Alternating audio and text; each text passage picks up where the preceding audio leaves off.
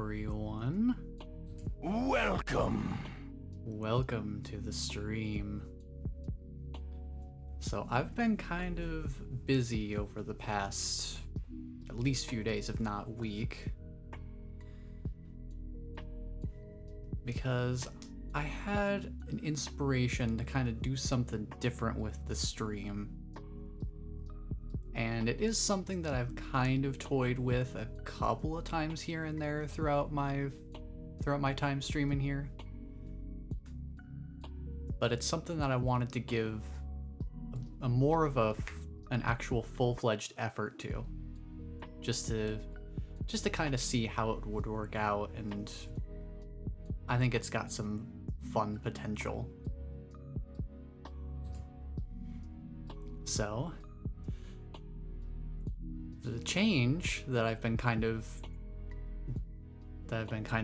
teasing at for at least the past few days here will be very self-evident once I change scenes here. Let me pull up my just chatting scene. We'll get to the game in a bit. Plenty of time for Ape Escape, that's for sure.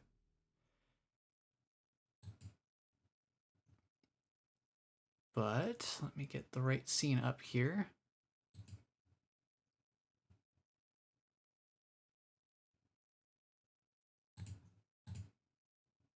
Ah, yes, I shaved. That's what it is, Toon. You got me. You got me.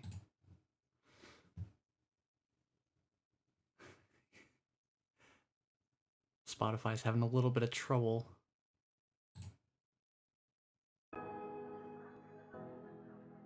Sometimes it doesn't like to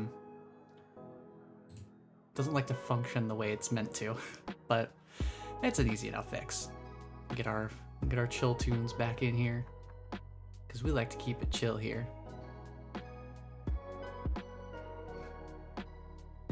One could say that we are some pretty cool cats here.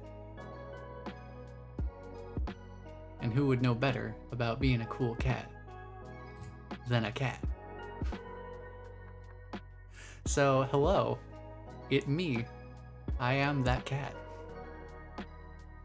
So I went out, got myself a model, messed around with the texture on it. So I guess you could consider this KITTYKUNOJO'S kind of like glow up. Because if anyone remembers when I was messing around with face rig a few times and using the cat model in there, KITTYKUNOJO is a lot more realized now. Definitely a little more pleasing to the eyes. Face rig, as nice as it is, KITTYKUNOJO looked a little spooky. I tried to make him cuter, but there's only so much I can really do within face rig itself. But yeah, also totally fair. I figured that would also kind of give like Care Bear vibes because of the little markings on the chest there. Because KITTYKUNOJO had a little bell around the like hanging off the collar. So that's kind of like what this marking is meant to be. Is like an homage to that. Now this isn't gonna be the final texture that I go with. I do want to add more markings over time. Kind of like make the cheeks over here and here a little bit, like give them a little bit more of a stripiness to them, I guess. There's some different things like that to add some more detail. But just starting off, I wanted to make sure that the color scheme was my primary focus, just making sure that things looked good in that regard. But yeah, I am planning to have this be a more permanent addition or change to the stream moving forward. because it will offer some interesting flexibility in the presentation of things. Plus, what's not to love about this?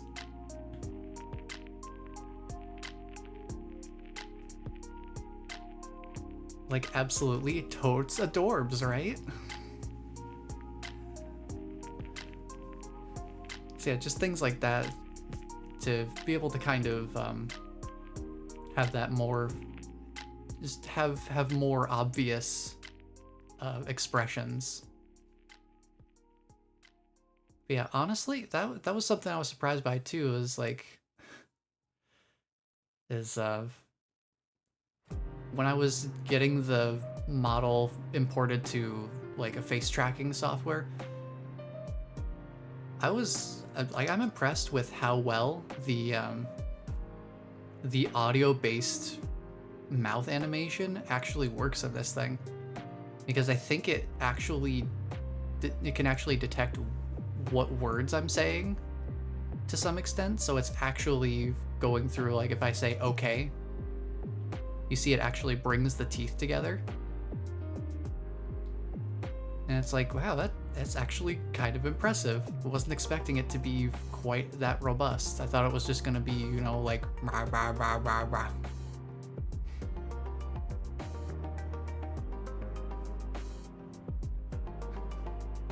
Aw, dude, do you think it's terrifying?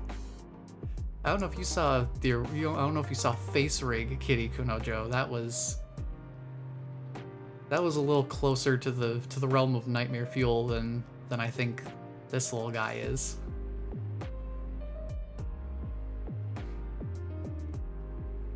But yeah. So this is me now. This is my life now.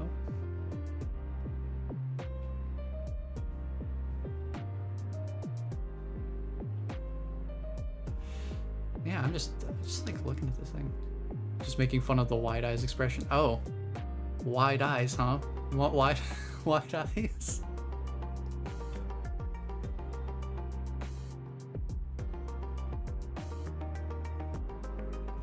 Now that's scary. Alright, let's say we hop into some games here. I've been wanting to play some Ape Escape. I figured that would be a nice casual game that I can kind of, like, I know what I'm doing in that game, so I could just kind of chill out today and get used to being like a different sort of presence. Some games or the game. Oh, you got me, Toon. You know me. You know me. I don't switch games very often. In terms of, like, once I start streaming a game, that's probably the game we're gonna be streaming that day. I feel like it's just easier to have a more concentrated focus. I'm not super good about switching between things midstream. It also probably would be different if I did longer streams. That would probably give me more flexibility to switch between games. Because, like, with 4 hours, it's not too crazy to play a single game for 4 hours. But doing that for like 8 hours, multiple days a week, unless you absolutely love the game, that would definitely start to wear down, I can imagine. Yeah, oh, Tears of the Kingdom? That I am not prepared to stream. Plus, I don't know, spoiler-wise, what people would be willing to hang around for and all that sort of stuff. I don't want to accidentally spoil people because the game is still pretty fresh. But yeah. I do need to get back to Tears of the Kingdom though. I did have to take a small break from that to work on the model and all that, or at least get the textures and stuff. So that took me some time. Kind of had to focus on that. But let me get the game booted up here.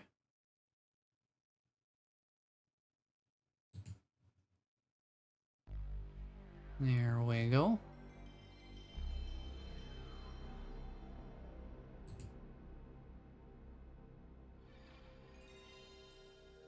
And we will switch on over.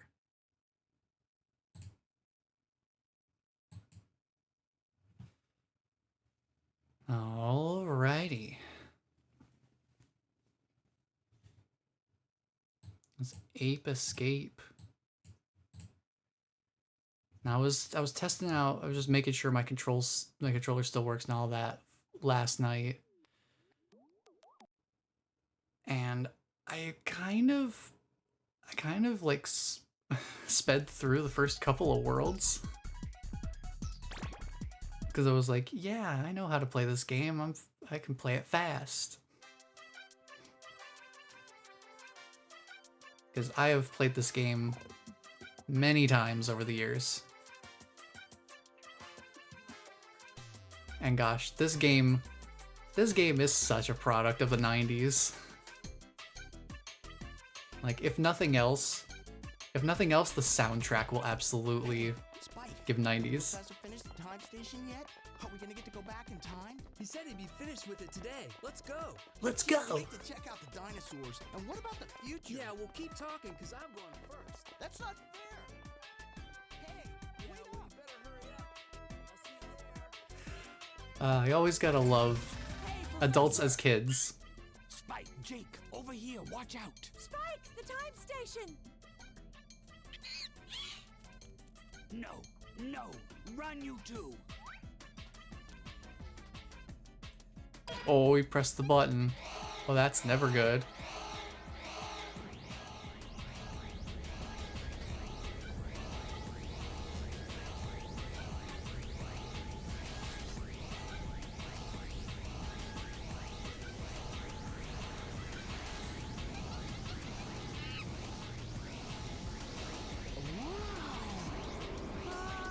There they go.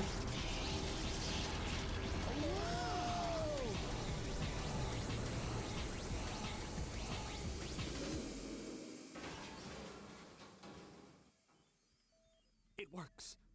It actually works. We did it, Natalie. We did it. The time station is complete. We don't have time for celebrating. We've got to do something. That we do. That we do indeed. Somebody's gotta do something. Spike, can you hear me? You must listen carefully. Something awful has happened. There's been an accident. The time station has been activated by Spectre and you're being transported back in time.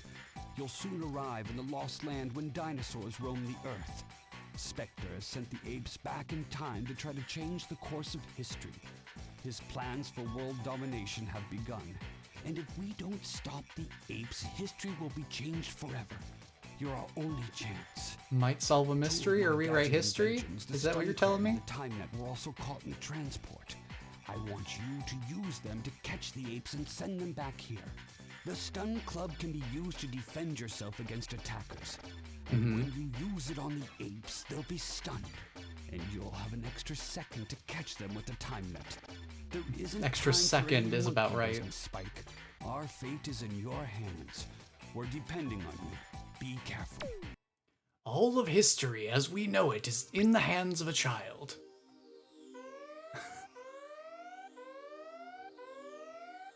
Go capture 3 monkeys. Do it. Because I told you to. But one of the best soundtracks in any game ever. Like, every track in this game is a banger. Alright, monkey time.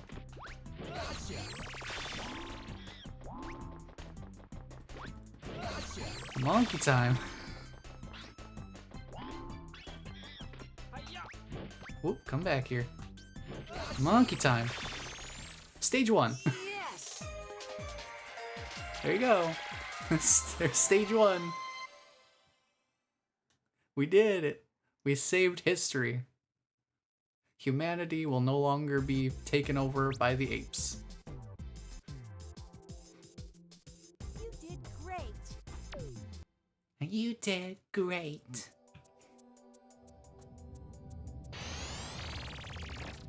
Alright, back to the time station. And you know what? I think I'm gonna save the game.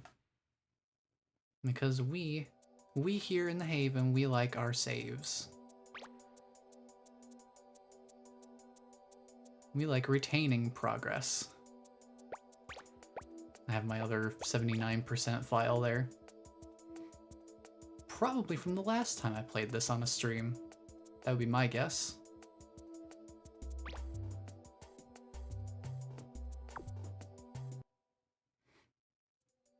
But let's keep on moving.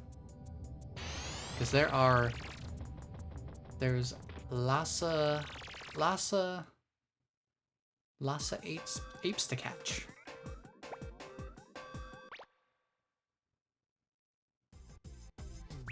Look what I've got. A new gadget. Look what Check I've it got. out. This is the water net. Use it when you're underwater. I equipped it with an oxygen meter. I'm sending the new gadget over to you right now. Try it out in the training room. Without training, it will be too dangerous for you to continue on to the next area. Well, good luck and be careful. Thank you. I appreciate your concern and caution. I'm going for it. Basically the game like, oh, we have this new tool for you to traverse with, but we want to make sure you know how to actually use it before you get into a level, so here's a nice little pressure-free training room where you can't actually die or anything.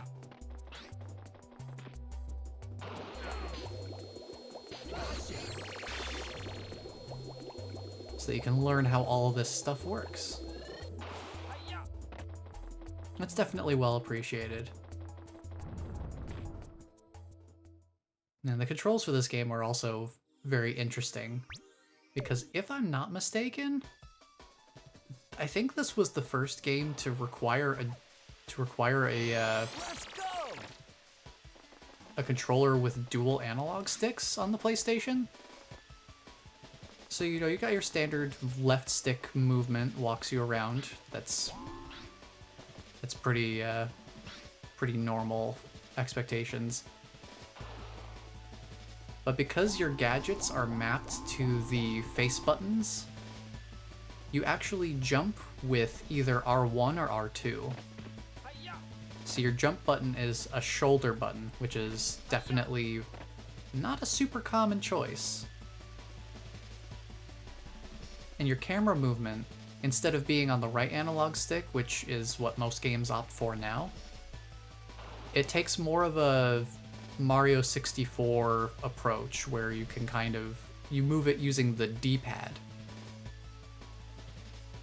I almost never use it.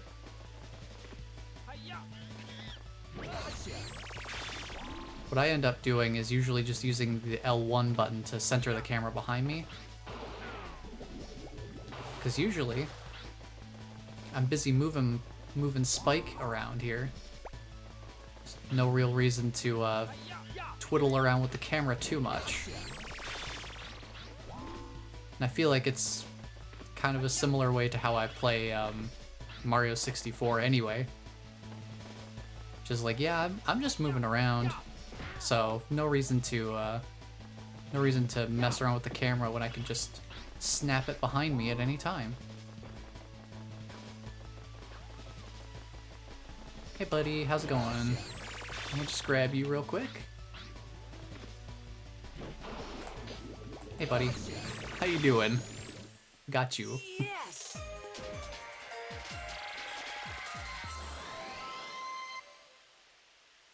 Yeah, I love the 90s charm that this game has a lot. It is quite a product of its time. And graphically it's a PS1 game. It hasn't aged super well in terms of the in terms of the visuals. But it's a pretty fun game. This basically was my Super Mario 64 growing up. So I think the way that I feel about this game is probably how a lot of people feel about Mario 64. Being like their 3D platformer collectathon game kind of deal. Not quite collectathon in the Banjo-Kazooie sense. But again, more so in the Mario 64 style, I guess. Like, I guess Mario 64, if you didn't have to worry about this, it's kind of like a mix between the two. Because while there aren't quite as many different types of collectibles as there are in something like Banjo-Kazooie, each stage is not strictly mission-based like Mario 64 is. Where it's like you have to do a specific thing to get the star for the stage. This is more of a... The monkeys are hidden in different places. Each monkey is potentially its own puzzle. And that's also something that can be a little internally confusing is, are they monkeys or are they apes? The game's called Ape Escape, but I'm pretty sure the game internally refers to them as monkeys on multiple occasions.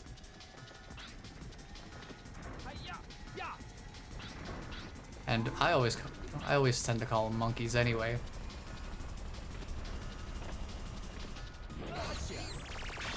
But I suppose, since they don't, you know, but I kind of want to settle this. Are they apes or are they monkeys? Because Ape Escape's the name of the game. But I'm pretty sure they also call them monkeys. As far as the models go, they're all wearing pants, so we can't really fully tell if they have a tail or not. That would be important to know, to be able to distinguish between the two.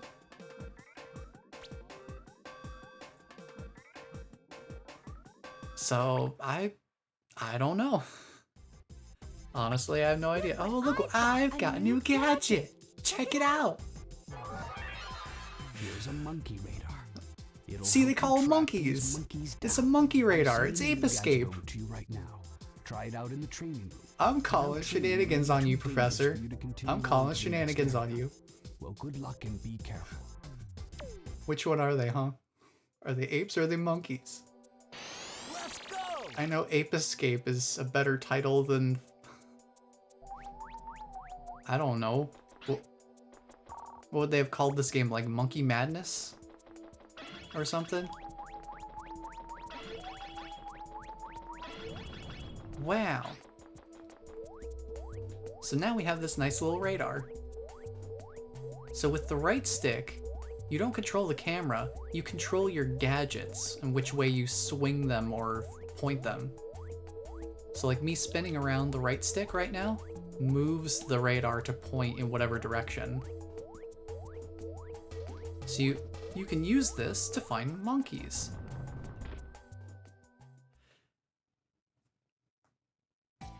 So if you don't know where to find monkeys in a stage, the radar can really help. You're now on your way to the mysterious time of the jungle ruins. You must navigate through thick jungles filled with beasts never seen. Ooh, jungles. That's like my home Go on, territory. explore the temple It's a very ruins, haven but place. be very careful. The temple is laden with treacherous pathways and dark dungeons. Oh yes, and you may have already noticed Oh, one yes. thing. The apes have varying fields Dude, of vision. you call So them in apes. most cases, you can sneak up on them by crawling around rather than running after them. You won't be noticed as quickly if you remain low to the ground. You'll discover many great things on your journey, but try to stay focused. You must locate all of the apes. Every second that passes gives Spectre a chance to succeed.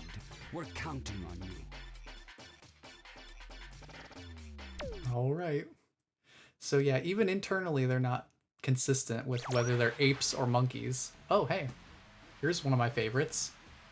Hello, Professor. Hello, Remember Professor. me? It's me, Spectre, the future leader of the new age. This game's That's villain. right. Apes will soon rule the world, just as as it should have been from the beginning. Spectre, what's going on here? What I are love you this game's planning voice to acting. do? It's so good. Oh, yes. You're the monkey that performs at the amusement park. What? He's that cute little monkey that everyone loves to come and see? But how? Yes, that's right. I stumbled onto this incredible invention of yours, this Peak Point helmet, and it's given me remarkable knowledge and great powers. And now, I plan to rule the world, and I owe it to you, Professor. Man, Spectre's voice acting really hit different. You must listen to me carefully. Voice acted by Pete Burrows, by the way. I don't know if he's done anything else, but I just know. I just know his name because of this game. Still incomplete. It's never been tested and may be very dangerous to use. I advise, no, I insist that you bring the Peak Point helmet back to me immediately. Bring it back? Are you kidding? I'm sorry, Professor, but it's too late. I've already made duplicate helmets for my new army of apes. There's no stopping us now. The future is mine! This laugh. Don't try and trick me into giving this helmet back, Professor. I'm smarter than you. I even figured out how to use the time station. I've already sent my armies back in time to rewrite history.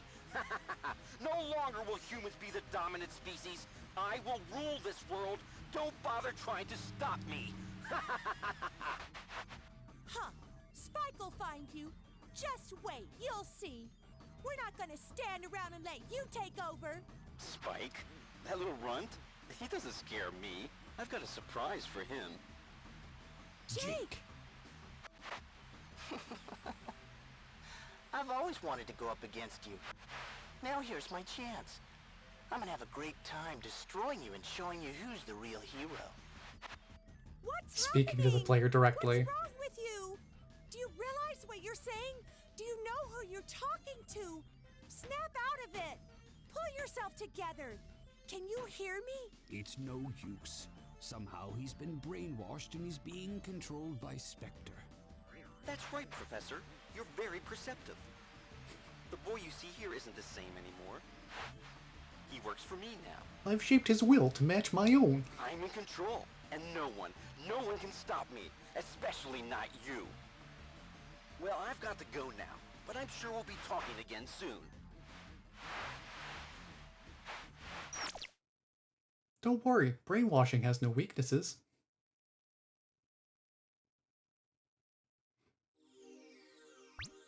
Something something power of friendship.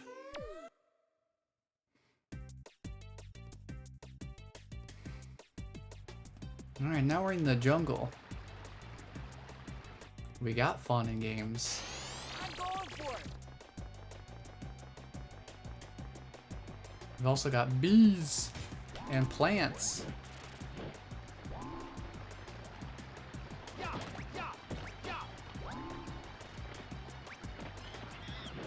Ooh, come here. Come here, buddy. So yeah, with these gadgets, these swinging gadgets like the club and the net, if I flick the right analog stick in a direction, it'll swing the gadget that way. But if I hold the stick out and then spin it, I can kind of like rotate with it. And even in this state, if a monkey does make contact with the net like this, I do catch them, which is kind of what I've been doing to sort of correct my direction. And some gadgets actually have special interactions with when you spin the stick. So like the stun club, if you do this, it's not really gonna do much of anything beyond that initial swing. But if you spin the stick a little faster, you get a spin attack. You are rooted in place while you're using it, but it can be kind of useful to give yourself a little area of protection if you need it. Come here, you. There we go.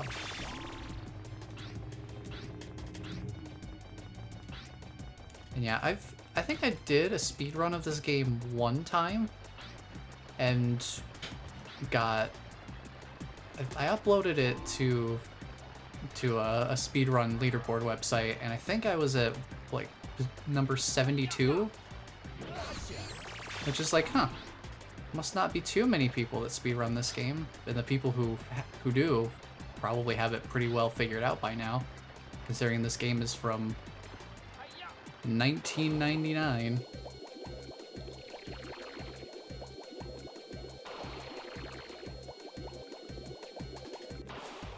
But there's some interesting stuff that you can do in this game relating to speedrun tech.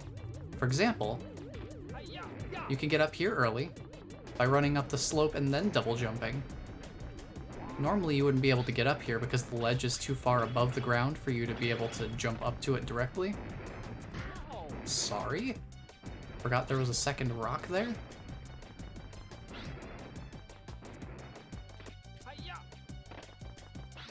And some interactions with gadgets that are not the most intended. Hello, Bless. Welcome on in.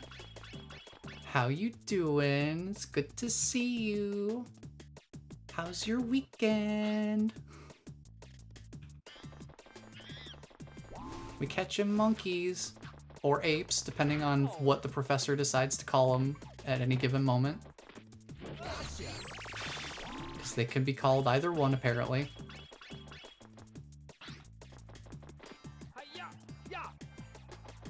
But yes, hello. KITTYKUNOJO got a glow up. We're not dealing with that monkey over there. We're gonna go after the one that has a gun, I guess. Get me out of this plant. I can still catch you up there, dude. You think you can just climb away? Climb away from your responsibilities? That's not how it works. Monkey. Gotcha. Stage done. Yes!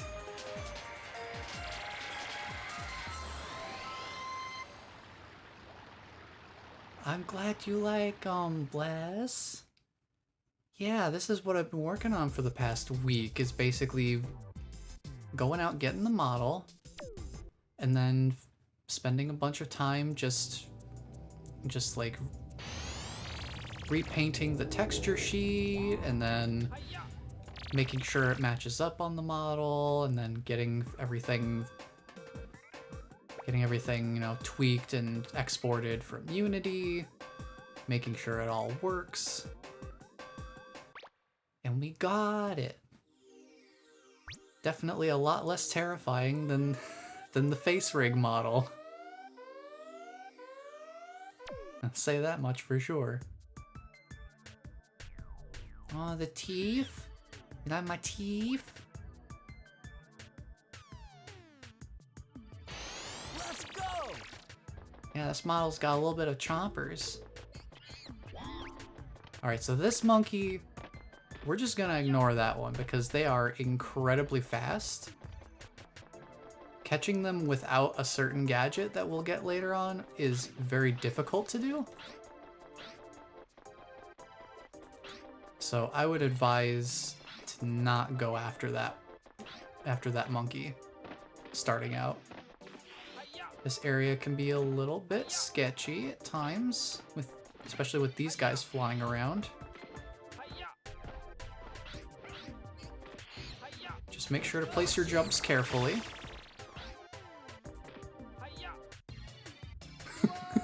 The irony of, yeah, oops. Suppose I didn't line that jump up quite right, did I? Oh well. Doesn't send us back too far.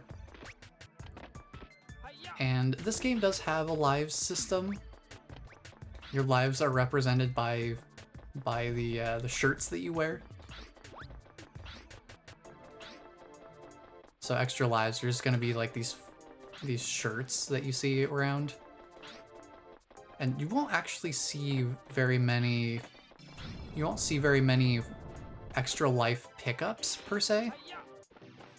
These little golden chips that are around, these little triangles, are going to be your main way of getting extra lives. Follows the pretty standard Mario coin rules. Every 100 chips you get an extra life. We're just gonna pop over here. And right below us, if I can kind of show, that's where we started down there. There we go. I think that monkey's a lot easier to grab than the than a different monkey that we'll come across later. So yeah, these little golden chips here.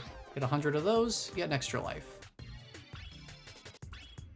And climb along these bars here. So these little small solid chips give you 1, and these larger hollow ones give you 5. So 100 of those, you get an extra life.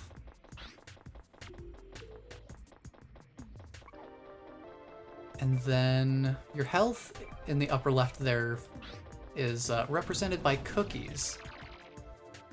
That is what they're actually that is what they're actually representing. Those are cookies. I always thought they looked more like crackers to me. You know, some kind of like toasted, some sort of like toasted cracker or something.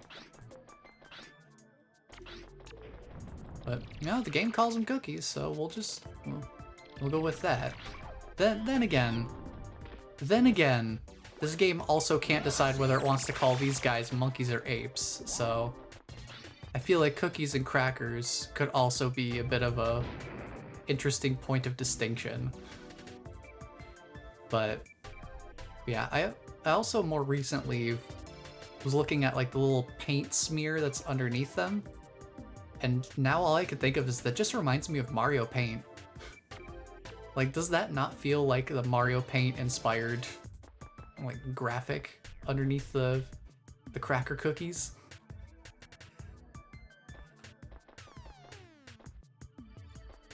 Yeah, like that's always a fun thing too. It's just like, oh yeah, Mario Paint, I suppose. So here's some speedrun tech for you if you ever play this game. If you have a gadget swung like this and you kind of hold it in place, you're doing something like this. If you do it while you're in midair, you won't take fall damage. You only take fall damage if you don't do that. So if I were to just regularly jump from up there to down here, I would have absolutely been flatter than a pancake and lost one of my cookie crackers. But since I was holding out the stun club in the swing, I didn't take any fall damage because I guess they didn't... Probably just some little programming oversight. I can hardly blame them.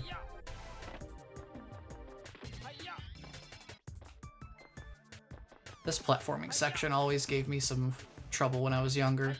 Trying to do basically what is two-dimensional platforming against a wall in a three-dimensional space, because these ledges are thin. They're like exactly as wide as you are.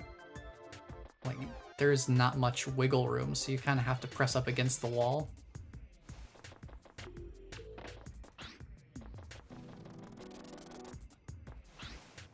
You also have a first-person mode that you can switch into, which it can come in handy sometimes.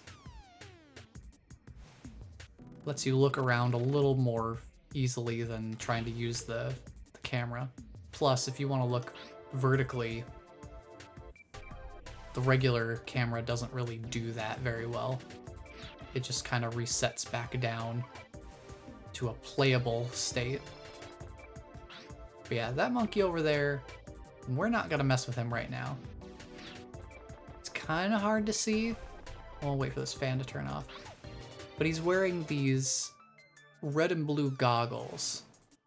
If you see a monkey with those red and blue goggles and they've got green pants, then you want to be very careful around them, because they can make your day awful.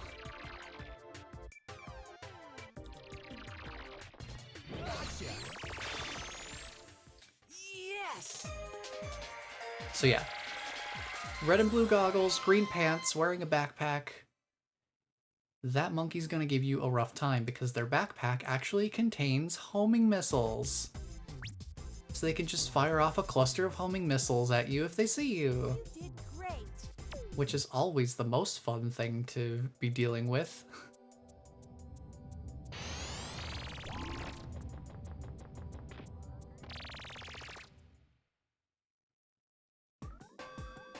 So yeah, some monkey types are definitely much more threatening than others. Look what I've got, a new gadget. Check it out. Check it out. Here's the slingback shooter. Just pull back. It's and not a shoot. slingshot, it's I'm a sending slingback the shooter. gadget over Get to it you right. now. Try it out in the training room. Without training, it will be too dangerous for you to continue on to the next area. Well, good luck and be careful. Now that first-person camera that we just kind of took a look at comes in real handy when using the slingshot. This is basically how I use the slingshot 99% of the time. You can kind of free aim it, just using it like a standard gadget. You just pull in the opposite direction of where you want to shoot, because it's a slingshot, so you pull back to shoot forward. And it gives you that little cursor that shows you what direction you're going to shoot in. But first person view, I feel like, just makes more sense overall. Just because you're not having to worry about if you need to shoot at something behind you. It's kind of hard to do that because you can't see the cursor. Also, this is a little less precise by comparison. Whereas with this, you know exactly where you're aiming. It does have a little bit of travel time, so you have to take that into account sometimes. But overall, I don't usually use the slingshot for combat very much anyway. I find its main utility to be hitting switches. Like that.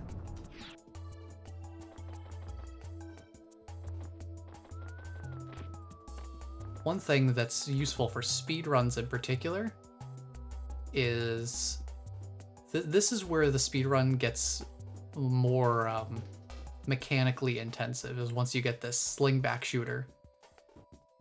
If I can pull it off, you can actually infinite jump with it. It's a little tricky to do. I used to have better muscle memory for it back when I did my one speedrun of it, but hoo boy. That gives you elevation beyond what you're really meant to have this early in the game. Because, small spoilers, we are going to get a gadget later that is meant to give us elevation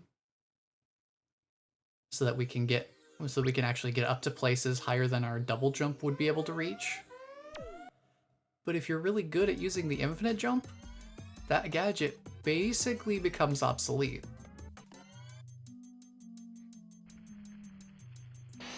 Let's go! But yeah, so you can assign gadgets to any of the 4 face buttons, and you just have this little gadget menu that you can assign them from. So 8 gadgets total, 4 face buttons. You're probably going to want the stun club and the time net on your menu pretty much at all times.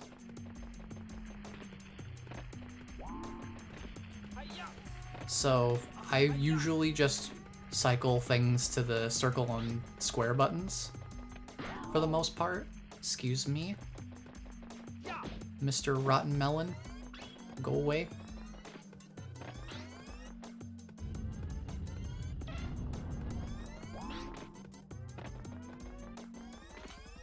Grab this guy.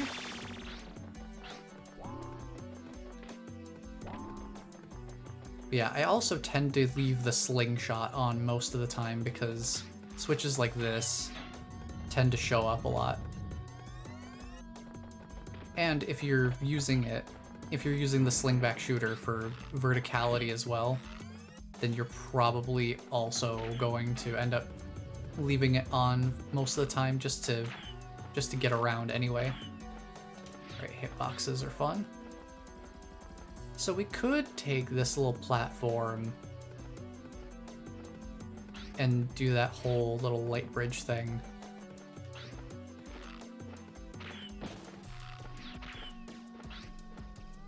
Or I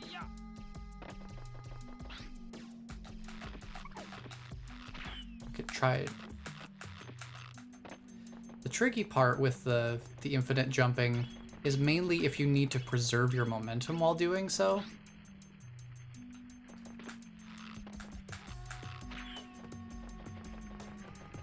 It's kind of tricky to not, because you have to like,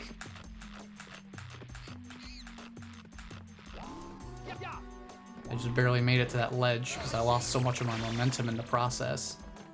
But that gives you a little bit of an idea of what you can use it for. So you can use it to get across gaps and things like that if you know how to do it. But it's definitely not something I'm very well practiced in anymore. Excuse me, Mr. Beyblade, go away. I'm going in here.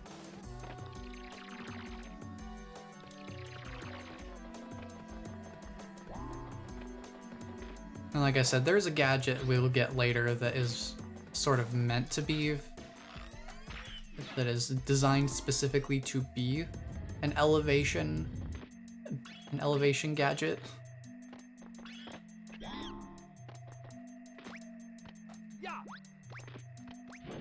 So it gives you the means to get up to those some higher places in an intended way. Come here, you. Mr. Melon. Gimme.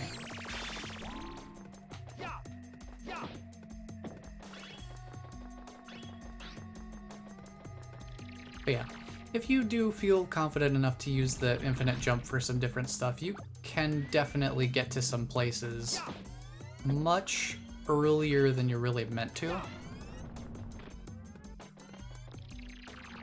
And for the speed run, that's mainly important because using that, there are certain monkeys that are a lot faster to go after,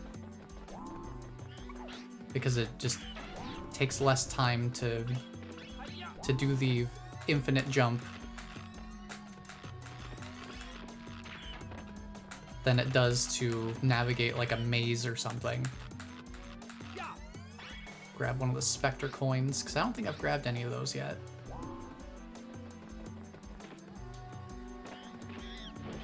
So Spectre coins are basically the only other thing you're going to be collecting in this game besides the monkeys themselves.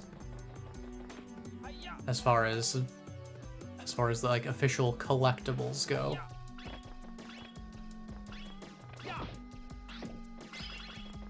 Here's an extra life.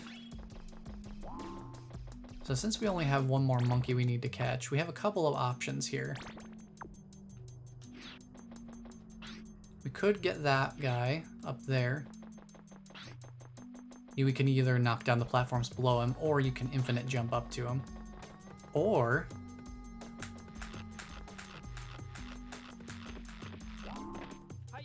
you can also grab this guy. Definitely way earlier than you're supposed to be able to grab him. Because you're not supposed to go out of bounds like I just did. But that is an option. If you know the option exists and you are able to execute that option, then who's to stop you, right?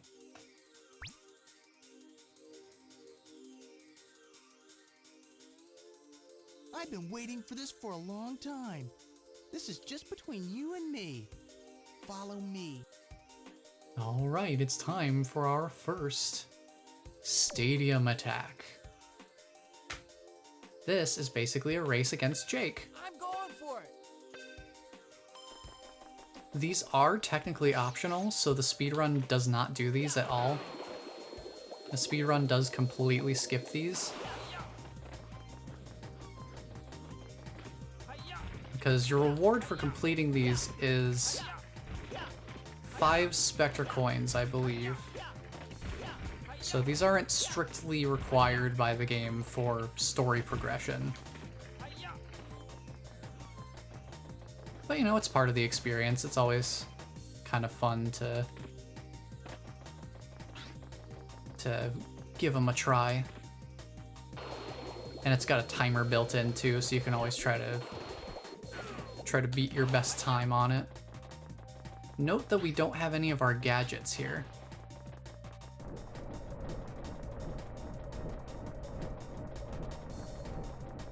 So it's just purely platforming. Yes! Just platforming and movement, that's all.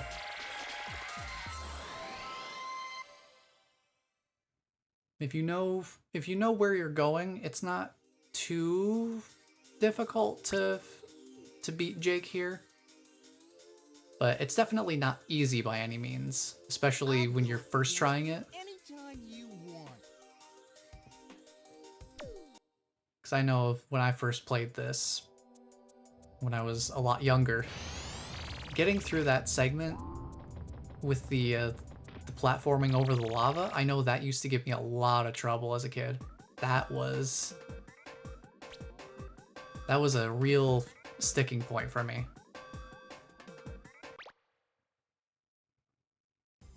But now, Look what I've got, a new gadget. check it out. This is the super We hoop. get the hula It hoop. protects you and makes you run The faster. hula I'm hoop. sending the new gadget over to you right now. Try it out in Hula training. hoop. Without training, it will Hula be too hoopin'. dangerous for you to continue on to the next area. Well, good luck and be careful.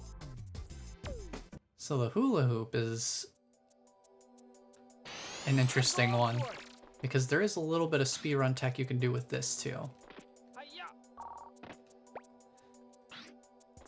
So in the speedrun, you can get on top of the mailbox and like get out of bounds here, I think. You're meant to like get out of bounds going like around here. You can see I kind of clip through the ceiling a little bit. And you can do a bunch of out of bounds shenanigans to just skip this entire training room more or less, but it's pretty precise and I don't think I was able to do it in my run. Basically, this thing lets you go supersonic speed. All I gotta do is, you know, hula around like a hula hoop. You do that to charge up your power, and then move in a direction and you'll start zipping. Now I usually charge it up while I'm running, just to kind of immediately start moving faster in that direction. If you run into a wall, you'll just kind of bonk into it. So primary usage for the super hoop is just faster movement. And that also holds true in the speedrun, as you can imagine. Having something that gives you more speed is a very valuable tool in a speedrun.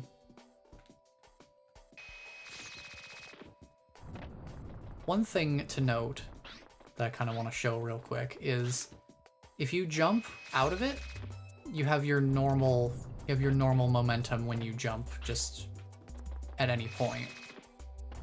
So it kind of removes your speed up. But in another programming oversight, if you press the gadget button that you have the super hoop assigned to at the same time that you jump, you can actually preserve your speed while jumping. So you can actually get a little bit farther with jumps out of the super hoop than you normally would be able to. In this next period, So that's some you'll find that fun most of speed the tech plain too. is covered with water. The water net will be very useful in catching the apes. There are lots of dangerous creatures below the surface. Be careful. Very short this time. Very short introduction. Basically just saying, these stages are going to have a lot of water.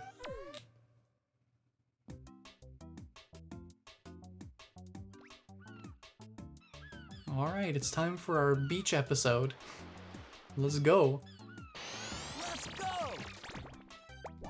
What a perfect time to grab out the super hoop.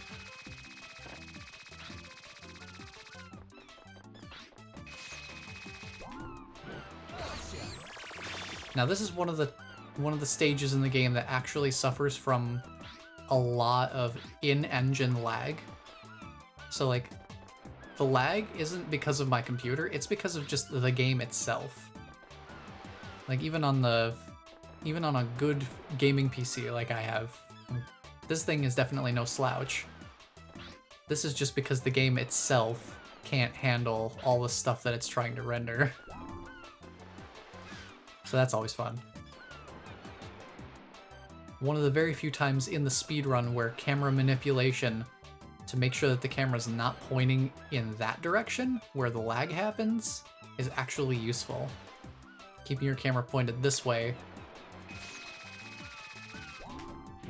is actually very useful.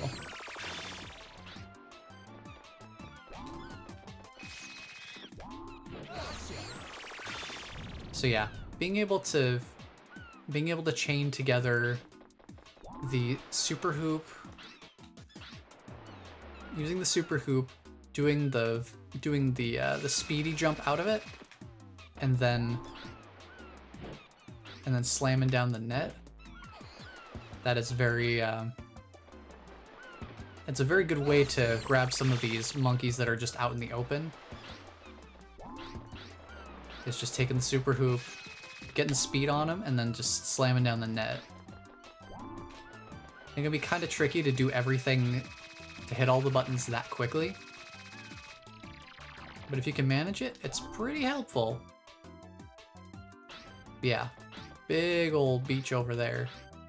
And then we got these like cliff sides leading into the ocean.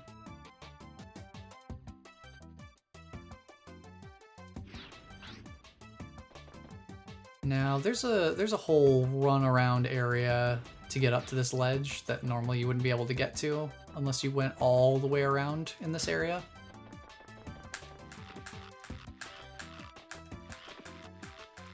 But if you're a cheeky little boy, you can just infinite jump up here and just come grab this guy without having to go through a big ol' runaround. Again, you're not really meant to be able to get up there the first time you come to this stage. At least not without going all the way around the intended way. Did great. But you know, intended methods versus practical methods, you know, whatever works, right? If it works, it works.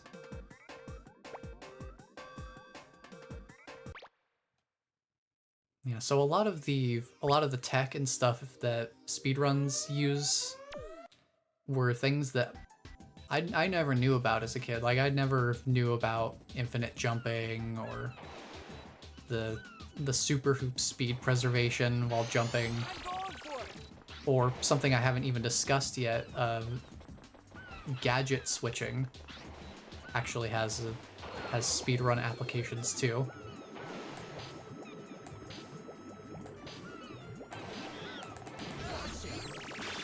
Hey, I got the monkey and I didn't get bit by the shark. This truly is the best timeline. Also got these little crab dudes. Watch out for these guys. They're rude.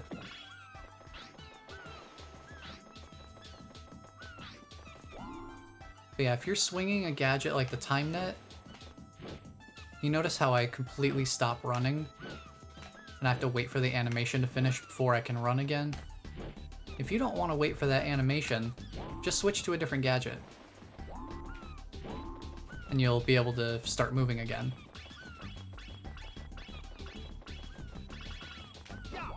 So that can be a really good way to, if you really need to like stun a monkey and then you can catch them, you can do it a little faster if you can gadget cancel with good timing.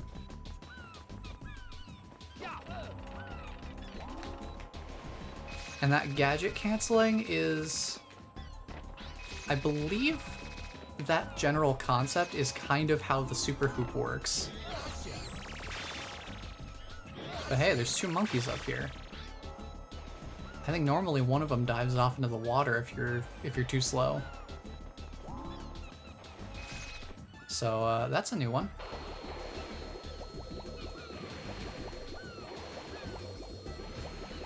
Now there's this whole area down here.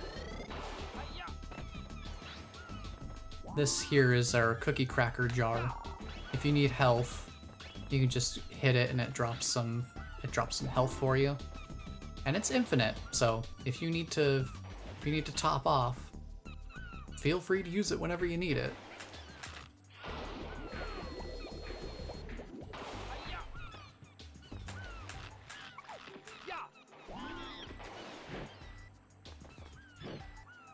I mainly just want to keep this guy from trying to jump off into the water, because I think he'll do that if he's given the chance. So I'm just waiting for him to run into the net a little bit more. Yeah, I'm glad I practiced my infinite jumping at least slightly last night so that I could kind of demonstrate it a little bit, because it is very useful. It just can also be kind of difficult to execute. Also, this guy's on high alert and also is manning a turret. So he is actively trying to shoot at me. So let's not do that.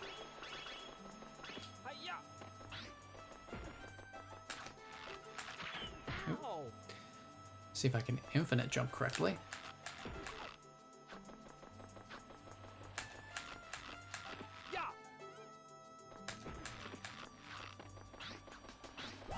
And we just grab this guy. Now the monkeys with the yellow pants. Yes! Monkeys with the yellow pants are what would be considered standard. They don't have any special attributes. They are just your average monkey. No real special concerns to worry about with them. You did great. The only thing that makes them any different is if they have any sort of extra equipment on them. Like, you know, some of them have been holding these like laser guns. But other than that, they don't really move or behave any differently than standard.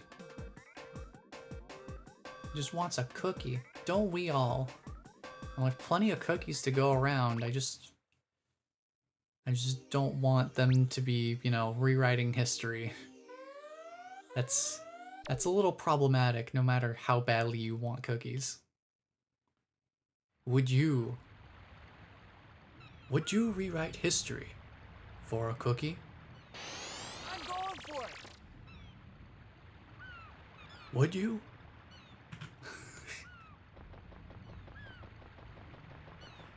So this stage is kind of fun. It's Dexter's Island. And you might be wondering,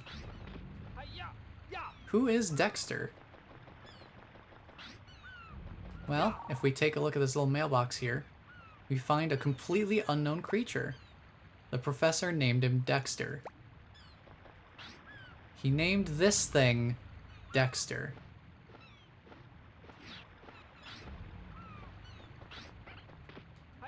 This is another area in the game where looking in this direction kind of lags it a little bit. Also, the current here is very strong and you're not really meant to be able to get over here too easily, but it is totally possible. All I had to do was just, you know, time my jumps a little bit out of the water.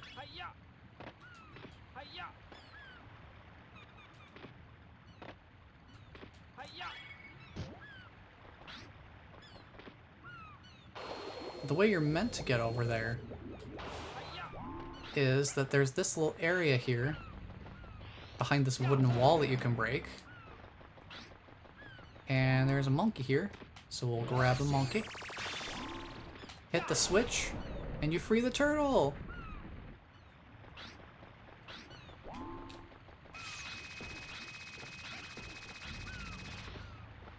And what you can do is you can hop on the turtle's back, and it'll take you right alongside the boat. So that's the way that's an easier way to get out here if you're having trouble fighting against the current. But that's only 2 monkeys, and there are no other monkeys out here. So where do we go from here, you may be wondering?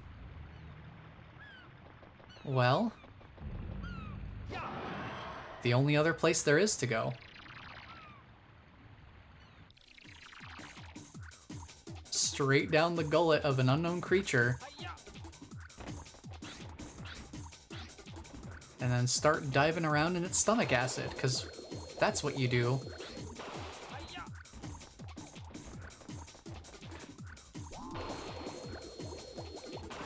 Just your usual Saturday afternoon. Now, I am so glad I caught that guy quickly. That guy, that monkey in particular, is a very difficult one to catch if you're not careful.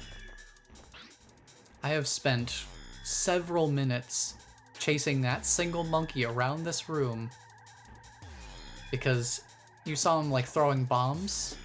He like throws bombs. He has a machine gun. And because he's one of the monkeys that's wearing those like cool guy shades. That plus the red pants indicates that they are a more aggressive monkey, which means they're going to attack more frequently. Combine that with your top-down view and these things that bounce you around and give you like speed that's very difficult to control. And you have a recipe for disaster. So I'm glad I caught that guy in like almost immediately, because that monkey can provide some serious problems if left alone for too long. Got that poor guy's tummy. Don't worry, we will once we're done here. We gotta get these monkeys out of his tummy though. Can you imagine me being in here is bad? Imagine having like there's what? So we caught 2 of them outside. That leaves there's 9 monkeys inside of this poor creature's internal workings. We gotta clear some of that out before we leave. Get to play a little bit of Danky Kang. Dodge the falling barrels. Yeah, this stage was always tough for me as a kid too. Mainly, one, because I would get lost here. So it was kind of hard for me to find my way around. But also, because some of the enemies here are a little tougher. Like these guys. These little wow, wow, wow. They have this like parabolic motion to them, which makes them really tough to hit sometimes. So you're trying to line up a stun club hit on something that's like going up and down constantly.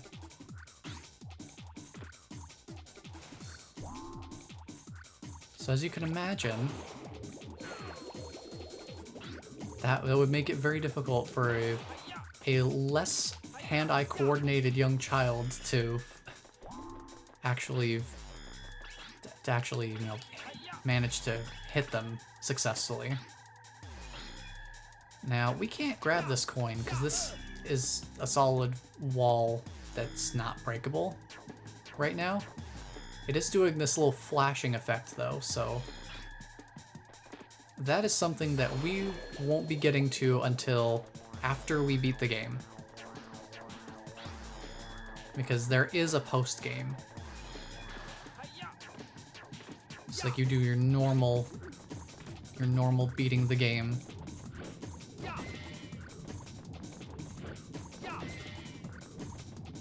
And then there's like a little post-game cleanup.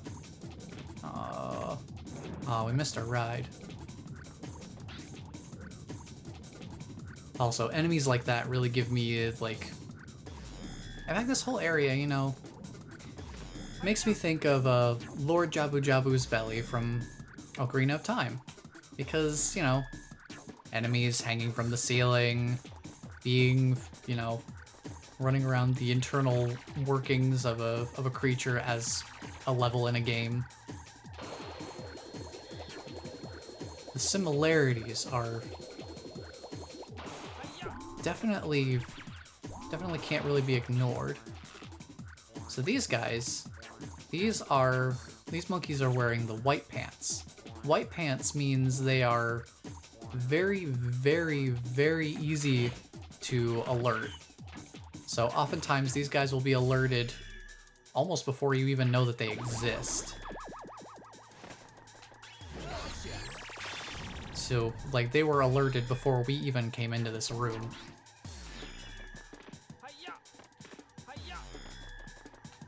What you have to do here is you have to hit them there, and that'll knock them down to the floor where you can actually catch them. Yes!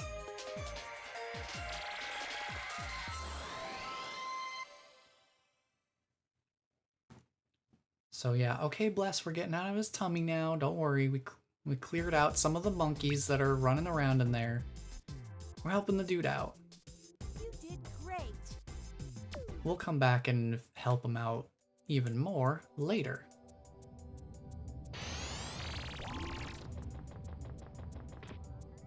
But for now, we've got more ground to cover.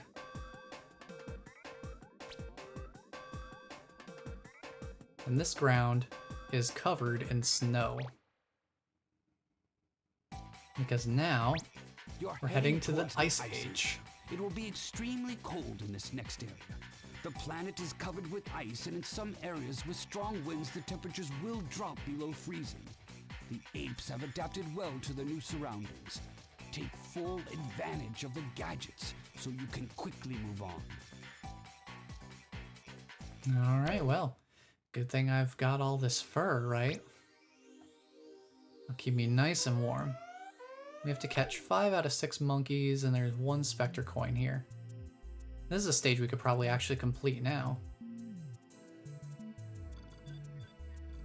Because if you've noticed, up to this point, we haven't been catching every monkey in every stage that we've come up through so far. We've only been catching some of them.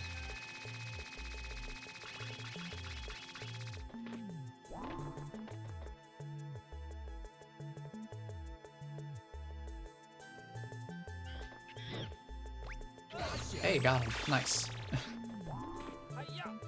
Came right out to me.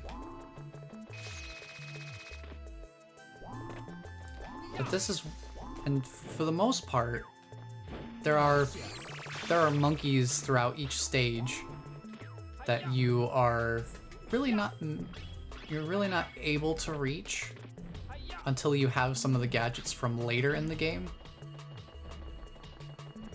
And then once you get those gadgets, you come back and you're able to get the monkeys that you couldn't get before.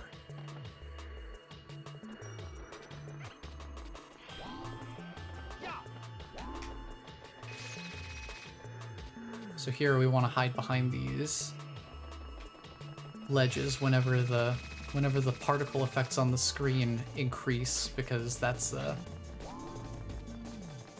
there's like a wind effect that blows through occasionally. So now we get to play Ring Around the Rosie. Wahoo! Until we get up to this guy. Grab the monkey, destroy the machine, which somehow also destroys the blades. But now this thing doesn't spin around with a blade on it anymore. Slid right into him there. And then this slides back down to where we were before. But we want to go over here and go grab this guy. Didn't even know we hit him. We got him. Yes!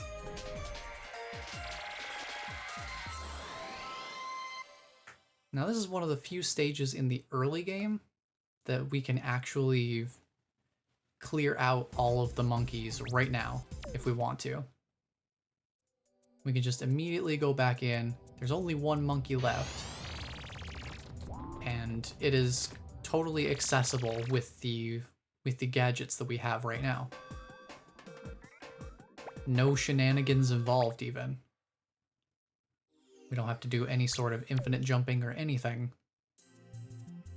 All we gotta do is just have a little duel with a monkey that's got a machine gun. Because there was that mammoth walking around, and that mammoth has a rider. You can see him right up there.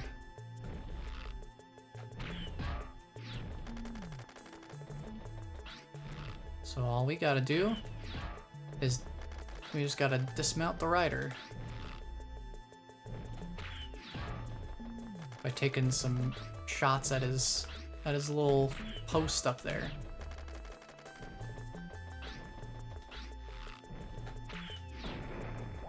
And then he'll get knocked out, and he'll just sit there until you actually get him. Yes! He's not gonna immediately run off. So that's our first stage that we've actually not just cleared, but completed. And Natalie actually has something different to say about that. You did it! It's nice that they have a little bit of like a different thing that happens if you fully complete a stage.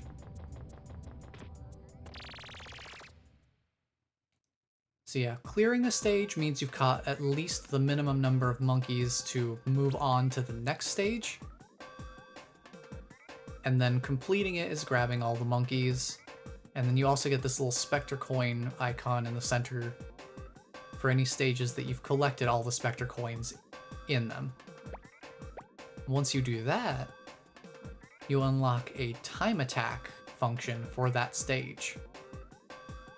So if you want to, you can go through and attempt to catch the stage's minimum number of monkeys as quickly as possible. And depending on how quickly you do that, you will get a bronze, silver, or gold medal.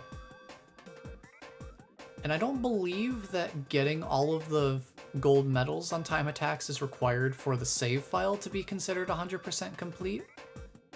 But I have gone through and gotten gold medals on everything. And there isn't anything that unlocks or anything beside that. It's mainly just a point of prestige, I suppose. There's no extra additional content hidden behind getting gold medals on all the time attacks. Though it is kind of a fun way to test your monkey catching skills. And also to work out like routing. Because the route that you take, which monkeys you decide to catch and in what order, will make a huge difference in how quickly you can complete certain stages. But yeah, we're gonna head back to the time station for just a second because I see Twitch is about to run an ad. So we'll leave it with the chill music for now and some time station stuff. Just kind of leave it with the ambient sounds. And we'll let Twitch get this ad out of the way real quick because in the next stage, we're gonna be getting a new gadget. And for casual play, it is a very important gadget. Not quite as useful in speedruns. You'll see why when we get it. But definitely a very huge moment in a casual playthrough for sure. So we will be right back.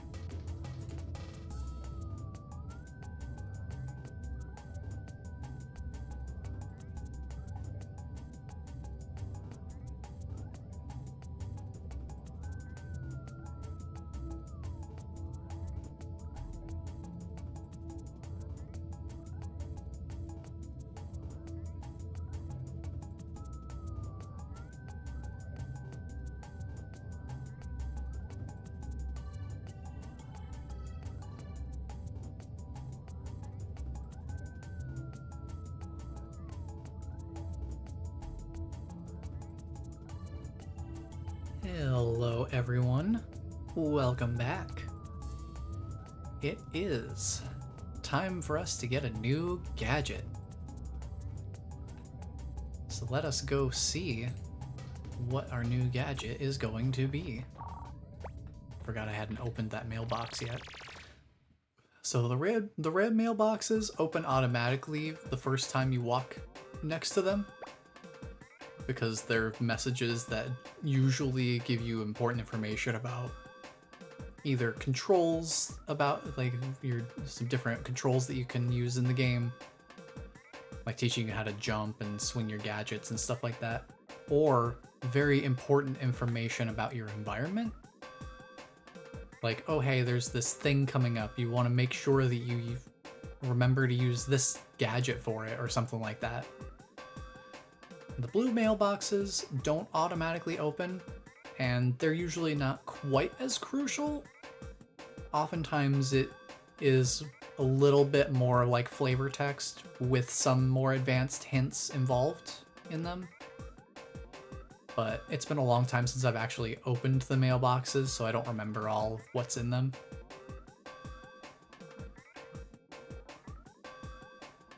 Yeah, I'm surprised that the mailbox on Dexter's Island isn't a red one, because I feel like it would be kind of difficult to figure out where you need to go otherwise. Like, maybe with enough trial and error you could figure out that you need to go into Dexter's mouth, but it doesn't seem apparent and immediately obvious just looking at the surroundings and all that. But I suppose it's a limitation of options. They don't give you too much area to run around in, so kind of hard to get lost when there's only one area that you can explore there. But yeah, let's get our new gadget here. Look what I've got, a new gadget. Check it out. Here's the Skyflyer. It'll take you to high places. I'm sending the new gadget over to you right now. Try it out in the training room. Without training, it will be too dangerous for you to continue on to the next area. Well, good luck and be careful. Skyflyer! So yeah, first time getting this in a casual playthrough, huge, because our double jump can't reach that ledge, but our Skyflyer, if we spin it around, can just straight lift us up.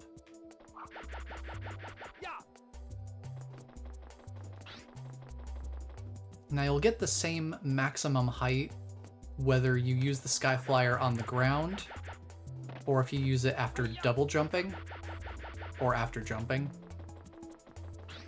You only will reach your maximum elevation change will remain the same regardless of whether you jump before using it.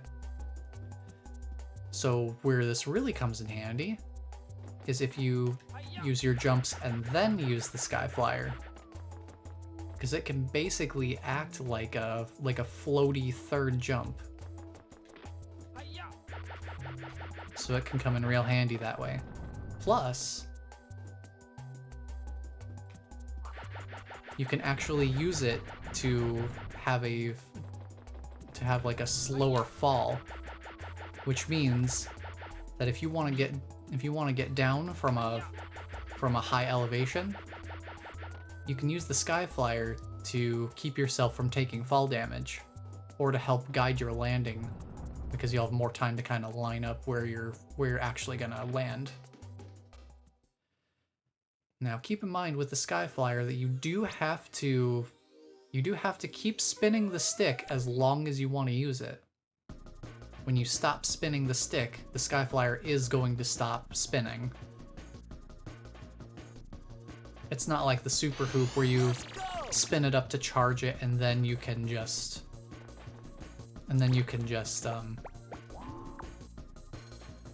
let go of the right stick entirely and it'll still work. Because like I'm not spinning anything right now, it's just charged up. But if I stop spinning the Skyflyer, it stops.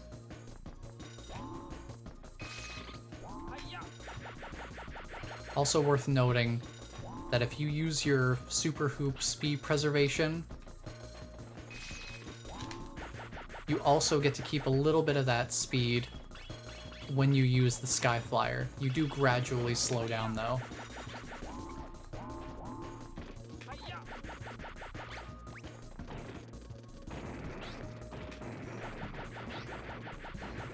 Now I want to pop down here and grab these guys.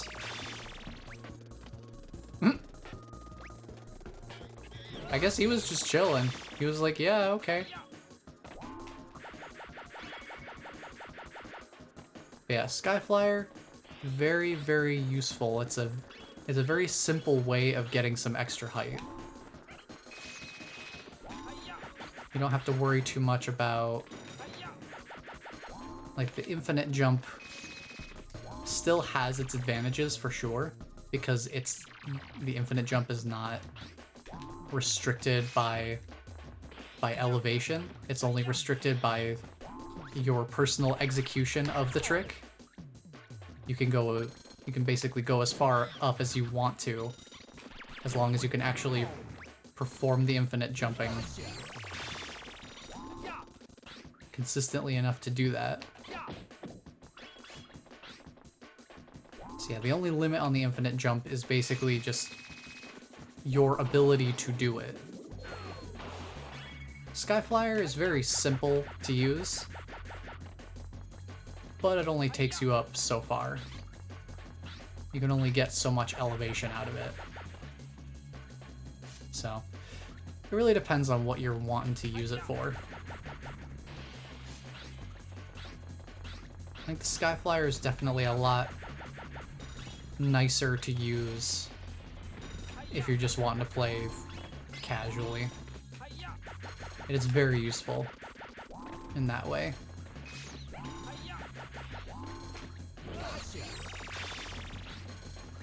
And yeah, since I'm basically not wanting to worry too much about the infinite jump and all that, I'll probably use the Sky Flyer for the most part. That guy somehow didn't notice me coming up. That works for me.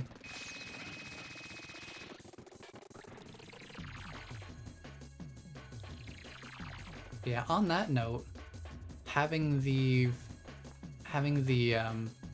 super hoop speed going into an infinite jump with the slingback shooter, very, very, very helpful. Because one of the biggest problems with the infinite jump is that you do kind of lose some of your momentum, your forward momentum over time.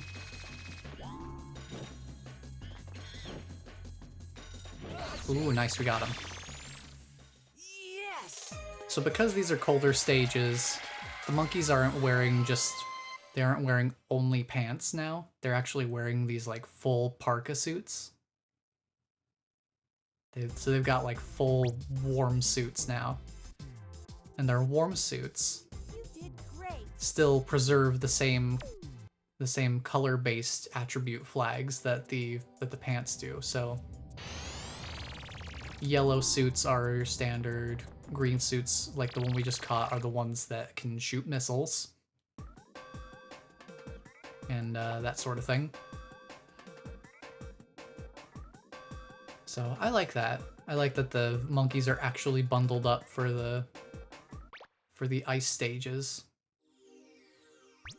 Now, wouldn't it be great if Spike was smart enough to do the same thing, or, you know, had the equipment to do so? Because the professor was saying that there are temperatures below freezing in this ice age areas. And yet this man is still in a t-shirt and shorts.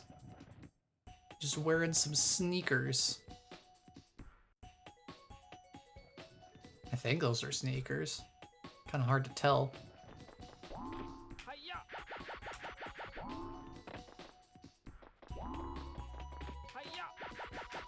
Yeah, I want to get the drop on this guy. I mean, I guess that worked. Now this monkey's another one of those ones that can give me some trouble if I'm not kind of ready for him. 'Cause he's another gun-toting bomb thrower. Thankfully, he didn't do anything to me this time. I've gotten really lucky with those guys. Because normally they can give me a real headache.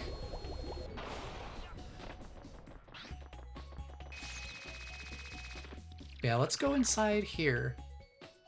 So this is one of the monkeys that I think the speedrun ignores this one. I don't think they go for this one because there's like this whole maze area. Let me try and see how monkeys.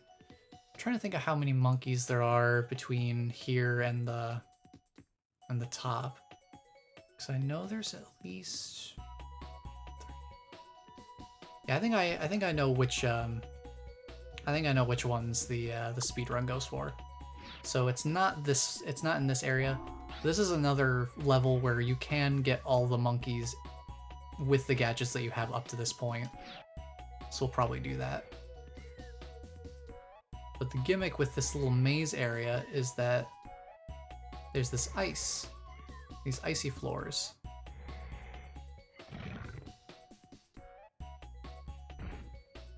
And the bears don't really like it when you're encroaching on their zone. So what you have to do is knock them around into the, I don't know, bless, you're already ahead of me on that. You have to knock them around to break these ice walls.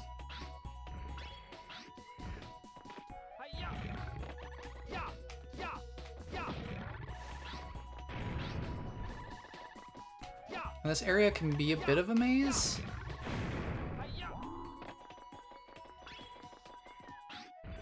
But basically you want to get over to here, because behind this wall is where that other monkey is, in the little terminal room.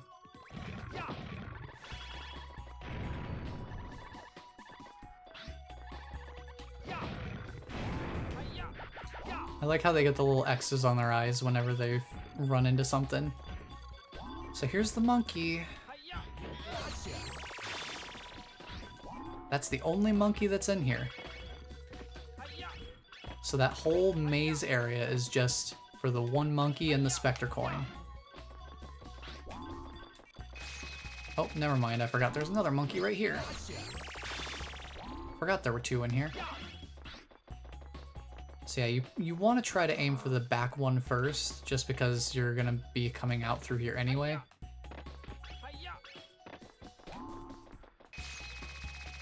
So yeah, two monkeys. Forgot there were two of them back there.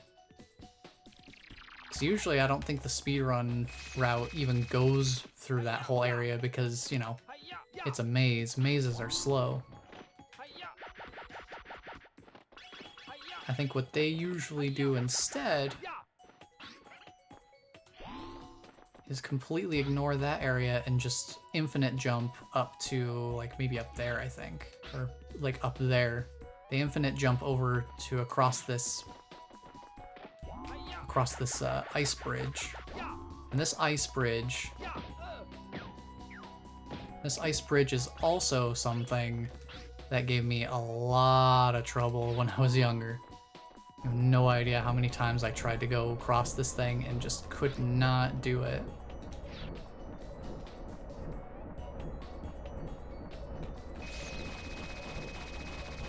But now I can do it. First try and everything.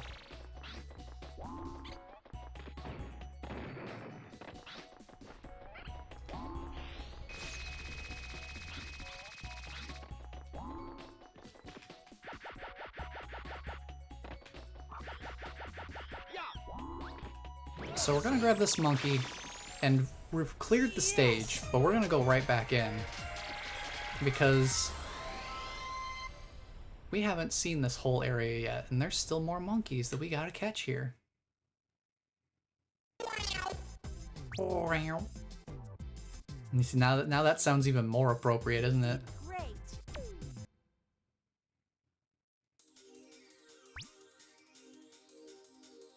Oh boy, stadium attack. This one's I've been waiting for gladiator this attack. For a long time. This is just between you and me. Follow me. So, once you get to this point in the game, I hope you've been getting good practice with your Sky Flyer, because you're gonna need it. Let's go! As long as you know how to use it.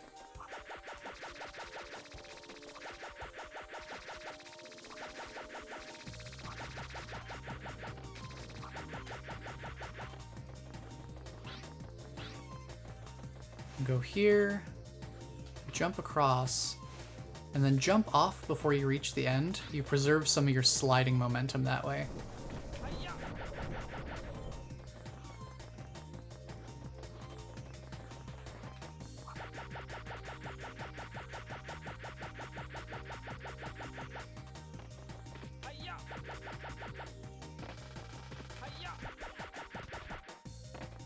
And you have a nice little mini map over on the right side too, so you can tell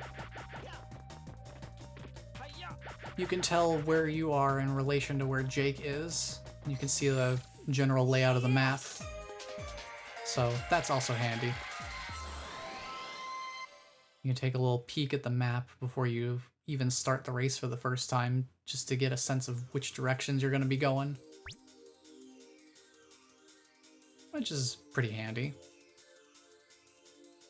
I'll go up against you anytime you want. So yeah, that's both of the times that we'll ever do a stage like that. Those are the only 2 stages like that in the entire game, just these little interludes. Now, before we go there, we're gonna head back because this area is called Hot Springs and we haven't seen any hot springs yet. We need to go find hot springs. Let's go! Now I'm gonna try something a little cheeky here and see if I can actually execute on it. I'm gonna get over here. Okay, that guy's going back to sleep. That's fine.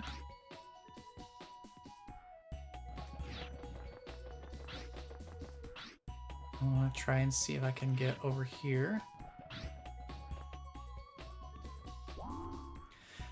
Let's see if I can chain together enough infinite jumps to get up here.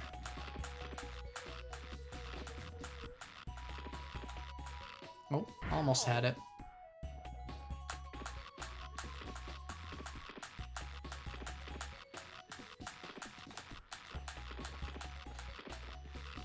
Wow, I actually made it over, but I didn't have any forward momentum, so this is where something like the Sky Flyer can kind of come in handy.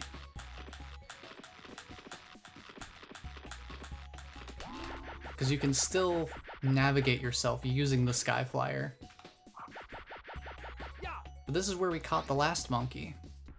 And as you can see, there's still more area to go to.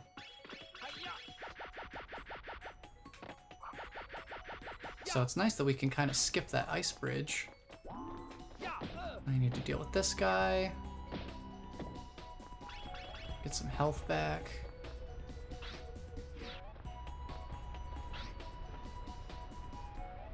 Now this ice bridge is not quite as bad as the one down below, because there's only one of these little ball and chain things spinning around. So you can just run on the opposite side of the bridge and be totally fine. But let's go in here, because here we actually have some hot springs. And it's got some funky music. Another monkey that surprisingly didn't give me any trouble, despite the absolute total possibility that they could have done so. Yeah, I know you're here. And then there's you. Actually, before we leave, I almost had to come back up here again. Grab the Spectre coin. That's all the Spectre coins in the stage. And then where did you go? There you are. Just grab you. And now we've caught all the monkeys. We caught all the monkeys. So now we've got this stage completely cleared out. Monkeys and Spectre coins alike.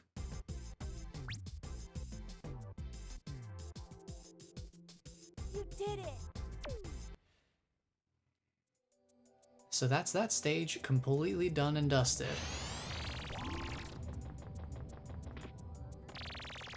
And now on to Medieval Mayhem. Starting at the Sushi Temple. Spike, we finally located Spectre.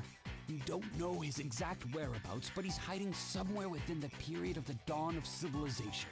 His army is growing stronger and larger, and he's finalizing his plans for taking over the new world.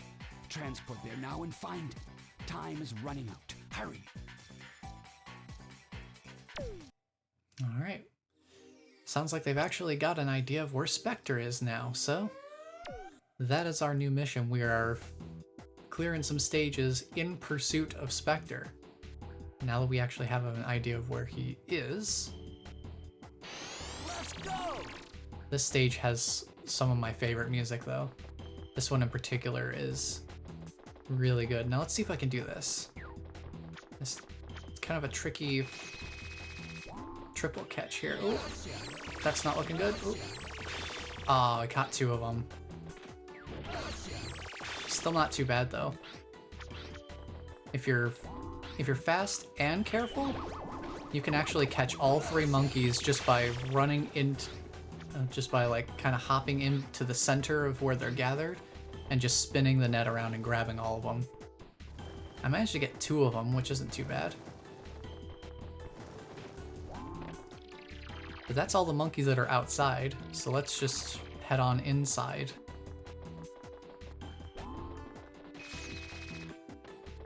So we've got this guy here.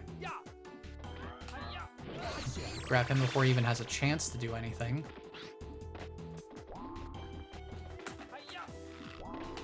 Grab you.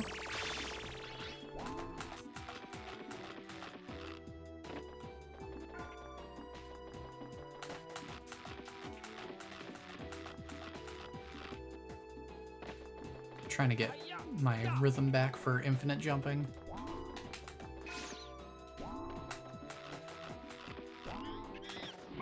Oop, here come the missiles. So you want to watch out for those missiles. They can really properly screw you up. So it shoots out like 5 of them at once. Watch out for those guys too. Yikes. Oh yeah, because they can intercept you while you're trying to jump at them. So yeah, that guy's usually not super great to go for. You are likely better off going for maybe like the monkey that's up here.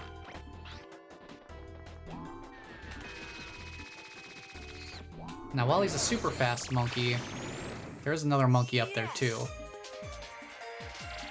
So one thing you can try to do with the super fast monkeys is the super hoop can help, but there's also a sneaking mechanic that I haven't really leveraged at all, You did great. where you can actually try to sneak up on monkeys and, you know, prevent them from being alerted by your presence in the first place. And for some monkeys, that's pretty much the only consistent way to grab them. Some cases it's helpful, other cases it's kind of like, well, you can't really approach them stealthily no matter what you do. So it is an option you have though. But off we go to one of the longer stages. This is one of the more linear stages in the game, and it definitely can go on for a while. But just real quick, I wanted to demonstrate. They try to teach this in like stage 2 of the game. If you click and hold the left stick, like click it in like a button, you can actually move around in this crawling mode where you are less easily detectable by monkeys. Like, they'll still see you if you're either too close or if you're moving around. And if you want to completely conceal where monkeys basically won't be able to detect that you're there unless you're like right on top of them, is while you have the left stick held in, if you also hold in the right stick, you'll kind of curl up into a ball, and you'll be virtually undetectable by most monkeys. So this can be helpful if the monkey's kind of like looking around to try and find you. They're at like yellow level alert and they're trying to see, like look around, see if they can find you. If you hide like this, you probably are not going to get spotted. But one thing that's also cool is if you listen to the music when I go into sneaking mode, the music actually changes. Because right now, you know, it's like a nice little soundtrack. But when I go into sneaking mode, it's like a stripped back version. I love adaptive soundtracks like that. That's such a cool little additional touch. Just to really sell that, yes, you are in stealth mode right now. I also don't understand the practicality of a platform that's got spikes jutting out of each side. But, you know, I'm not here to question the floating platforms that are, like, tied by chains or something. The monkey was kung fu fighting. Sorry to interrupt your training montage, but you gotta go, buddy.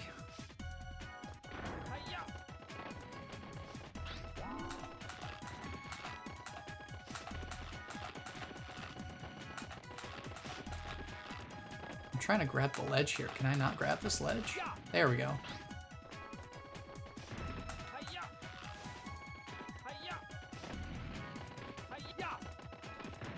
No. That was weird. It's like when the platform fell underneath me, somehow it killed my mid-air momentum. Sometimes the physics can be a little bit weird on things like that. But overall, I don't think that this game really has too much of a problem with the physics.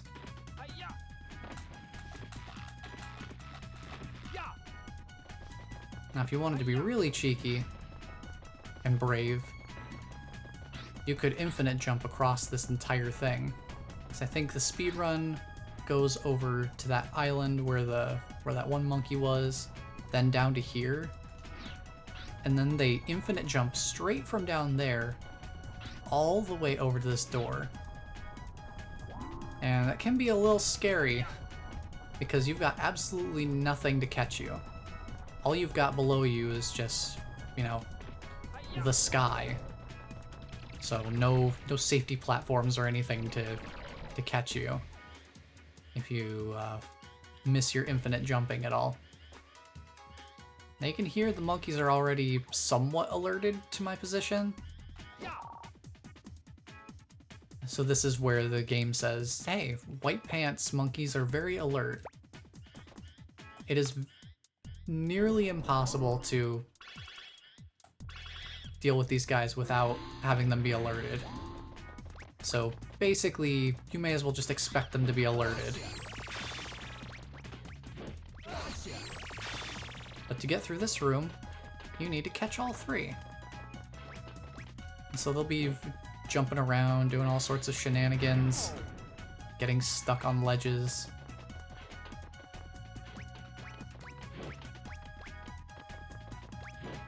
Sometimes they're fast too.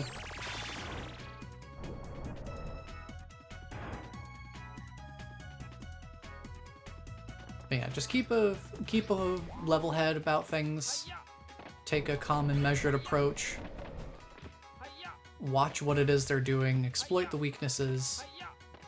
The fact that they'll only come back out of the same side that they jumped in. Things like that. And you will prevail. There's a switch over here. So yeah, tell me the practicality of having a circular saw on the end of the platform. Like, who decided that needed to be there? I'm gonna switch to the Sky Flyer for a quick minute here.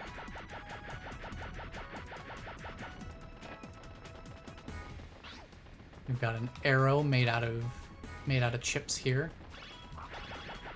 in case you didn't think to look up there. There we go. Now this is one of the stages that's a little bit of a pain to come back and get the last couple of monkeys after you clear the stage.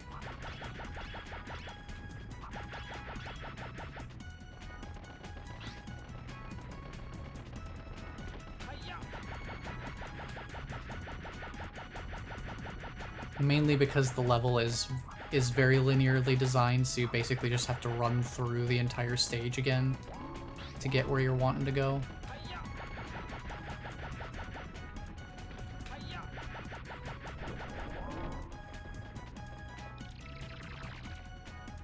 But that's just how the level's designed, not much that can really be done about it, right? So there's a monkey down there, but we don't have the gadget we're meant to have to get him. I think we could technically get him. I kind of want to see if we can do it.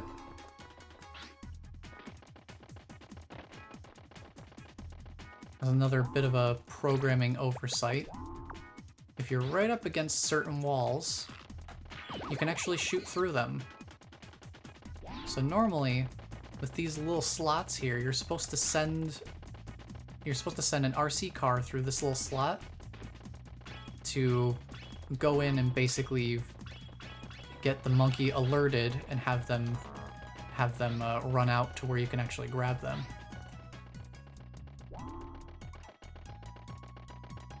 Go away, buddy.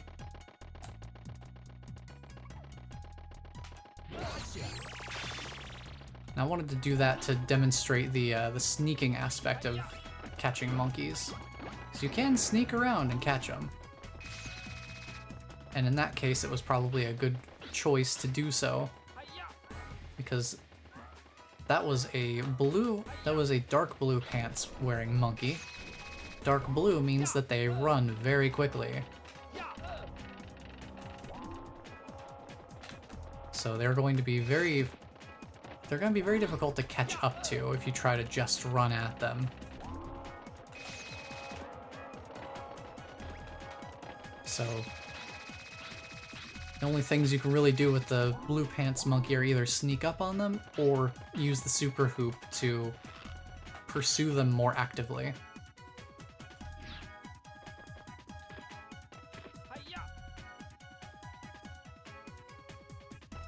Now we've got another shades wearing monkey up here, so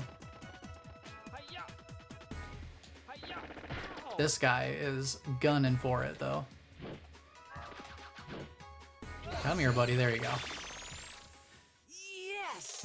So now, if we really wanted to, there are 2 more monkeys in the stage, and both of them are in the next area, in the room after this one, which means we would have to go through the whole stage again. You did great. But I think we'll come back to that later, because we can always go back and revisit stages anytime. There's nothing that says that you have to go back to a stage right away. And I kind of want to make sure that we at least get to we get through the standard playthrough today, and then decide from there how far into the post game we want to go. So for now, let's head over to Crumbling Castle, which has another one of my favorite soundtracks. And a new mission. We're not here for monkeys, we're here for Spectre.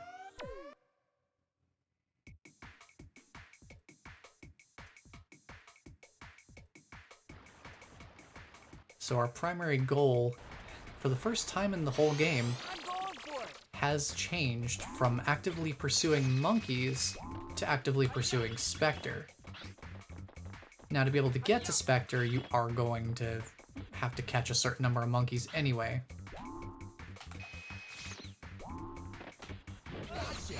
So may as well get a head start with the monkeys that are outside and catchable right off the bat.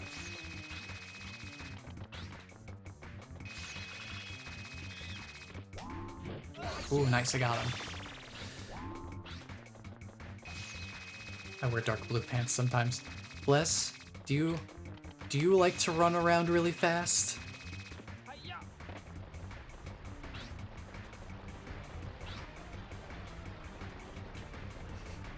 Or do you run around fast only when you wear the dark blue pants?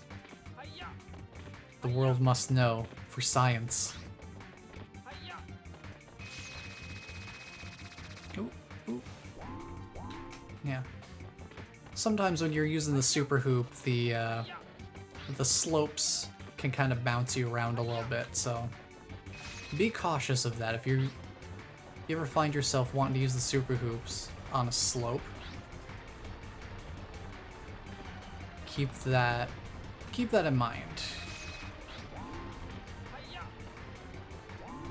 You know how long I didn't know that back here wasn't even an area that you could go to? I just never knew about this whole back of the castle area.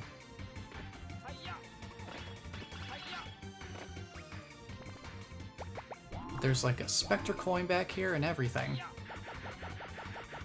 The denim actually slows me down. Huh. Interesting. The monkeys in this game must have very special powers then. And then you just pop back out here.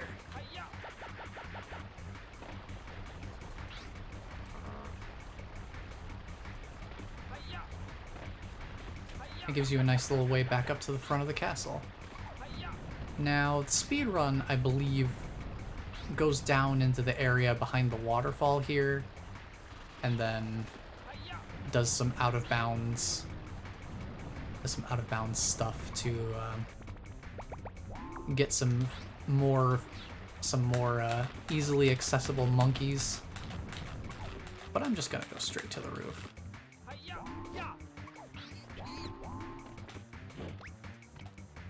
Now, light blue pants monkeys, I think that means that they're more timid, so they're less likely to attack.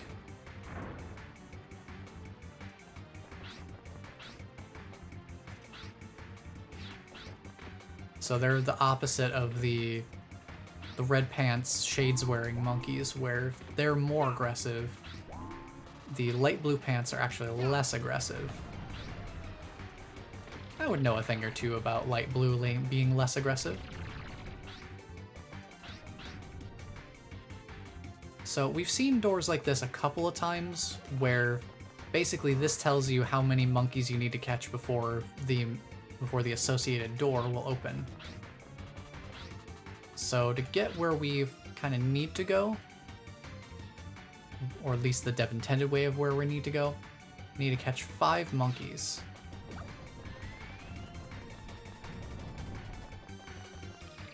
There is another monkey that we can catch in here, like pretty much right away. Just grab him right there. And we could immediately head back. But there are also monkeys above us.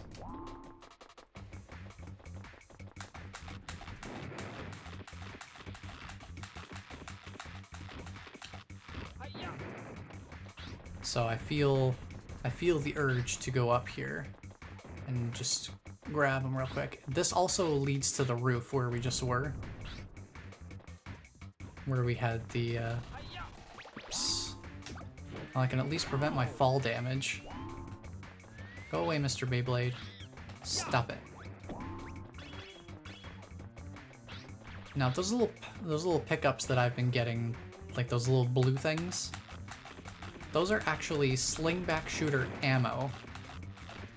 Now, our standard shot has infinite ammo. You can see it over on the right there, just below the gadget selections. There's the little brown circle, that's just your standard pellets. Right below that, the little burst icon, those are explosive pellets. So those do more damage and will stun monkeys for longer if you hit them with it. These little rocket-shaped ones, these are homing pellets.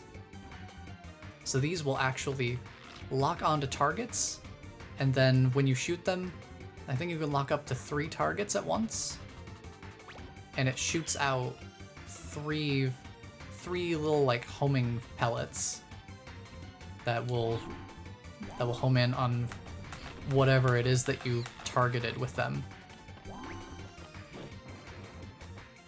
Just grab you. I believe there's one down below us. Right down there is one right there, yep. Ooh, I almost swooped right on him. I almost swoosed right in. Let's head back. I just wanted to catch all of those monkeys while we were here, since we were in the room anyway.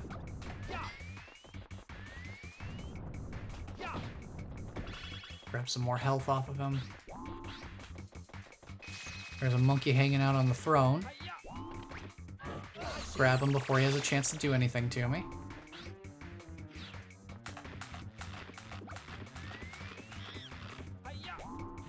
Grab you.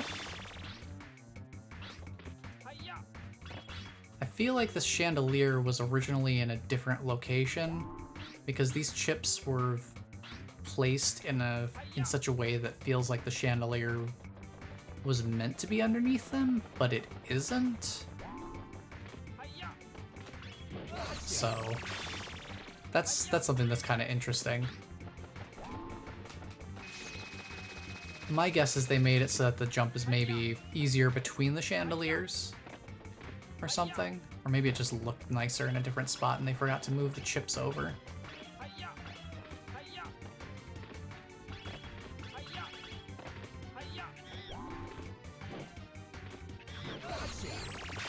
Now there is another move in our moveset that I haven't really talked about because I never use it. We actually do have a ground pound, which is any time that we're in the air. If you jump up in the air and you're toward the peak of your jump, you can press the left stick in and you'll do this little ground pound. And I imagine there are certain cases where that's helpful, but I personally almost never use it for anything because it just completely destroys all of your momentum. You're locked into that animation.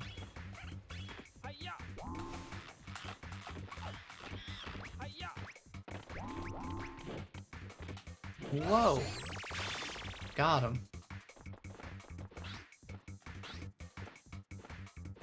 And then, you know, just your friendly neighborhood medieval guillotine. Nothing to see here. You can jump over here.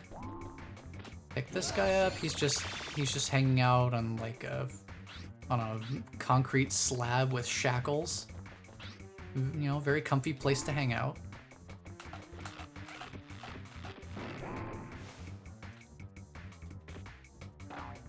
Got this little random bouncy pad, I guess. Who knows why there's a bouncy pad in the castle. And then we have a knight. Look at this friendly fellow. You just gotta hit him. Wait for him to attack. Dodge the attack, and then hit him while he's recovering. Do that a few times. 4 times. So no rule of 3 here. He'll break apart and even give you an extra life. Isn't that nice of him? How could you not tell us about ground pound? I'm sorry. I didn't go over 100% of my character's movement mechanics. How could I?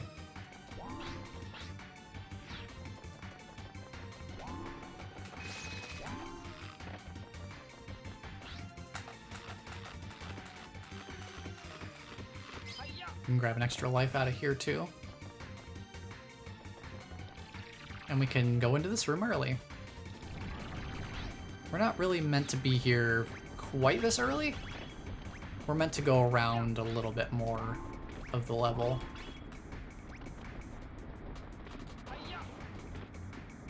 Now let me tell you, that monkey that that noticed us as soon as we came into the room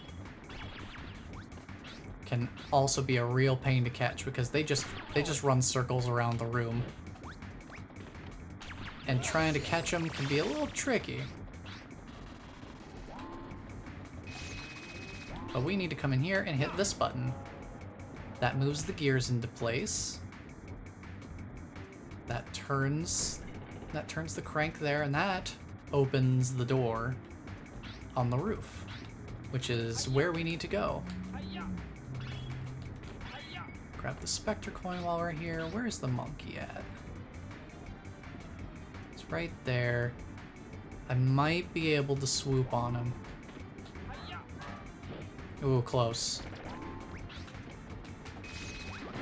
Yeah, the intercepting bomb.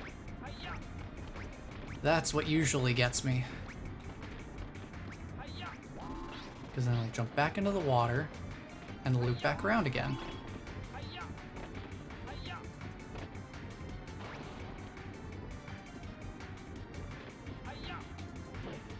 There we go. Got him. Okay. That definitely goes a lot smoother than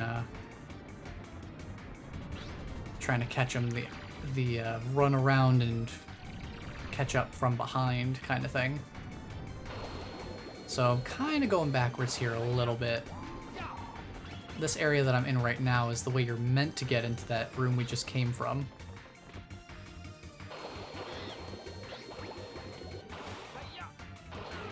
I need to get up here. Grab you. I just like to try and grab as many of the monkeys as I can while I'm here. There's one in the water here. Thankfully, there aren't very many monkeys that are in the water, because sometimes the monkeys that are in the water can be kind of tricky to catch. Mainly because using the water net can be a little finicky at times. Just trying to be able to tell where you're aiming. Just being able to tell where you're aiming it while you're swimming around.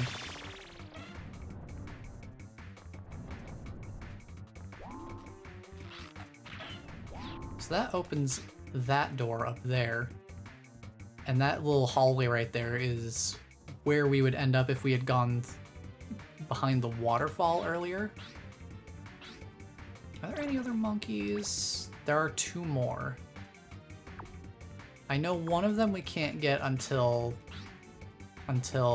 after we've beaten the game. We can kind of run out here. It's a little bit janky looking, but it works. So there are 2 more monkeys in this stage. I'm trying to remember where they are.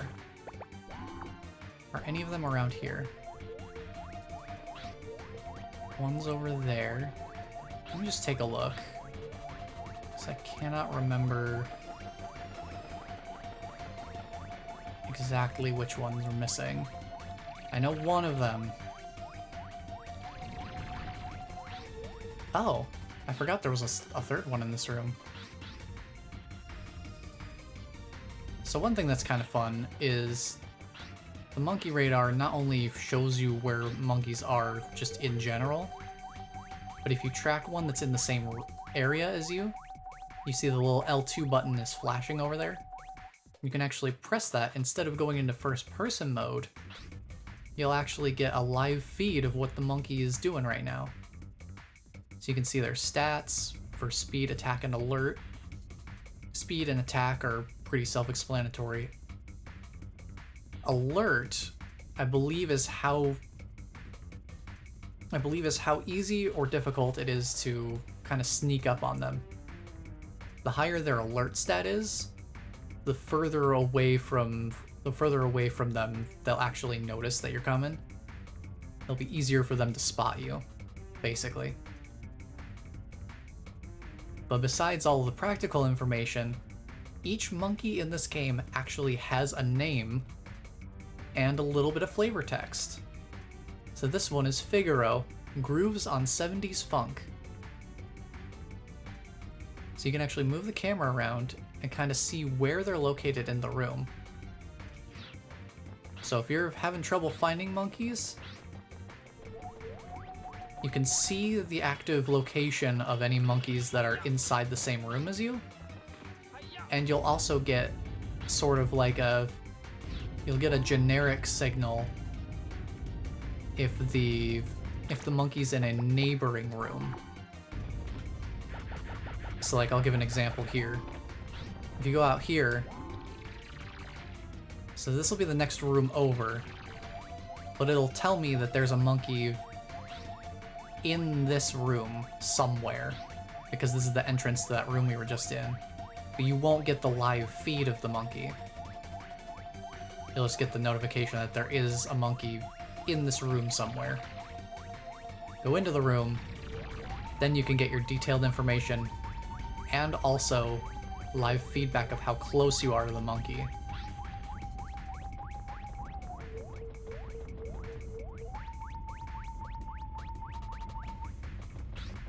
You can kind of hear the intensity of the radar's feedback changing as we get closer. Okay, so we've caught every monkey that we can possibly catch at this point of the game. Any other monkey catching? There's only one other monkey in this stage, and we cannot catch it until we've already gotten to the post-game. So we'll come back to that later. I just like to go through and get all the monkeys I can right now, since they're all here and they're all accessible. That sort of deal.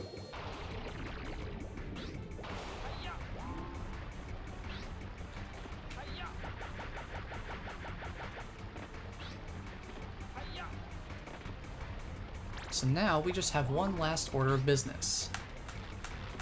We have the door on top of the castle.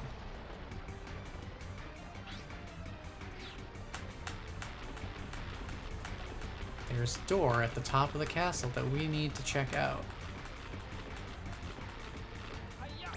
And take this opportunity to switch to the Skyflyer. Could almost make it to the roof. But that's what these platforms are here for. So when you originally reach the roof, press the button over here, that causes the platforms to come out from the wall. Now the last monkey that we cannot catch right now is in here. And you'll notice it's also doing that like light flashing thing. So we can't do anything about the light flashing objects until after we beat the game. So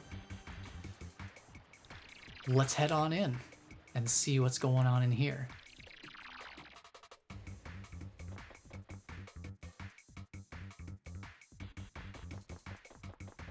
Oh, this looks like a party.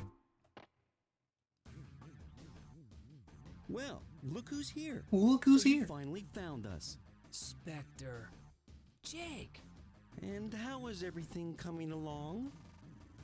Everything is under control and coming along very nicely according to plan. Very good. Then let's get going. Right. Hold on! You're not going anywhere. You're not going anywhere. I don't have time to bother with you right now. Oh, but we will. We will meet again. You just wait. You won't even know what hit you. He's not Another wrong. time, We another will place. know. You'll have your chance. We will meet him again. That is true.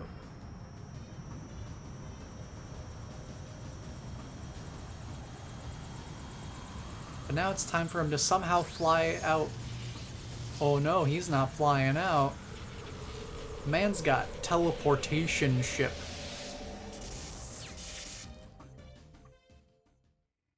And in his place, we now have this guy. The Electric Knight.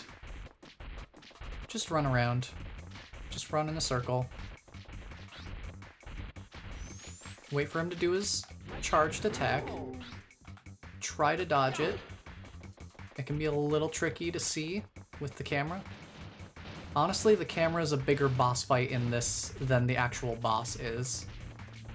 I will say that. So you probably are going to want to have like a bit of a claw grip for this fight so you can keep the camera turned toward the boss. So you can see when he does his slam attack. So all he does is charge up, walk at you for like 10 seconds or so. And then he'll charge up and do a slam attack that has a radius. And then you just hit him when he's not electrified anymore. Once he does the slam attack, he's no longer electrified, so you can just give him a quick little slap on the shin or something.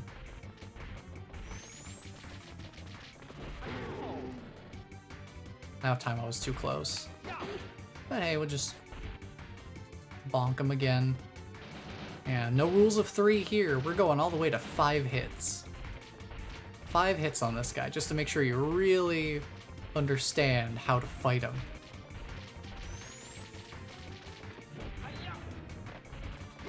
And sometimes he'll make a cracker cookie fall out of the ground, which is also fun. Yes! Dealing with the camera in older games is so much effort. It can be. It does really depend on the game. I feel like most of the time, having the camera center button... Oh.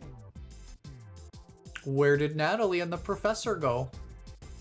They're not in the lab anymore. Uh-oh. Where'd they go? Where... Well, this is unusual. Hey, wait a minute. What's going on here? Hey!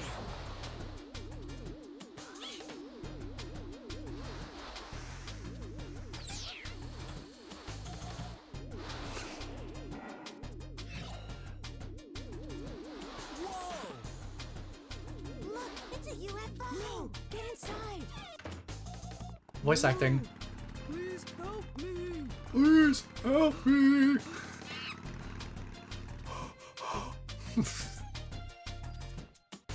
Alright, back to the lab again.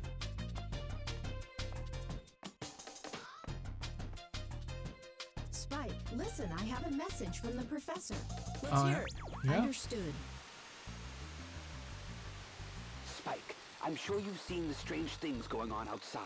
While you were gone, Spectre and his gang of apes swept in and have taken over the town. Oh. The entire town is running scared. Everything's been turned upside down. It's a mess and we need your help. Here, take a look. Spectre's built his base right in the middle of town. The apes are everywhere. His army is getting stronger and more dangerous. You're the only one who can save us all. You've got the gadgets, now go use them. Time is running out. We're counting on you. Ah, hey, wait a minute, what are you doing? Hold Let on, go stop. of me! Monkey. There they go.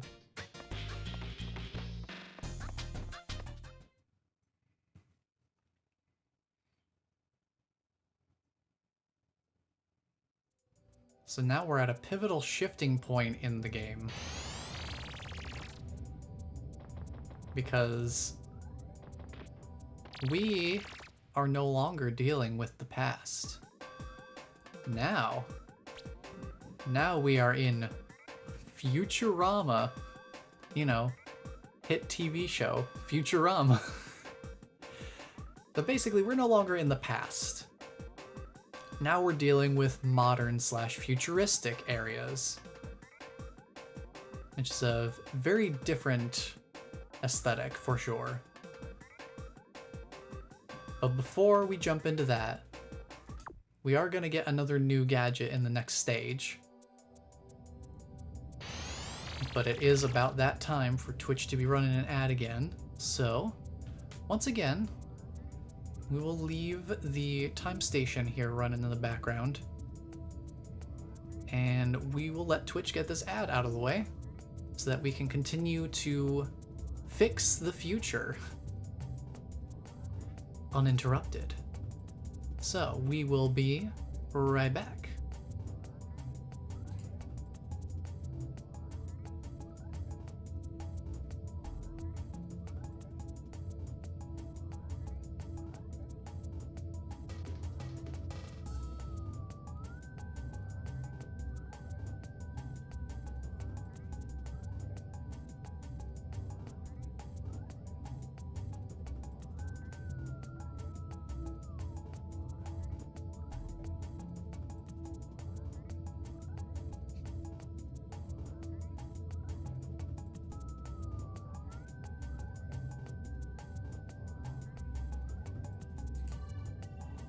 Hello everyone, welcome back.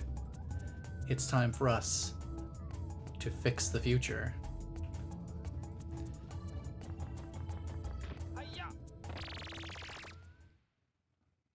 But yeah, dealing with the camera in older games is so much effort.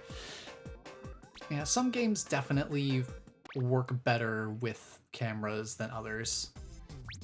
I've just finished evaluating the new gadget for the professor, and we've sent it over to you. You'll find it in the training room. As the professor's already told you, if you don't complete the training, you can't advance to the next area. Good luck. Well, I guess she doesn't need to tell me to be careful. Let's go! Now we got an RC car. It's gonna be so much fun. Yeah. With this game, I don't usually find the camera to be too difficult to work with. Usually, kind of using the camera centering button works for the most part. And the following camera usually does a pretty decent job of keeping up. And if I need more precise camera movement, I usually just use first person mode, because I can do that pretty quickly and just move around where I need to, and then that sort of stuff. I don't have to, I don't have to remove my thumb from the left stick, so I can always get back to moving around when I need to. So overall, I think this game does a pretty good job with the camera. I think the only problem with that one particular boss fight is that the platform has that back wall being adjacent to half of the arena. And since the camera is pulled back a little bit from where Spike is, it can be a little difficult having the camera, you know, butting up against the wall and all that. Because like in the other half of the arena where the wall isn't right next to the platform, that part works totally fine. I can see what I'm doing. But it also doesn't help having a boss that's like actively chasing you, so it's basically always behind you and never in front of you. So you're having to turn the camera to see where the boss is. So I think it's more so a problem of the boss. The way that it acts kind of does not mesh well with how the camera operates in this game. But there will be a later boss that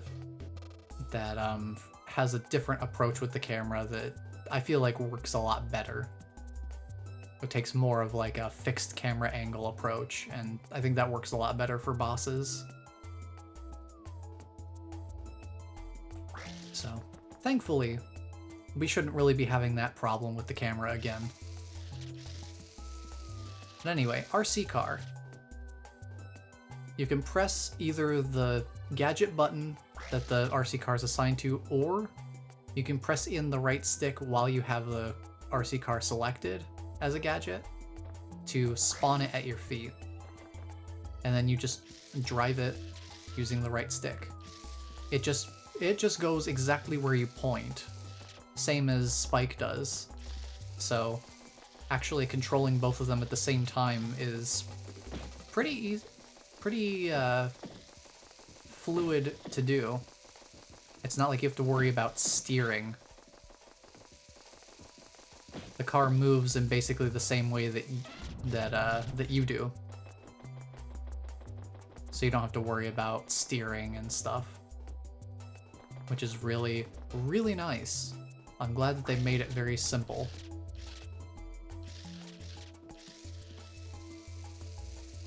So yeah, these little slots that we've been seeing in a couple of places, you're meant to use the RC car to pilot through those small gaps.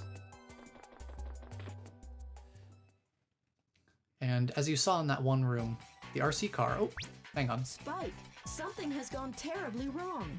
The professor and Natalie are nowhere to be found. The laboratory has been ransacked and much of the equipment has been destroyed. The apes were here and I believe they've taken the professor and Natalie away with them. You're now being transported to Spectre's base area. His exact location is unknown. All I can tell you at this time is that his base is an old factory building located in the middle of town somewhere. Spectre's taken it over and is now using it to manufacture weapons. But first, before you head over to the base, find the energy storehouse. The energy storehouse is the heart of Spectre's factory. By destroying this, you'll shut down all the power to his base. The energy storehouse is hidden somewhere within a nearby park. Please hurry! The professor and Natalie may be in great danger. One more thing. The base has a heavy and very powerful security system that will not be affected by the power shutdown. So be careful. Okay. Yeah, I forgot that there was an actual reason for us to go to the city park area. I never really thought about it, because pretty much this game is just either catch the monkeys or go catch Spectre. Those are like your two missions. You don't really have any other objectives like go destroy this thing or go find this object or any of those sorts of things.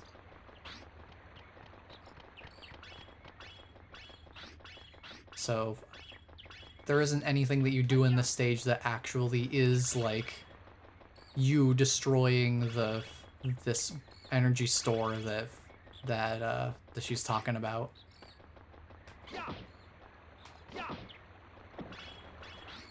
So I guess it's been a long time since I've watched that cutscene the whole way through. But yeah, here's a good place to use the RC car. And the RC car can also run into enemies to damage them. I don't use it for that very often. But the RC car can also stun monkeys, which can be helpful in certain cases. If the RC car gets attacked, it can actually blow up. So that can also be something worth noting.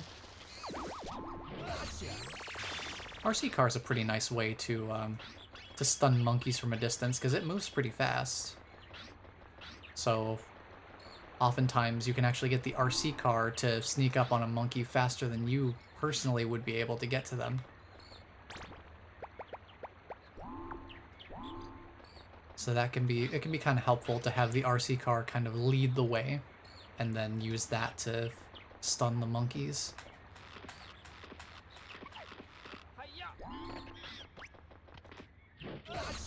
I'll grab this guy. He's just hanging out in the boxing ring. Try to avoid the bees. So we don't like to mess around with the bees.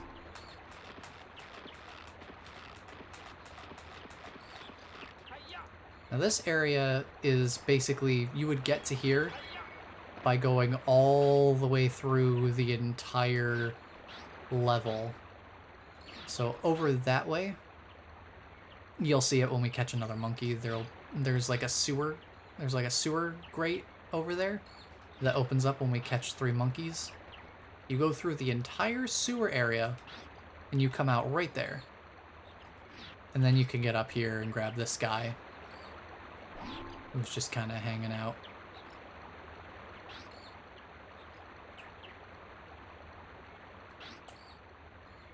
Just gonna play it chill. He doesn't see me. Oh, he saw me. He panicked. He didn't shoot me, he just panicked. So that works out for me. So we have this guy down here. And that little cutscene right there just kind of showed the sewer grate. We will go over there. We will go over there in just a minute. But first, I want to go over here and grab this guy the best I can.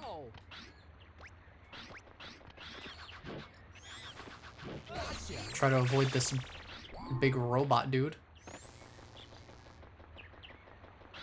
Because I don't really feel like dealing with him. I would appreciate some cookies. Cool, great. Got cookies.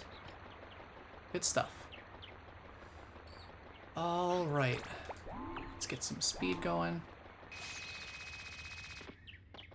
So yeah, over here is the little sewer grate. Catch 3 monkeys, open this up, drop on in. And this is where most of the stage takes place. Is in this sewer area. With some very grungy music.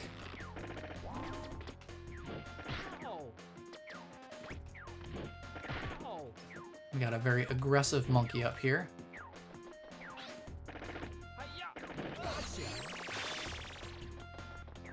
We can grab him. Now, of course, that's not really the way you're meant to get up here. There's like a different area further into the level that we kind of slide down here from. But you know me. I want to get my infinite jump practice in. Can I ignore this gate if I just do this? Okay, there's a bit of a solid wall there.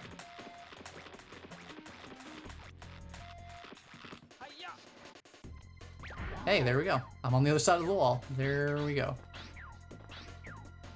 I think the monkey went up? Did they go up? I think they did.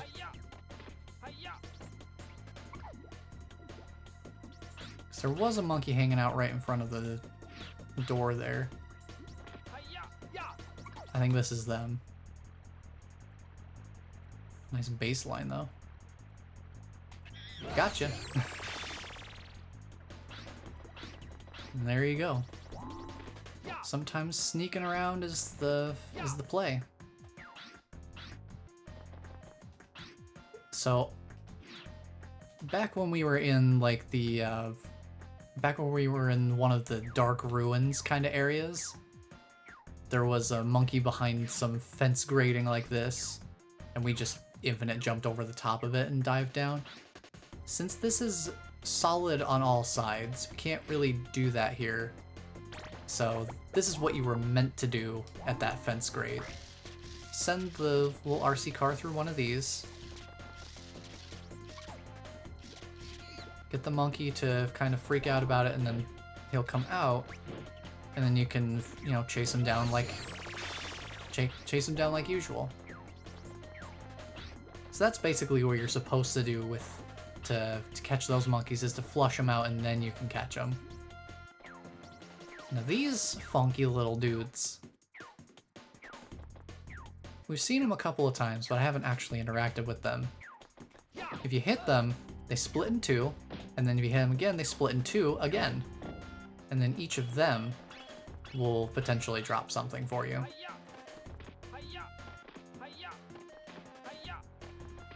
But spin attacks work wonders for those guys, because they'll just hop toward you, and then you just automatically hit them by, you know, just spinning the stun club around. And one thing worth noting, this slope is too steep for us to get up. We slide right off, but the RC car can handle it just fine.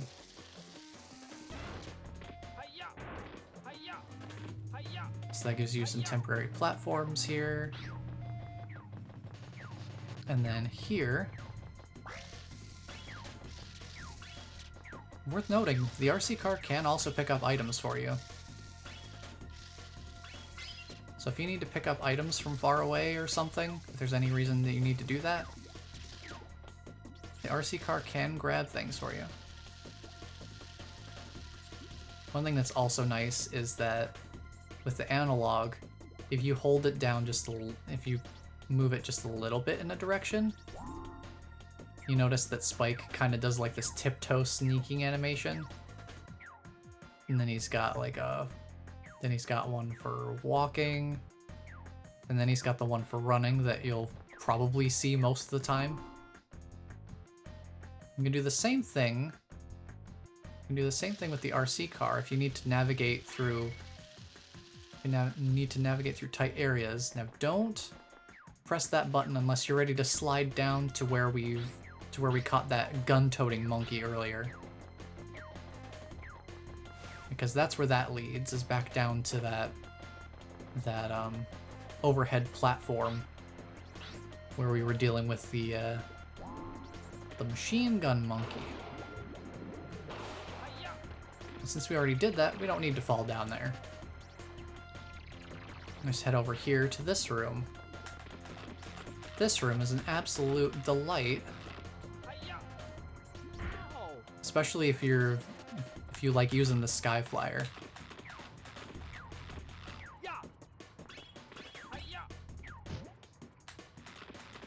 Because these barrels are interesting to navigate. There's just a ton of barrels all rolling down into the depths below.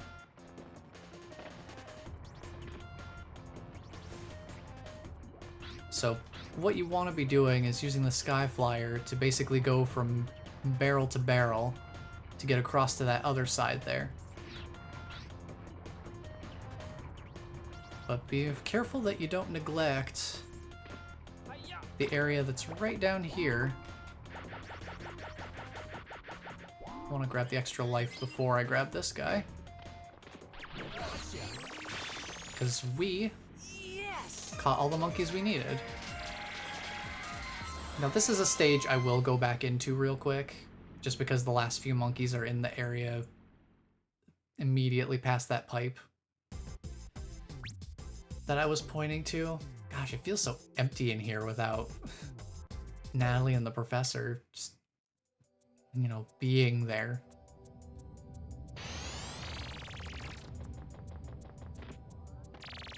Yeah, I think it's quick enough for us to just kind of go back in there. And we can actually go through the reverse way. Because we can just go straight up to that area that we've jumped up to before. Let's go! And just do that. Instead of going through all of the sewers again, we can just enter through the other side.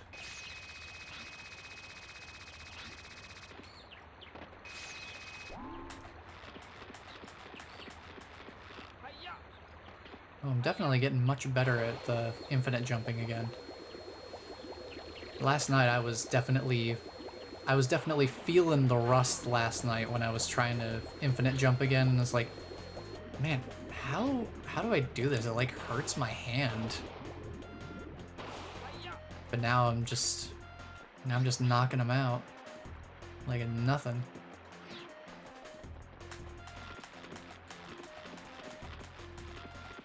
It's not a perfect solution by any means, but it definitely gives us some options. Especially when you can just kind of land on the boundary box for the room.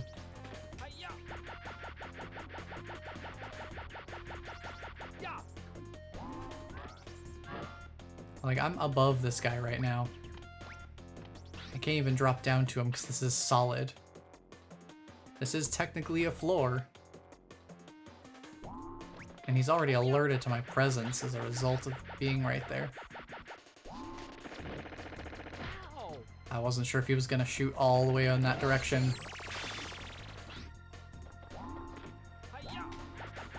Yeah, I know the sewers are scenic. They're lovely. This is definitely like 10 out of 10 vacation spot right here. Now these guys are already kind of split up already.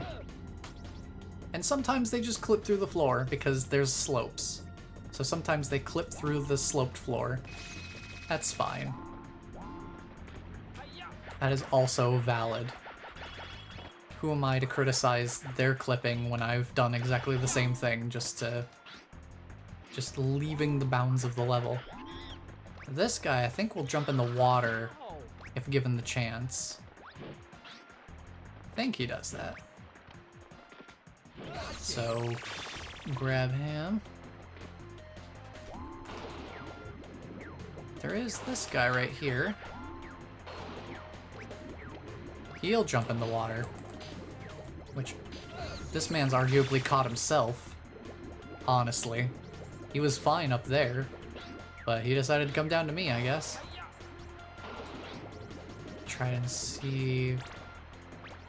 Okay, we have the Spectre coins for this stage, so we're all good. Now, this area, there's this little passageway down here. Make sure that you don't waste any time going through here, because you only have so much oxygen, and you're probably going to need most of it to get through here.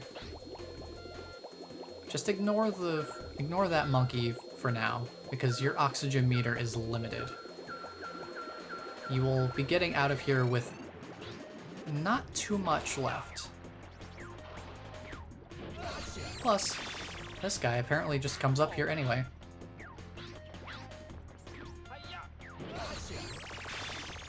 So, hey, you know what? He came to us. And that's all monkeys for this stage. All monkeys, all Spectre coins, all good. Moving on to the next one.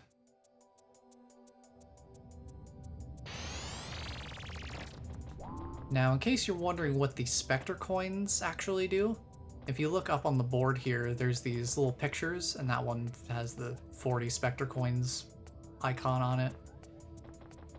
There are 3 minigames that you can unlock by acquiring a certain number of Spectre coins. The first one unlocks after you grab 10, the second one after you grab 20 coins, and then the last one, as we can see there, unlocks after you grab 40 Spectre coins. Hello there. Hello there. Welcome on in, Jay. How was your weekend so far? Hope you're having a good one.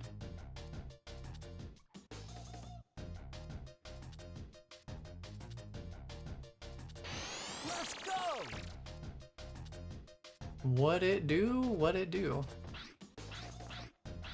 Well, we're coming in toward the, I guess the end game? We've only basically got this stage, then the next stage, and then one last giant level. One big level. But first, tank. Now, the tank can take a little bit of time to get used to controlling. Basically, each stick is a tread. So if you move the left stick forward, your left tread is going to move forward, so you're going to kind of turn based on that. Move a stick backward, you're going to turn, your left tread's going to be going backwards. So if you want to drive forward, both sticks forward. Backward, both sticks back. You can do some on-the-spot rotations by turning in opposite directions, by having one up and one down. And you actually have 2 weapon options as well. You have, if you hold in the left stick, you have this machine gun that basically shoots slingshot pellets. If you press in the right stick, you get like an explosive shell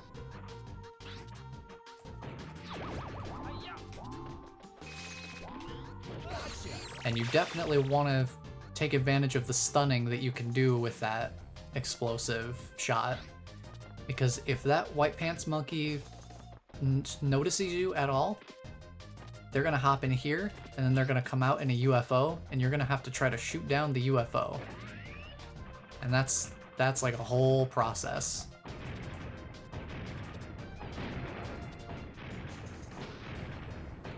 Yeah, all of these nice flashy objects,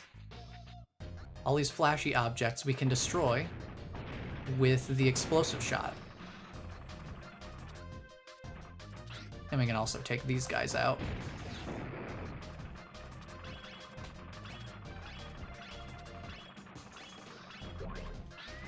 Which is helpful, because your tank can take damage.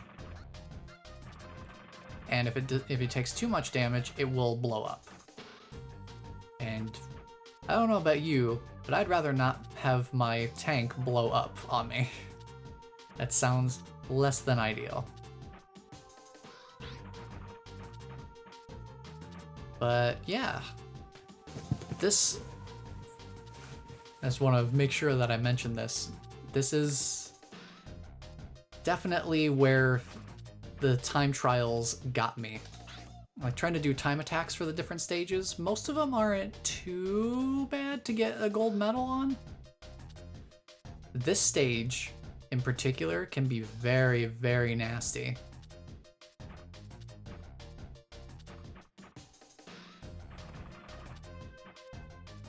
I'll see if I can try to get this guy before he does anything funny.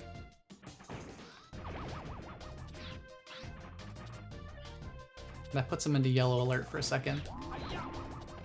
Can I get him? Yes. Good. Good, good. Now, if that monkey notices you, he gets into here, and this whole big turret shows up, and you have to have like a shootout with the turret. So it's much easier if you can just kind of stun them and grab them real quick before they have a chance to jump in.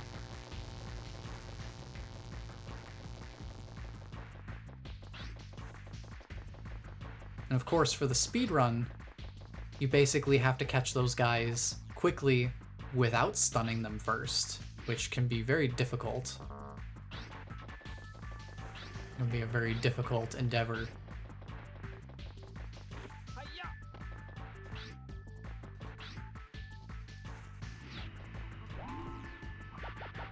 Now, we can't quite reach that with our Sky Flyer.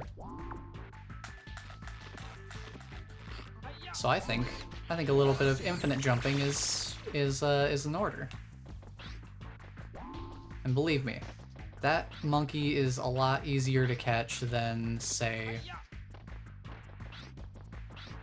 the one that's through... Where is it? This door over here. So what you're meant to do in this area is you're supposed to go through here. That is the monkey you're aiming for. You have to go all the way around this whole room to get to it. And now, just for the sake of showing off what they actually designed for you to do with the remote RC car, like the RC car actually has pretty good utility here. It's a pretty fun little section, so I feel bad if I skip it. But basically, you're gonna be hitting these buttons along the way and guiding the car along with you. Kind of slide down here.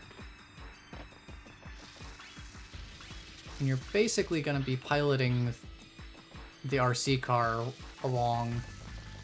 You've got these like moving platforms in here. You drive them through. Press a button to activate some more platforms. Drive the RC car through there. So they got this fun little, obstacle course kind of thing.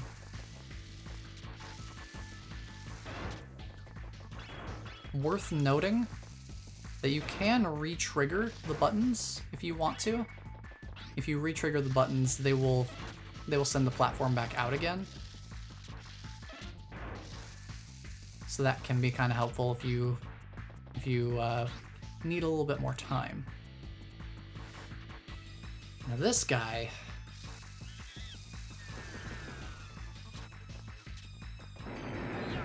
Interesting thing about the missiles too is they won't target the RC car directly if you're in the vicinity. They will come to you. They will target you as a player rather than the RC car that, you know, alerted them in the first place. So just because you're sending the RC car after them, don't assume that you're safe from the missiles. They can still come after you.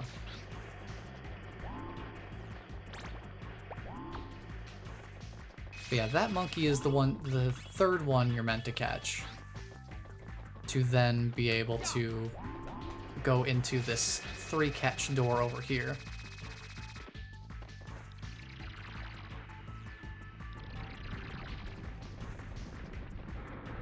And then we got this nice little moving platform. You just run back and forth. Whoa. And then you come upon this room.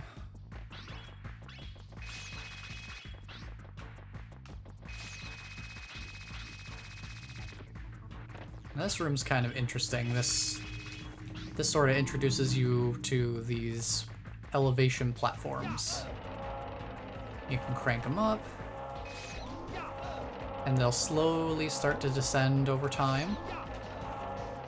So basically what you're wanting to do with these is you send them up, and then you use them as platforms to get up here. Likely you'd be using the Sky Flyer for that.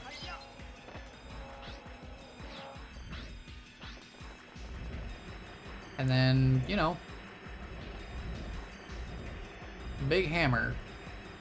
Big swinging hammers. Because that's definitely very practical in a factory. Just hammers swinging over a conveyor belt. Take that guy out. Boink. Press the switch.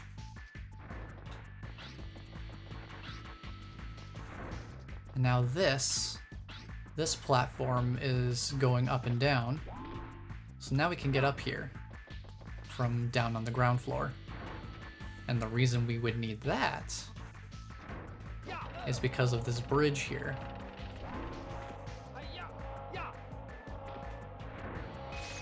This only stays open for a limited time. We need to get through there to get to the other door. Now, the fact that there is a bunch of healing items here, definitely keep your guard up. Also, you get to kind of look at the helmets that the monkeys are wearing that increase their intelligence.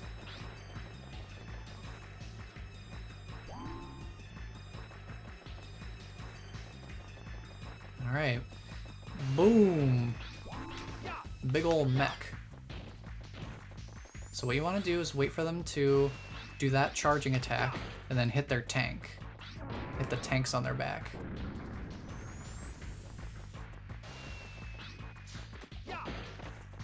And then watch out for their landing, because it does emanate an area, like a shockwave.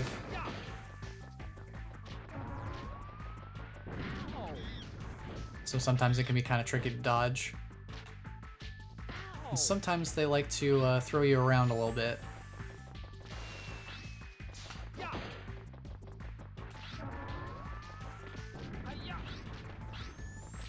So remember to keep your distance as much as you can, otherwise they'll try to grab you. Grab the monkey. And then we have enough health over here still to heal back to full.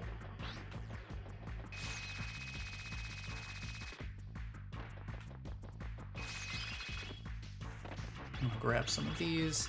Yeah, we're up to 15 lives now.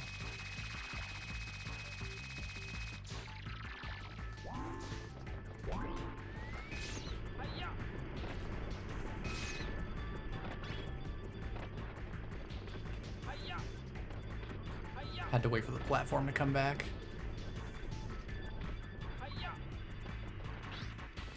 So there's this room over here with like the terminals and stuff that monkey is in. But unfortunately, it's behind another one of these glowy walls. So there's nothing we can really do about that right now. Clearly there's a monkey above us. Because it's shooting. It's shooting lasers down from above. Then we've got this guy. He's fast. So he's going to be a bit tricky to catch. I want to drive him out with the RC car. And then you're probably going to want to handle this with the RC car if you can. RC car, kind of stun him. And then you can grab him. The RC car definitely makes those fast monkeys a lot easier to catch. Super Hoop kind of works, but you're definitely not slowing them down at all by using the Super Hoop. You're just making yourself faster.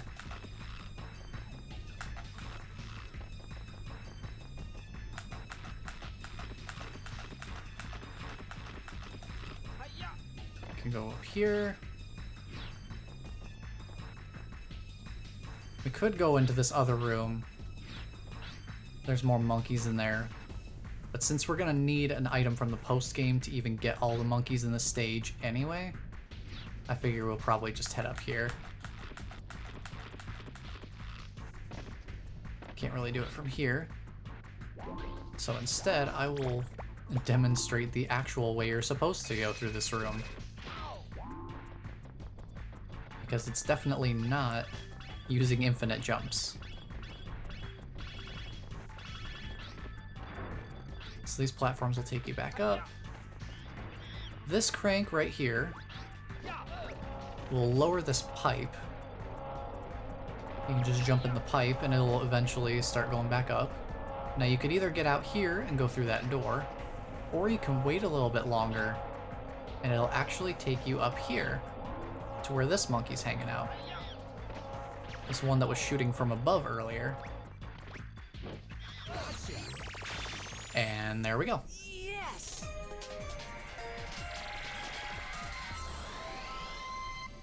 Alright, that leaves us with our third stage for the set of Futurama levels.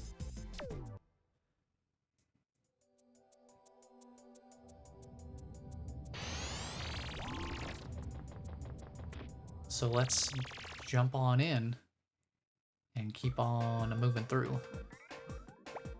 TV tower. The stage is so tall that even the stage select screen has to move the camera angle so that you can see the whole tower.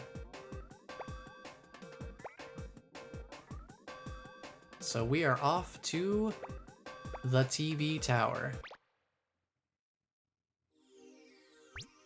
And our mission here, once again, we're not catching monkeys this time. We're off to go catch Spectre. Now, that didn't go too well for us last time. So, let's hope it goes better the second time. Also, immediately off to the left, you'll notice there's a monkey container over here. Again, another glowy object we can't do anything about right now. So let's just go into the tower. We got a couple of monkeys in here we need to catch. There's this guy. Kind of ambush him a little bit.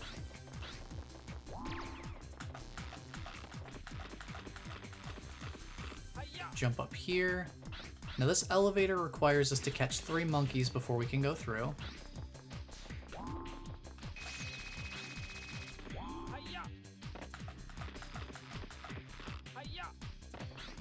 And one thing we can do is we can press this button.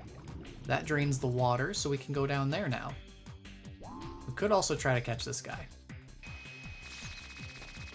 Thankfully, since he starts off in that lounging position, it's a lot easier to get up toward him and catch him before he has a chance to even notice you.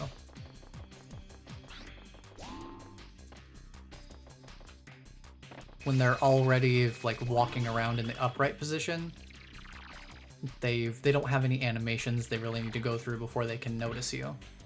With those guys, they have to get up first. Now I think you can technically catch this guy through the floor somehow if you use the ground pound move, if I'm not mistaken. I think that's something that the speedrun does. It's like you can actually catch him through the floor somehow. But you're definitely meant to go through this area down here to get to him. Now, there have been a couple of stages with this rowboat, and I haven't really shown this off. The rowboat is also one that takes a little bit of time to get used to. This one is arguably harder than the tank, because you have to paddle in a... You have to like actually paddle with your oars if you want to get around a little more quickly, or have more control over where you're going at least.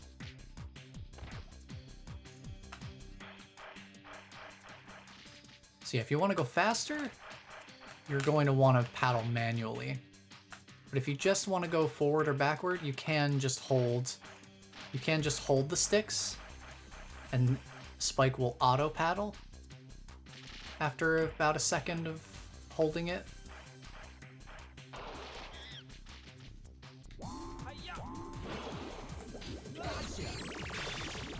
But if you want to go faster in the paddle boat, it is faster if you can paddle, because you can do more actions in the same amount of time that the auto paddle would do. It can be a little tricky to navigate though, so I usually don't like using these things. But this guy that's just been hanging out on the ceiling, wherever he is, we just need to bring him down here for a second so we can catch him. And the main reason you wouldn't want to swim in the water here is because of these things. These things like electrocute the water in their general vicinity, so you want to be careful not to get too close to those. But we also have a Spectre coin up here, and I want to grab it. So I think I will. It's on this nice thin little pipe here, but as long as you keep a steady hand, it shouldn't be too bad. You can also use the Sky Flyer to kind of guide yourself into the Spectre coin. That also works. That also works pretty well.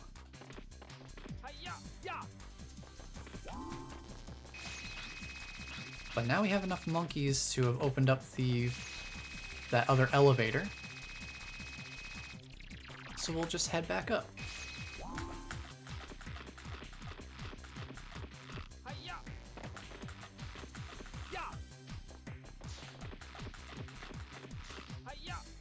Just head right on over to it. Very directly. And our good friend the tank has returned. We can destroy these ahead of time.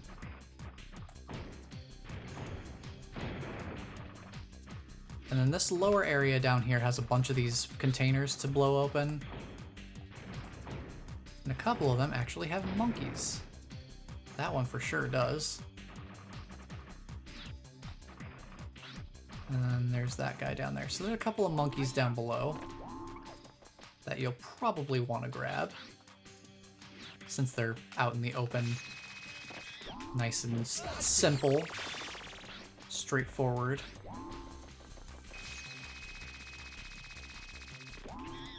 Oh, I overshot him a little bit. Come here, buddy. How do you lose alert on me? Interesting. So after you've caught the first 3 monkeys to open that elevator, the one that we just came up,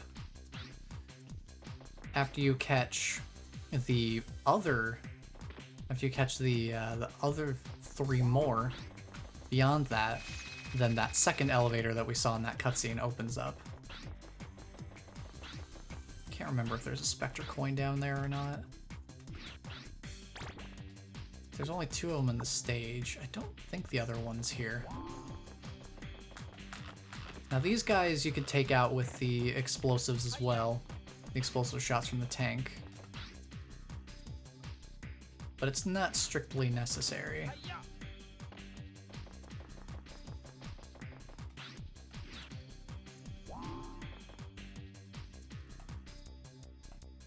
Now this guy's a white pants monkey, so he's gonna be hard to catch.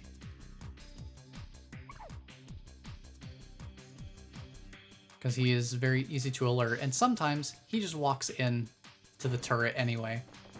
So that's an area we'll come back to when we revisit this stage later. We have enough monkeys, we can just go up the elevator and ignore that guy. So what we want to do is take this nice elevator over, and hey, that airship looks familiar. Oh, Spike. Spike! Professor, Natalie, I'm here. Don't worry, I'll get you out of here. Oh, no, you don't. No, you don't. To help me, so they're not going anywhere. You're not going anywhere. You're really starting to bug me. I'll never cooperate with you, Spectre. Yeah. And when we get out of here, you'll be sorry. Take them away. I don't want to see them anymore. They make me irritated. Let go of us. Hey, look at us. Snap out of it. Let him go. Now you really made me mad. It's time to get rid of you once and for all. It's time to get rid of you once and for all. I love Spectre's voice acting in this game. It's truly an inspiration. Now you really made me mad. So yeah, now we're fighting the airship. Just run around, avoid the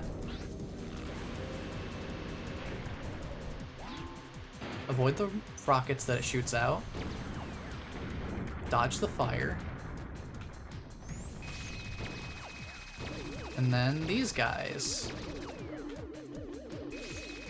He'll shoot out some of these guys, and when you've got your chance, he'll send out this little, he'll reveal the green spot on the ship, and you definitely want to hit that.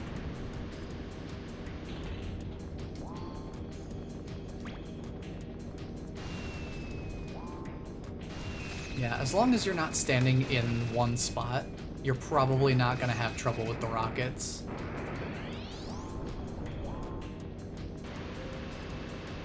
I'm gonna blow some air.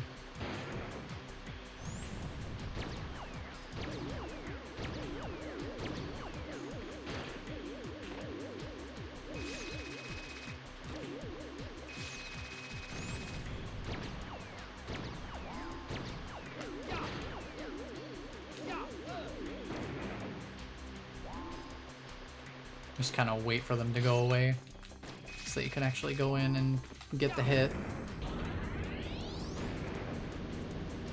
But yeah, the camera does a much better job in this fight because it follows the airship. You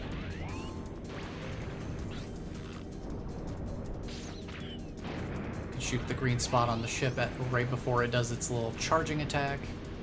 So when it bounces up like that, that means it's gonna try to do like a low flying sweep.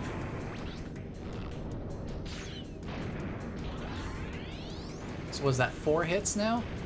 And sometimes the rockets even drop things for you, like more slingshot ammunition. Isn't that kind?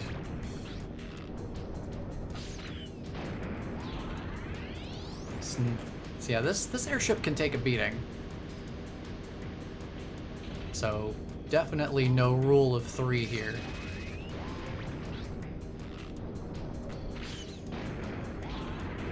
But once you've done enough damage, that'll take the airship right down, and somehow we survive the explosion.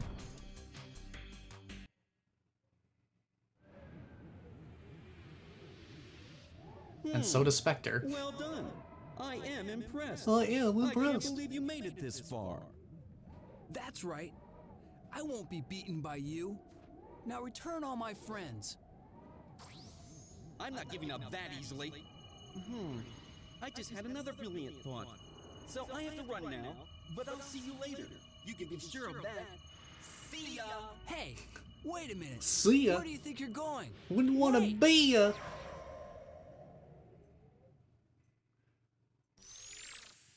Yes! Yes, he got away. We did it. We totally caught Spectre. Yeah.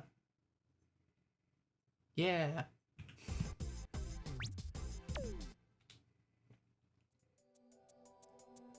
So now where do we go? If we went... Loisimos, we did it. Right?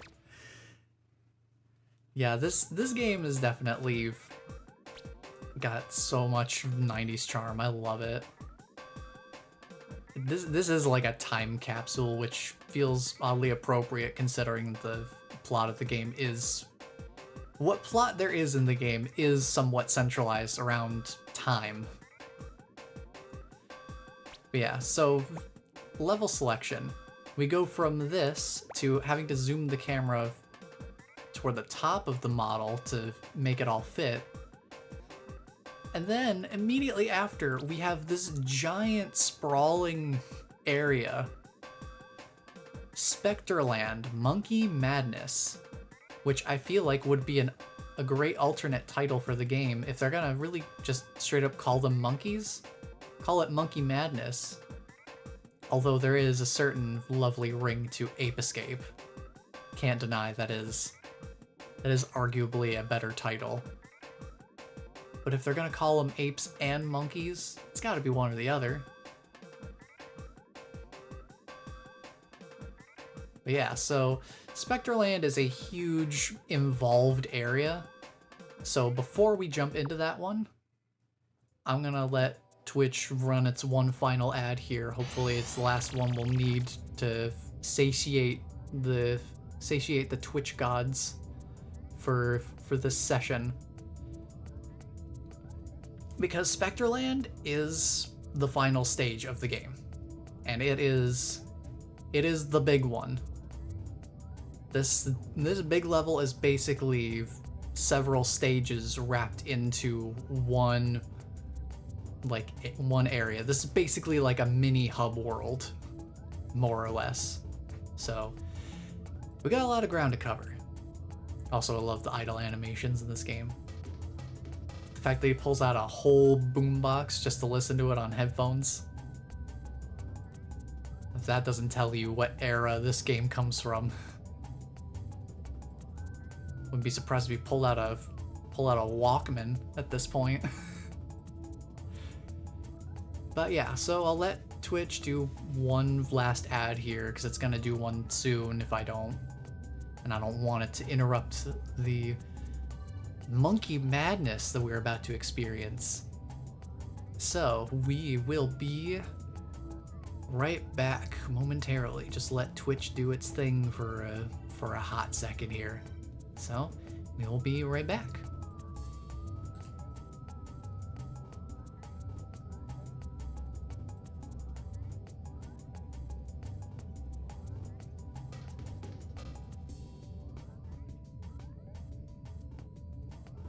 Oh, there he goes, doing a handstand.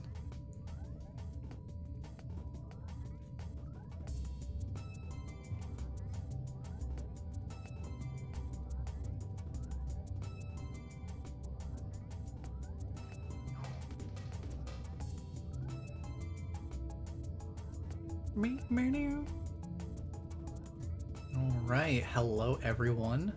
Welcome back from the ad break. If there was a way for me to turn those off entirely, I totally would. But as far as the options I'm given, I at least try to minimize the amount of ads that there are on the stream. Okay, Ape Escape, you cool, buddy? You cool?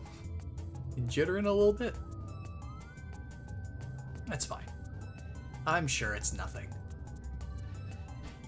But yeah, let's get ourselves into this final stage here. Let's get ourselves into this final stage. Let's go. It's time for Monkey Madness. It's our big sprawling level. Welcome back to the amusement park. I've been expecting you. But we're not here to have fun. This is all about payback. You've ruined my plans one too many times. You've captured some of my soldiers, and in return, I've decided to take your little friends. If you want them back, you have to play a simple game of hide and seek. You see, I've hidden the professor and Natalie somewhere in the park, and it's your job to find them before something terrible happens. The soldiers in the area are angry and ready for retaliation, and I won't be responsible for their actions. Take a look around. I fixed up the park just for you. Are you ready for the ride of your life?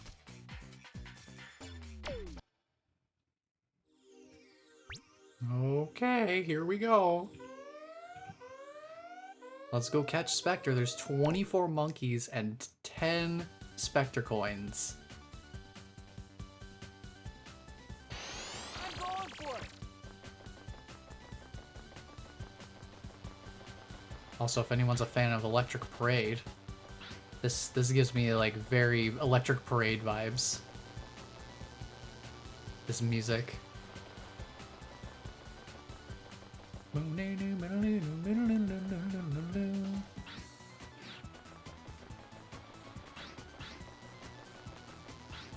So let's see, we have this go-kart area that's blocked off right now. We have Spectre Circus. We have... if I can try to read it. I assume that says roller coaster. So we got the circus, the coaster, the go-karts, which are blocked off, and Western Land. Now, I don't think Western Land is required, but I always go here first, just because the music is fantastic.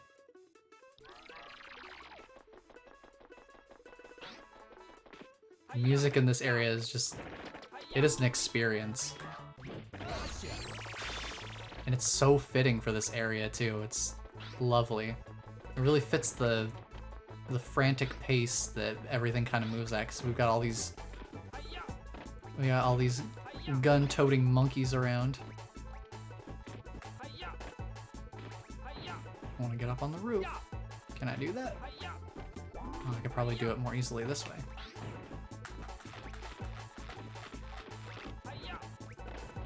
So what you need to do here, basically you shoot these guys and then they fall down and you need to grab them before they jump back in, because they'll jump back in through those through the little doors there.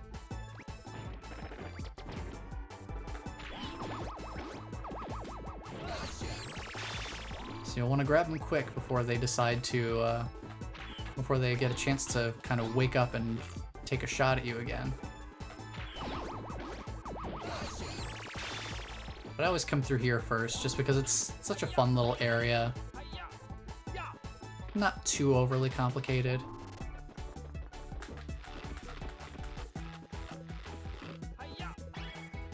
And I like how you can see in the background that this is like a sound stage. I love how it's set up on a sound stage kind of thing. It's a fun little like Hollywood movie set. I love the vibes of that area. It's a real fun one. It's almost a shame I go through it too quickly.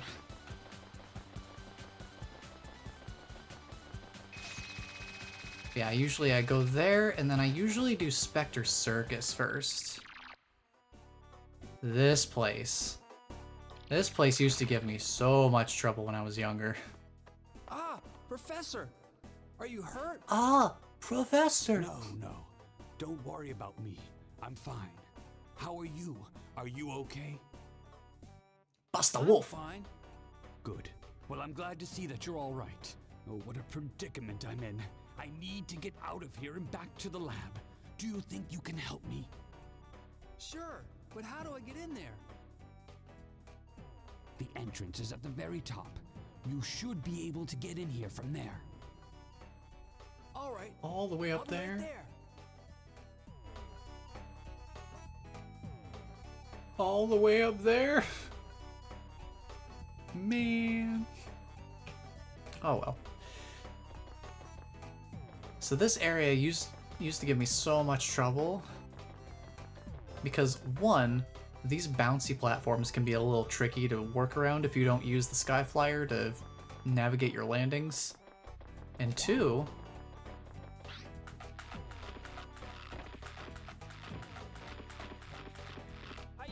there's these guys, these clown balloon bombs that will very, very ferociously chase you down until they explode. So basically, if you're anywhere near them, you're gonna have a problem. So you definitely want to try to, well, you want to try to shoot them from a distance if you can, because otherwise you're gonna be at risk because they're explosive.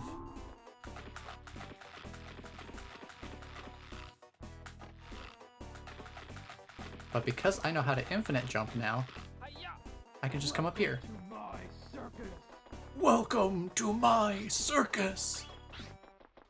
Gotta love the voice acting in this game. It's so of its time. Just hit the ball.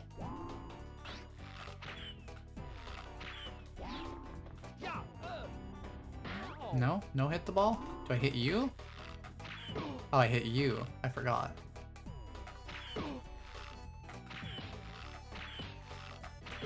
There is a brief window of time where they're invincible after hitting them, so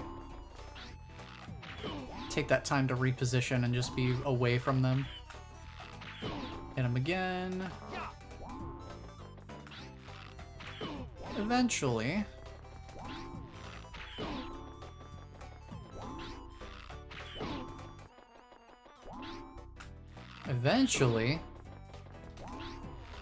Eventually, you'll do enough damage that they'll break through the floor, and you'll need to drop in after them.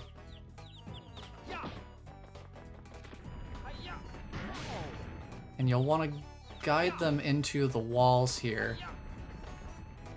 to get him to kind of crash into the wall. Sometimes he'll just do it on his own. Hit him a few times that way. And he'll finally give up. Thanks for saving me. I'm so glad to see you, and glad to see you're safe. You've gotten stronger. Thanks to your gadgets, Professor.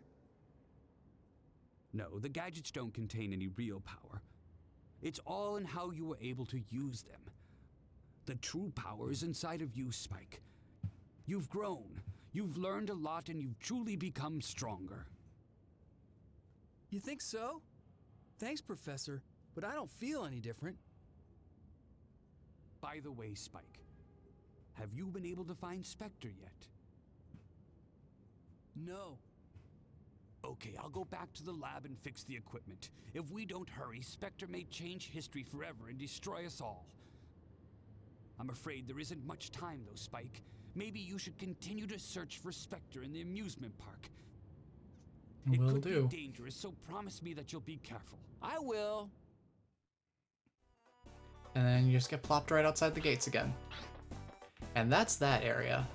Minus all of the platforming. Because, yeah, I know how to skip that. I have infinite jumps. I have infinite jumping power. I have been gifted the the curse of knowledge. I can never play the game the same way again, knowing that the infinite jump exists and knowing how to do it. So now, it's off to the coaster. Welcome to the Terror Coaster. Will you make it back out alive? You can jump off the Terror Coaster with the R1 button. Hurry or you'll crash. Signed, Jake. Oh, I didn't read that nearly whiny enough for Jake's voice. Ooh.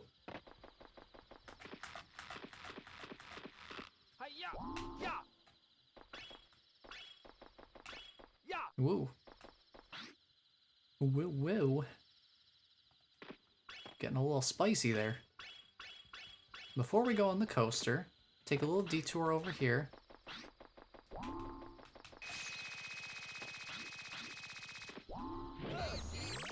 Because there's a monkey hanging out here in the arcade.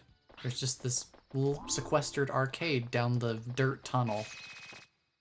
I don't know if I'd feel comfortable going down all the way down here just to get to the arcade games. They're like off in some sketchy corner of the amusement park. So yeah, I don't know about that one, Chief. Okay. Now it's time for the Terror Coaster. Now this was also a part that used to give me trouble when I was younger.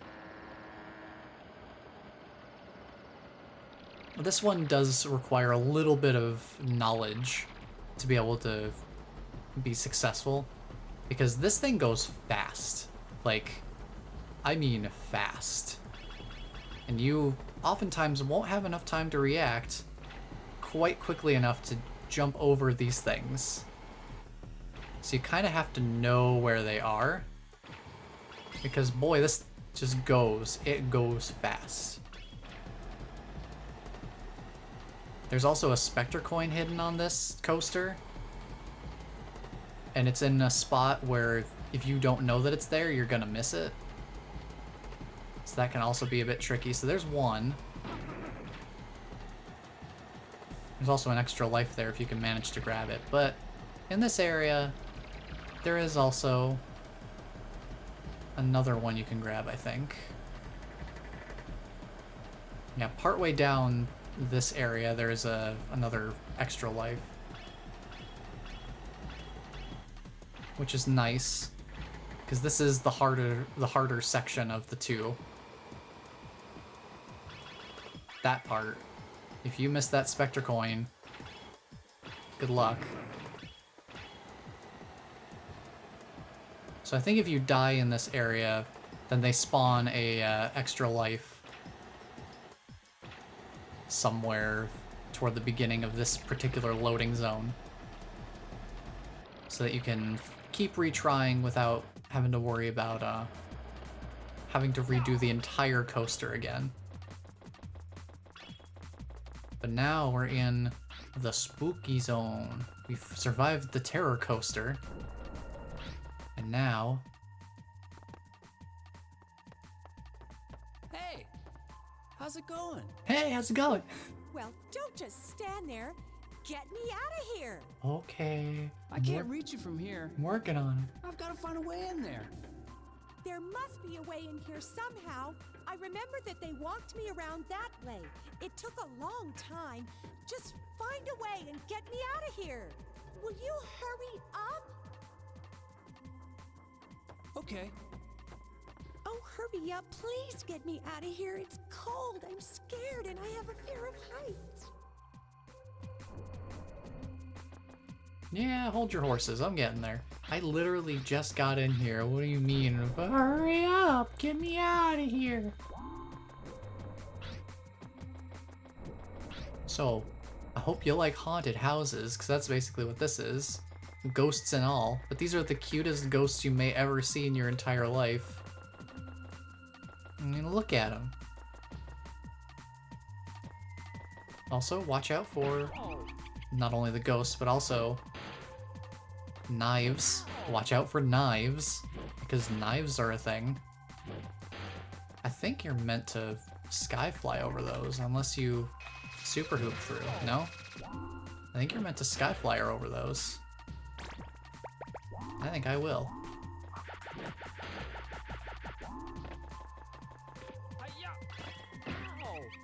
spawn right there? Man, I'm gonna die. Oh hey, we got a cookie. Good, I'm not immediately gonna die.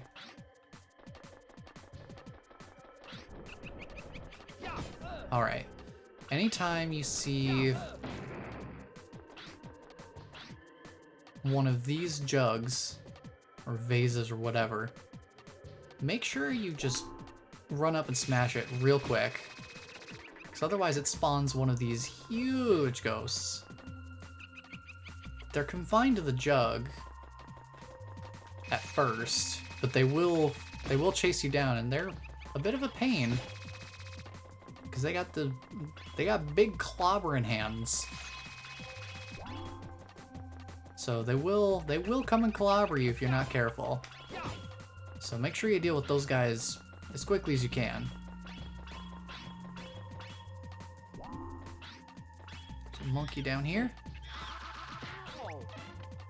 He unfortunately kind of juked me a little bit. Man, that was a quick shot. Got a quick draw McGraw over here. Press this button, we get some platforms across the fog pit.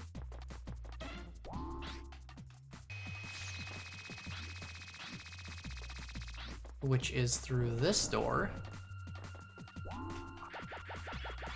But remember to grab the Spectre coin. That's kind of cheekily hidden right there.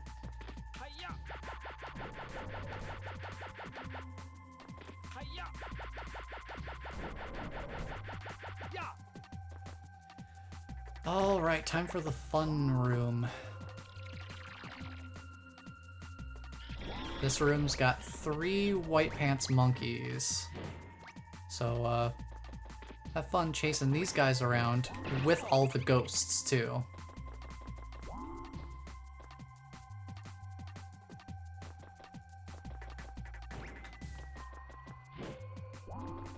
Might actually behoove me to get some health off of these ghosts.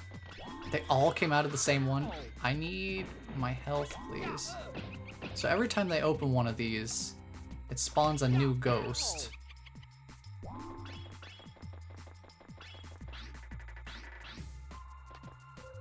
So do your best to be careful here. If you really need to, you can take out the ghosts and they'll probably drop you some more health.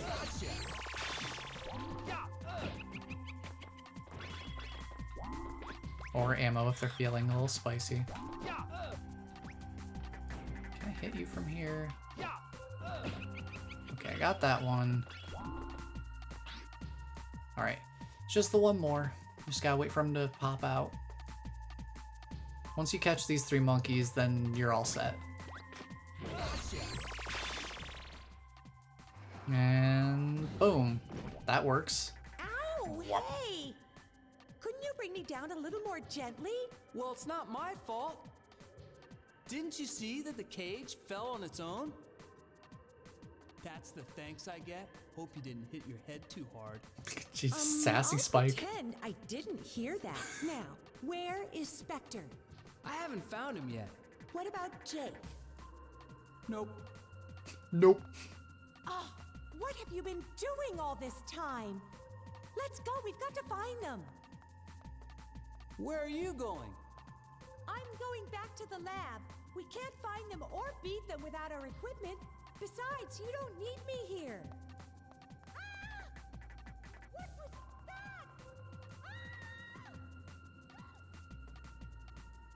that? I love that whole interaction. And I'm not as big a fan of that one. That is a fun interaction though. It's just like, hope you didn't hit your head too hard. I'm going to pretend I didn't just hear that. Oh, that's great. Lots of fun. But now we've saved them both. Now, I haven't gotten to see that cutscene too many times because... Oh. You've gotten farther than I thought you would. But the fun is just beginning. Listen carefully. Go to the go-kart. Your friend will be waiting for you there. This will be the final showdown. But believe me, it won't be as easy as rescuing the professor. No turning back. So don't whip out now. Let's see what will lead up. So now we need to go to the go-karts, because now they should be open, and we can have one ultimate showdown of Ultimate Destiny with Jake. What I was saying about the Natalie cutscenes is that normally I didn't get to see those very much because that's where my disc had a scratch back when I was playing this on a physical console. That's where my disc had a scratch, so I never got to see those cutscenes because they would just kind of glitch out. So I had to skip the cutscenes if I actually wanted to continue playing the game. So I haven't gotten to see that interaction very many times. So I think it still holds some of that new magic, because I haven't gotten to see it very much. We've got our Stadium and Gladiator attack music. Our Jake showdown music. Because now it's time for Chariot attack.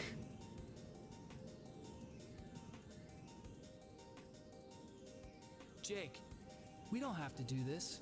Just come back to the lab. Don't even bother, Spike. You and I have always been good competitors, but this is it. Let's settle this once and for all. Let's see who's really the best. Let's go! Let's go! Alright, green light. Let's go.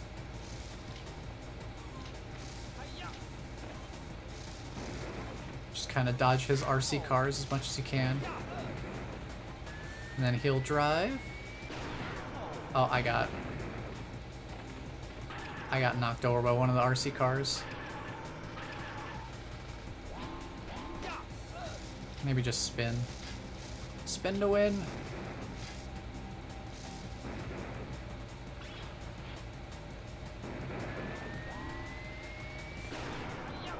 Double jump over the car. Hit the green spot on the back of it. Rinse and repeat. That is this fight in a nutshell. Deal with the RC cars that are coming. And then when he charges forward, double jump over, hit the spot on the back. And you do have to be standing in this area with the green light to make the green light turn on, so that you can actually fight him. I guess that was their way of making sure that you stayed in front of him while you fought him.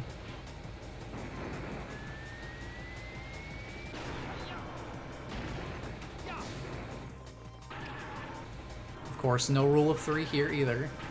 You do have to hit him more than 3 times. Just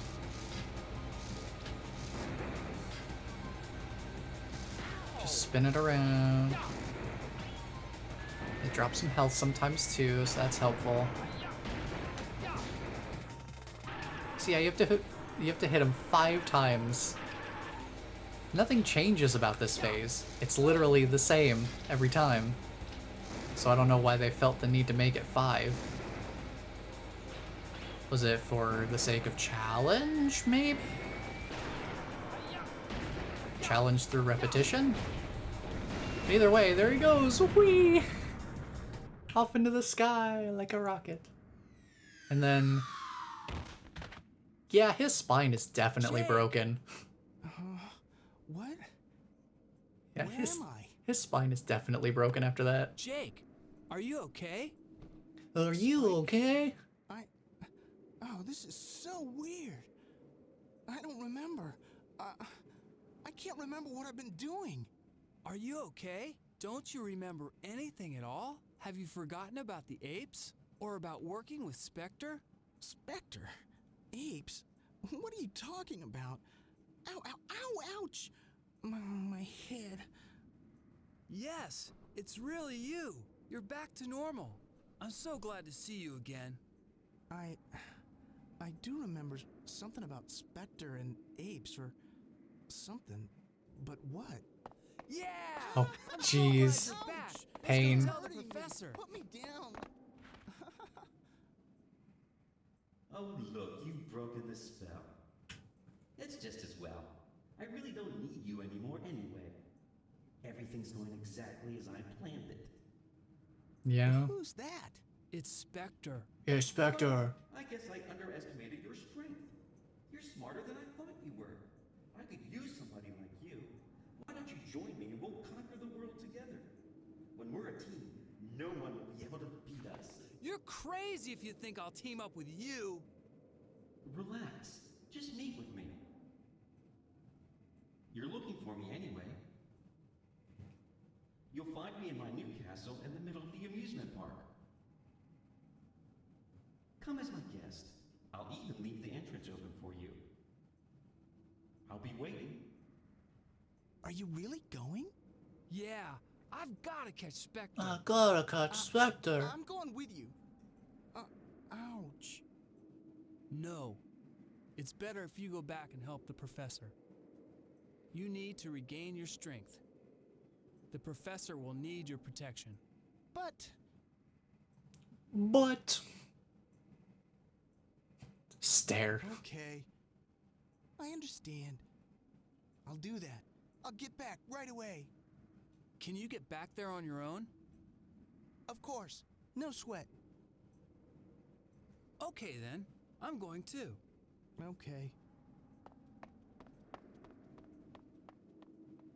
Spike! Good luck. I love that camera sweep. It's just like zoom. Alrighty, we are done in this area. Next up, we have to head to the new castle. And that is through these newly opened doors. So now it's time.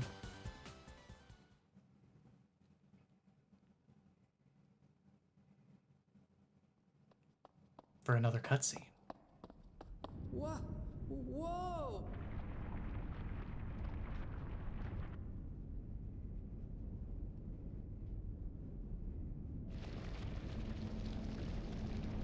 Oh, there it goes. Off into the sky. Of course, Spectre needs a sky castle. Huh? What? The castle's flying.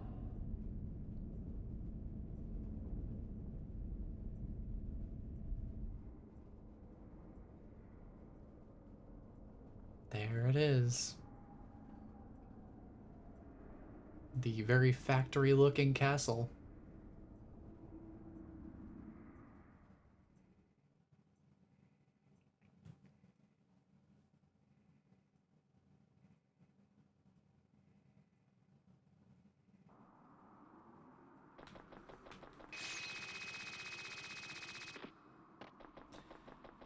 Alright, there are a couple of monkeys to grab around here, if I remember correctly.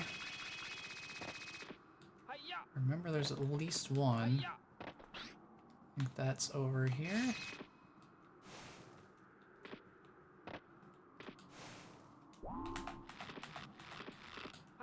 Grab them over here. Alrighty, I think that's everybody here. If I'm not mistaken.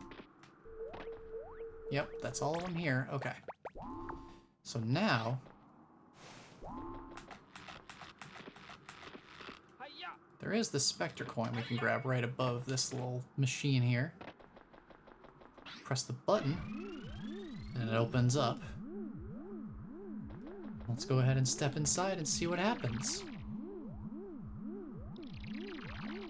This is a cool little camera angle too. We've got this platform that takes us up to the castle. But we can't get inside until we catch 2 monkeys. And since there are no monkeys out here, at least that I can see,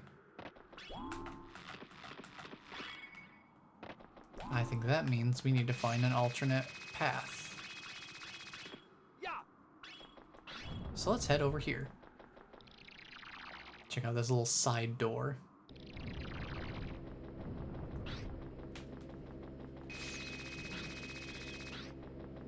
Run down here. Monkey sets off the emergency alert.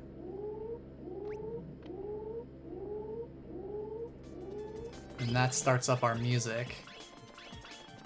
So here's our final track for this area.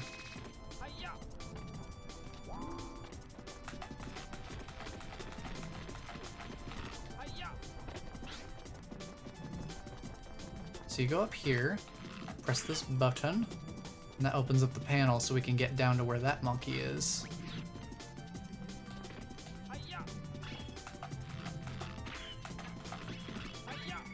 Grab that Spectre coin real quick.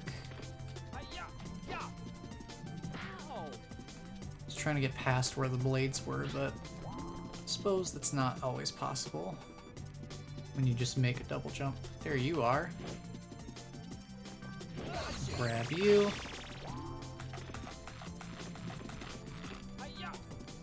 Yeah, I think the biggest convenience for me with the infinite jump with the slingshot, at least casually speaking, is that I don't have to switch back to the Skyflyer every time I want to get elevation. I can just use the slingback shooter to jump up to places and still have the utility of the slingback shooter for things like this. Because we've got some UFOs we need to shoot now. Now. This is where the homing shots can come in real handy, because while they're not particularly strong, they can at least give you a much better chance of actually hitting your target.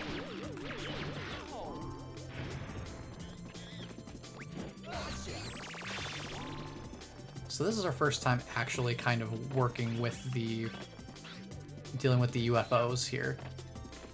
These have been around since pretty early in the game.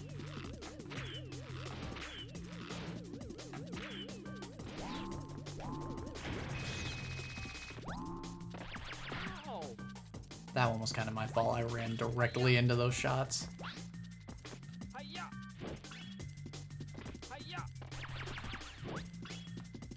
Not a big deal though.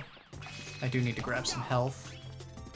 Thankfully we've got a nice little health container just hanging out right there. Nice, there we go. So catch both of them, and you get your chance to go inside the castle proper.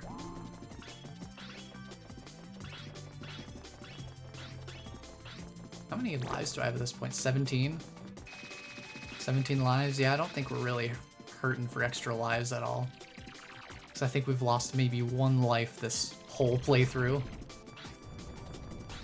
There's another monkey hanging out inside a breakable container, but we can't do anything about that right now. So let's head over this way. We have ourselves another little RC car sort of puzzle. We can jump over here, and we need to let the RC car also ride this platform, because you can see a little bit of it sticks out on the other side of the grating there. So we want to have the RC car come along with us to hold this door open.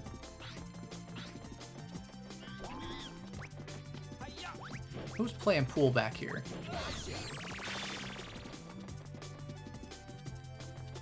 Interesting pool table. Not quite up to standards, I would say, but at least I could tell it's a pool table. There's also an extra life just tucked away back here in case you need it.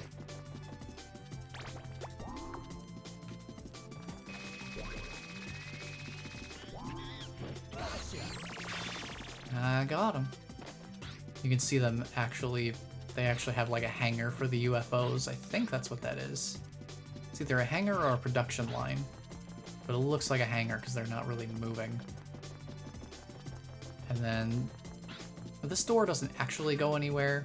This door is more so to indicate an exit point from a different area.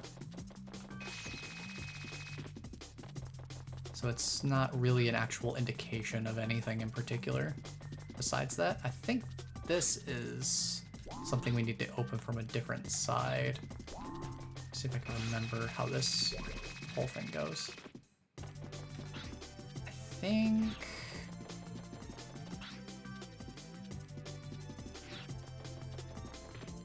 if I remember correctly,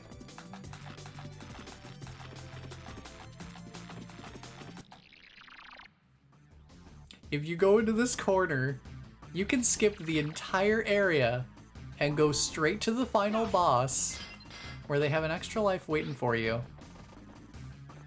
So we skip the entire castle and go straight to the final boss with no way to go back. Oh man, I wasn't sure if it was that corner. But yeah, so the loading zone to get to this area sticks out through the wall a little bit. Normally it's so far off the ground you wouldn't be able to reach it by any standard means, but we are beyond standard means with the infinite jump, so oopsie doodle. Alright, so we're fighting Spectre, and I actually made a remix of Spectre's theme way back when. So if anyone's interested in hearing that, that is a thing over on YouTube.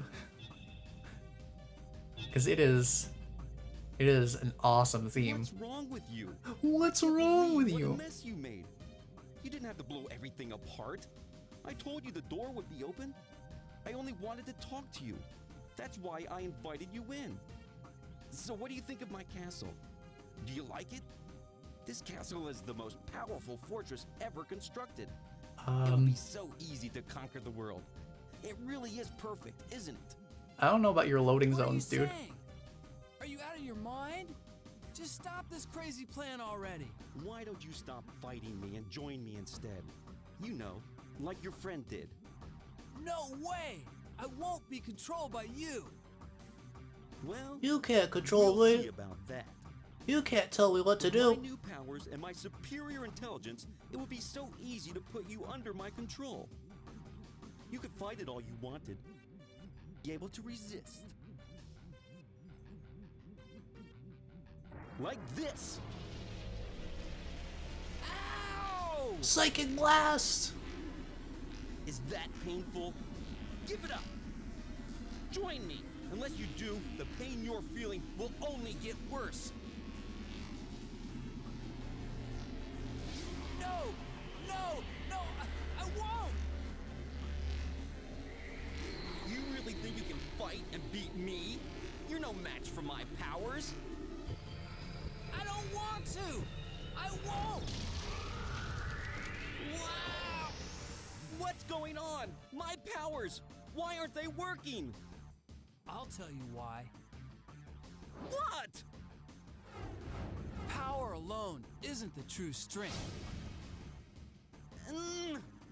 Well, something like that. I love that. It's just like he speaks so confidently, and then he's just like, happening. I yeah, have no use for you now. Something like that. Get out of here. Hey, wait! Alright. Final boss time. With a very unique camera angle.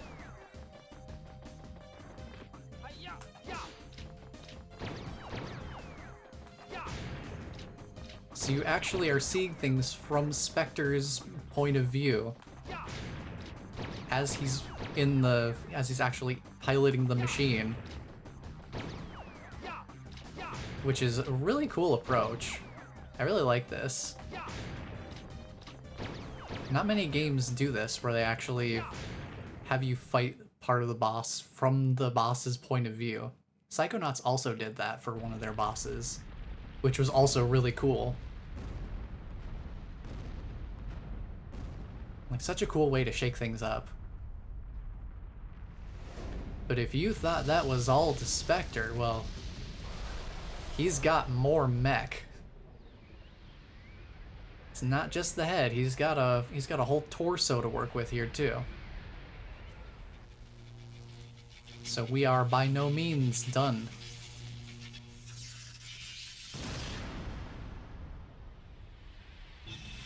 Time for phase 2.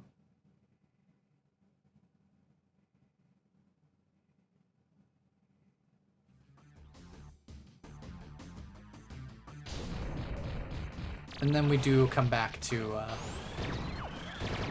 a standard perspective. And then when he's done shooting, you grab the weak spot in the arm that he used to shoot with. Watch out for the falling shots. And then watch out for these guys shooting too. When these guys shoot the ground though, they will drop some stuff. So that can also be helpful. So watch out for those green spots. Sometimes the lag can actually be very helpful.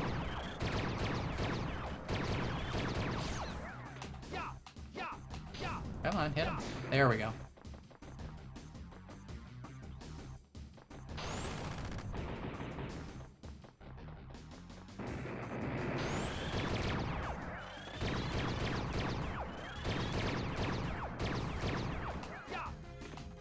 There we go. That's one arm completely taken off. So now we just gotta let him handle the other one. Alright. He's got no more arms to shoot with. So now we've just got a new kind of problem. Can't hit it with a regular shot. I think you have to use an explosive shot to damage his weak point. But what he'll do is he will shoot whatever platform it is you're standing on when he charges up that shot. So ideally you want to make sure you're standing on one of these side platforms when he charges up. Because then you can have the center platform to actually hit him. If I could hit him, there we go. Now beware. There is a point where he will destroy more than one at a time. And if you can get over here quickly enough, you can have him destroy both the side ones, and you can hit him in the center still, which is handy.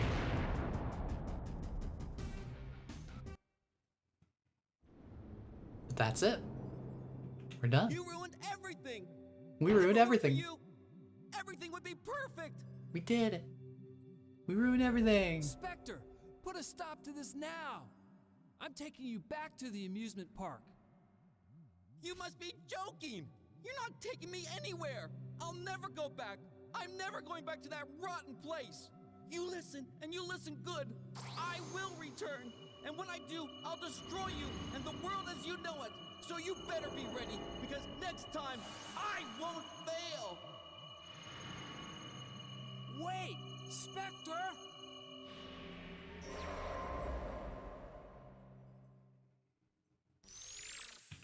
Yes! Yes! He got away again! We totally did it! But yeah, that's the boss. We did the thing. And Natalie and the professor are back in the lab. You did great. We did it! And now we get a nice little ending cutscene with some killer music, because this game just has such a great soundtrack all the way across.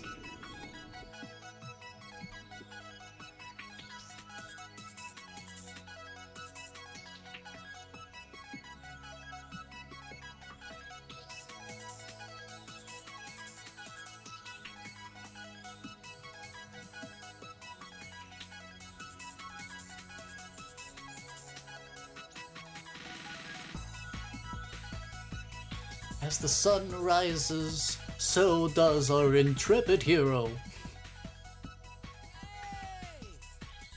Spike!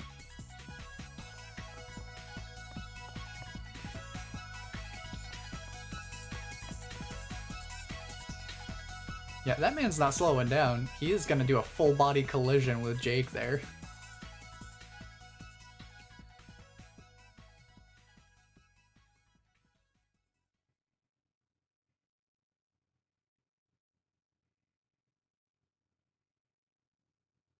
And then we get our credits with a little bit of like a post story here. It's like, oh, they're back to cleaning up at the lab and doing all their usual stuff.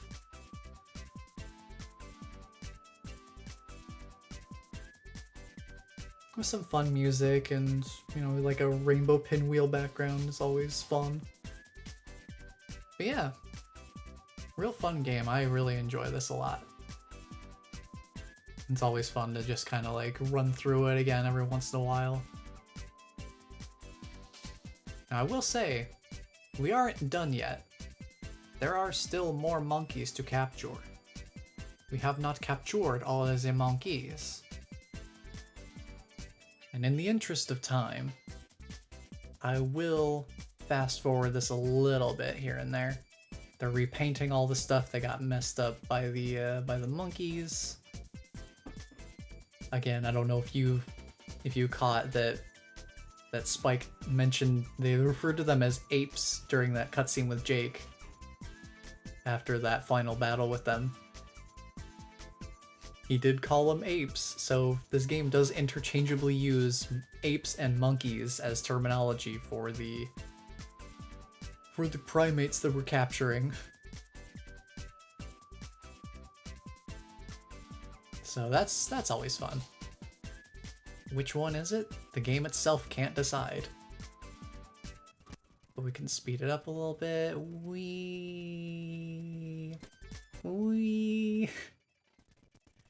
Just a little bit of speed up here in the interest of time, because I do want to more. Here's our voice talents. All of you did wonderfully, but I have a special place in my heart for Pete Burrows, just because I love, it's like, oh, you ruined everything!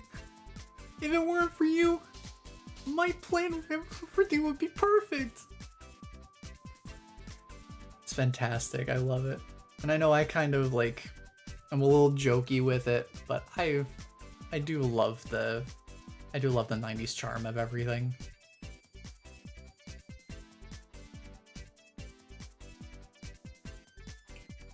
But like I said, we are not done yet.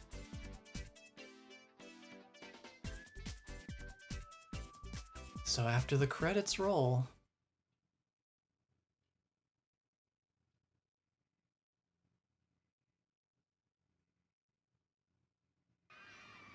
back at the monkey park. They call it the monkey park. The Ape Misbehavin' Magic Show has been cancelled. Sorry. Spectre will definitely be back, and when he is, I'm sure he'll do more evil. Professor, I'll go back and find Spectre. That's a good idea, but first, use the time station to return to the past and check each era for any remaining monkeys on the loose. We can't leave any of them wandering around. While you do that, I'll go back to the lab and track down Spectre. Then we'll find him and stop him for good. And thus your call to action has given a new purpose.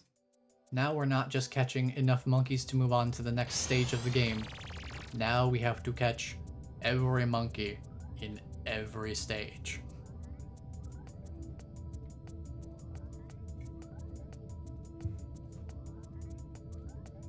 And that is exactly what we'll do as soon as we save. Because we haven't saved since the start of the game. I've just been running through everything. So it may behoove us to save the game real quick. From 1.8% up to 55.9%. So there is still plenty more monkey to catch.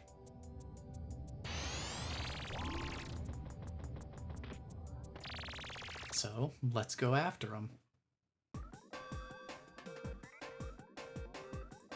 So now any stage that we've cleared but haven't completed, we need to go back to and find all the remaining monkeys that we have not caught yet.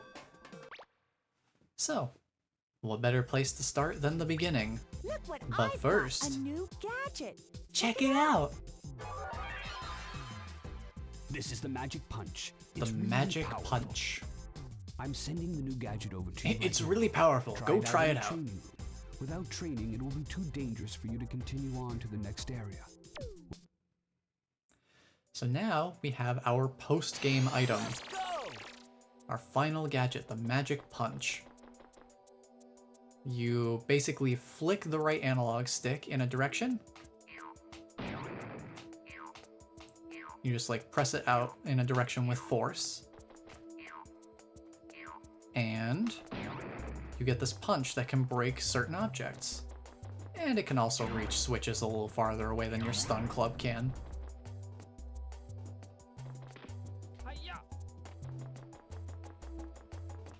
And can also do pretty good damage to enemies. But its main utility is that you can break things with it. You can break certain breakable walls and objects that you would not have been able to break before. So now we have every gadget we need to get all of the monkeys in the game. I'm going for it! So first stop is right here.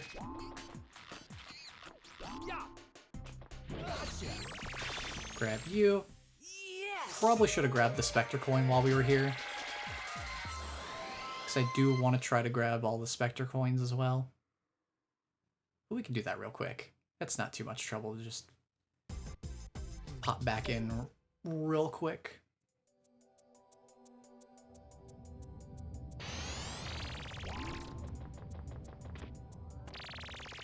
Especially when we can do this. And just kind of fast forward a little bit. Because there's a Spectre coin right over there.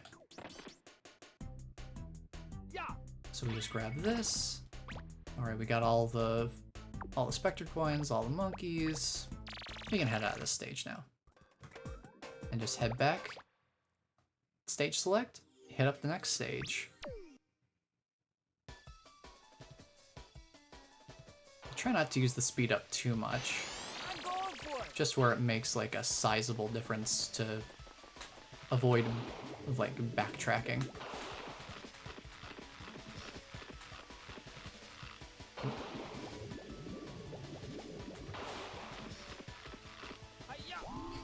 Grab you. And then that just leaves one more. But we need to grab this Spectre coin down here first. Alright, that's the only one in this stage.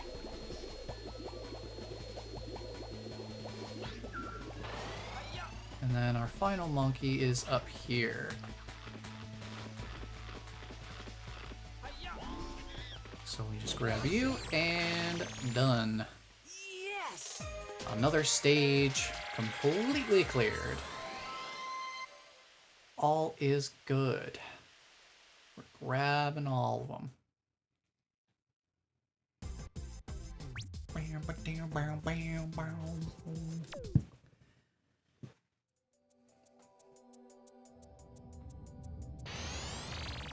So yeah, most of the early game stages are pretty simple cleanups. It's when you get to the longer, more involved stages that trying to find all the rest of the monkeys can be a little bit tricky, because they can be hidden off in some faraway corners that you have to go through most of a level to even get to them. This stage, I believe, has 3 monkeys left. One of them's back here. We can only get through here once we have the slingback shooter to hit that button. And basically what we have to do here is take these bombs that they throw at us and toss them back at the Triceratops to make it kind of stampede around. We have to just do that a few times.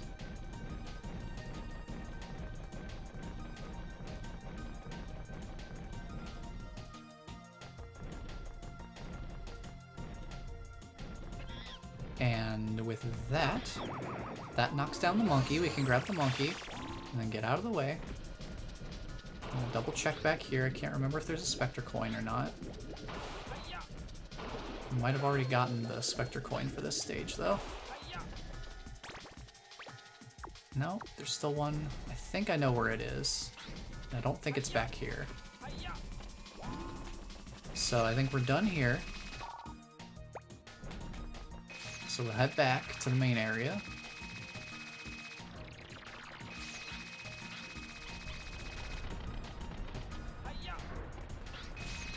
Don't need to wait for the cycle anymore, because we can make our own way up. And yeah, here's the Spectre coin. Alright, 2 more monkeys over in this area. And this area is fun, because you get to see a T-Rex. So basically, here there's a monkey riding the tail of that T-Rex. So you want to get him to kind of charge toward you and run into these little stone ledges. Get him to do that a few times, and the monkey will eventually fall off of the tail, and you'll be able to grab him. Just like that. And then there's one more monkey hiding off in the far corner over here. You can just grab him real quick, clean him up, and we're set to go. Another stage done.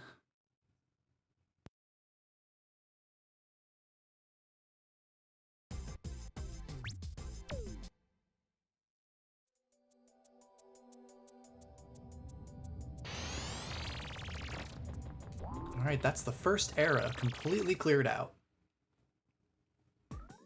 I think that should be all the Spectre coins too. Yes, okay. Alright, back to the jungle. We've got several stragglers to pick up here. Let's go! First place we'll go is directly in front of us over here, because we haven't been over here yet. This is an area that you're only meant to be able to reach after you get the Sky Flyer to be able to make it across this gap.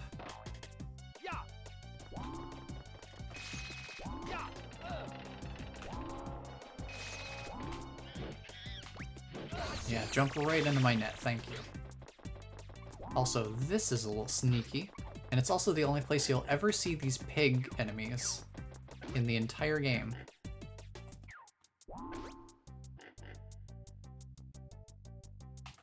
Grab this guy before he can hop into the tree there, because that tree, once the monkey's inside, that tree will actually become an enemy that you have to fight to get the monkey to come back out.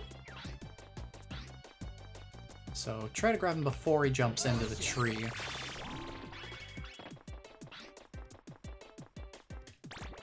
Just makes your job a little easier. I haven't grabbed any of the Spectre coins in this stage. That was the first one. Okay, let's head over here. So that's all we need to do over here. So now we just head back.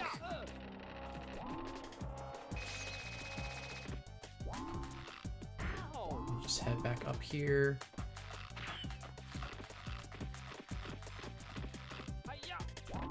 Head over in here. I believe there's a Spectre coin up over this way.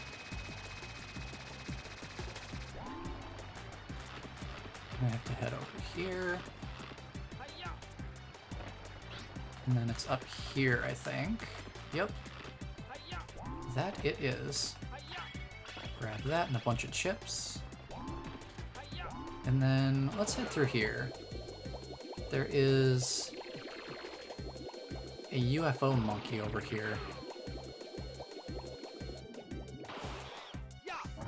So he's gonna get in the UFO, that's fine. Let's take the opportunity to take out the plant ahead of time. Once he starts flying around like this, then you can actually start hitting him. Up until that point, it's completely invincible. To kind of lead your shots a little bit. I tend to prefer to keep my distance, because then he won't shoot at me. If you get too close, then they can start shooting at you. I feel like that's arguably more difficult than just sitting back and taking a bunch of shots. But then you can grab them. No problem there. Go up here.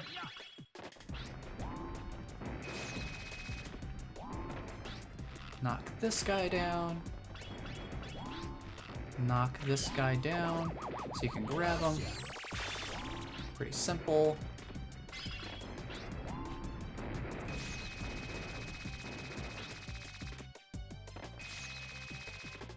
Head back over here. Now I don't remember if this monkey is one that can be caught before he jumps into the tree or if he just kind of automatically jumps in. Guess we'll find out.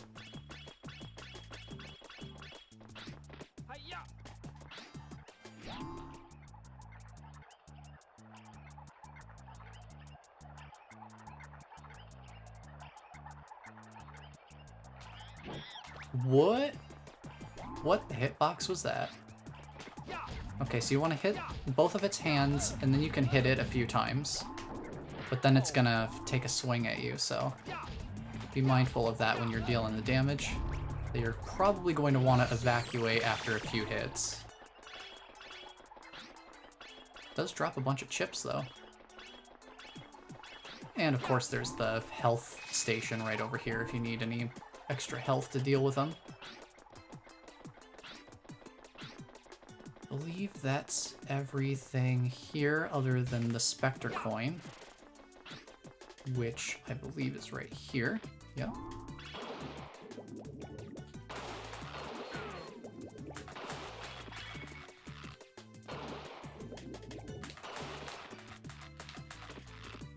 You want to head over here.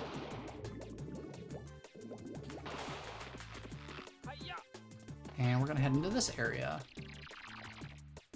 Now this stage is where you're most likely going to see the sailboat or the rowboat a bunch.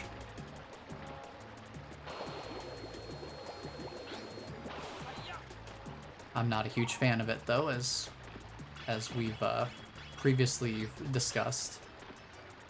So I tend to prefer to just go this way. Just don't swim in the water near this guy, because he will come after you and he will give you a hearty zapping if you're not careful. Grab that guy. Try to swim past this guy. Nice.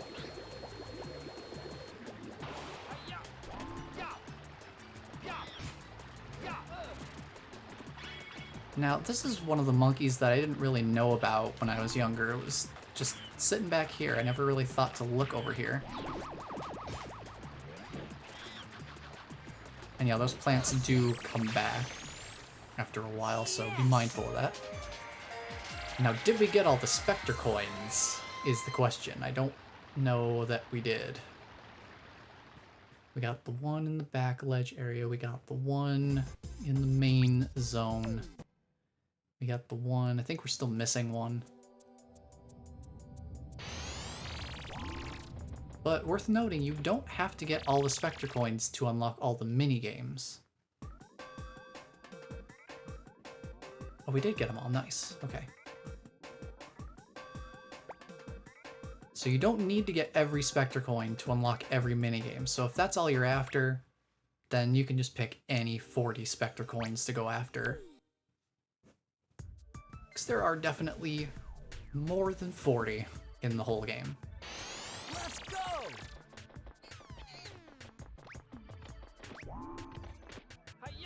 Now we remember this little Speedy Gonzales here.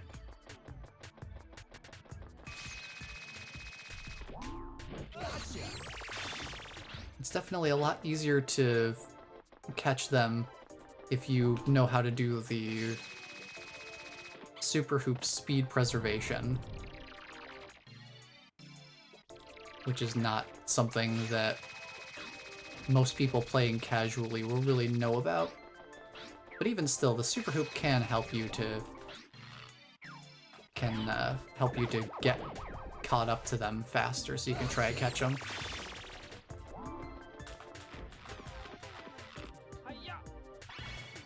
me just grab that real quick. So what you're meant to do here is there's this glowing panel. Take the magic punch, punch through it, and now you can get over here.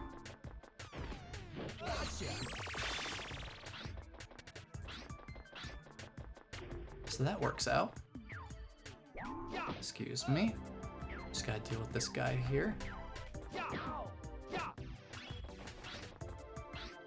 I can't remember if there is an area down there. Don't remember if there's a monkey though. You can also, if the monkey presses the switch and you fall down, you slide down to this area, and that's another way that you can get back here. Because this will take you up to where the monkey is.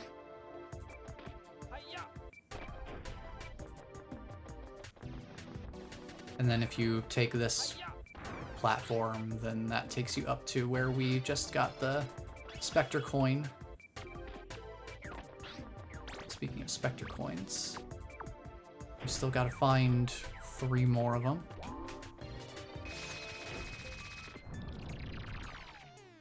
We can do that. I know we're gonna find one real soon here. So we wanna go down here. Into this area. Now this is where we had that first missile shooting monkey that we didn't deal with earlier.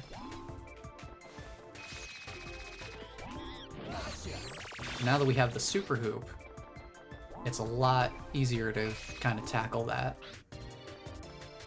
Now there's a Spectre coin up there, and you're meant to navigate this very skinny pathway that can be a bit of a pain to navigate. Because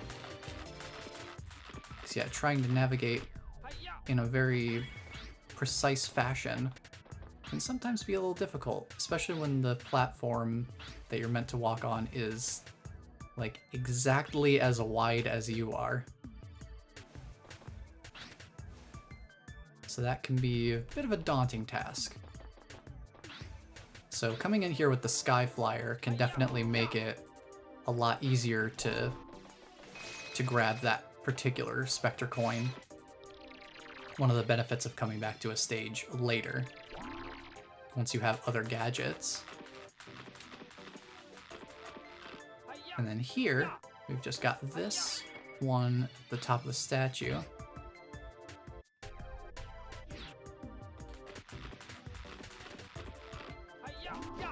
Just make sure I take no fall damage there. Now comes the hardest part of this stage. All of that stuff, not really too bad.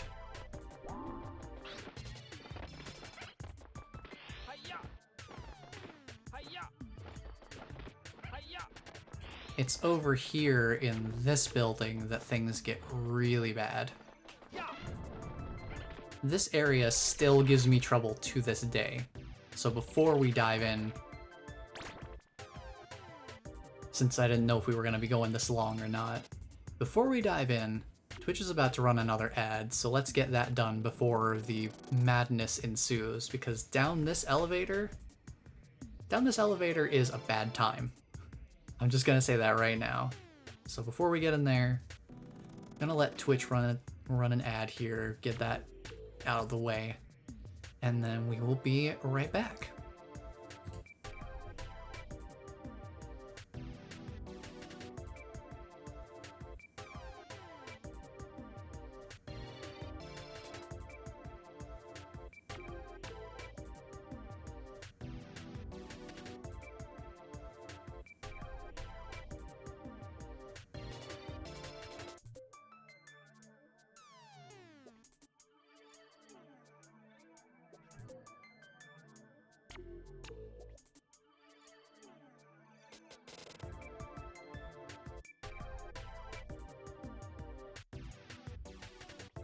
Alright, hello everyone.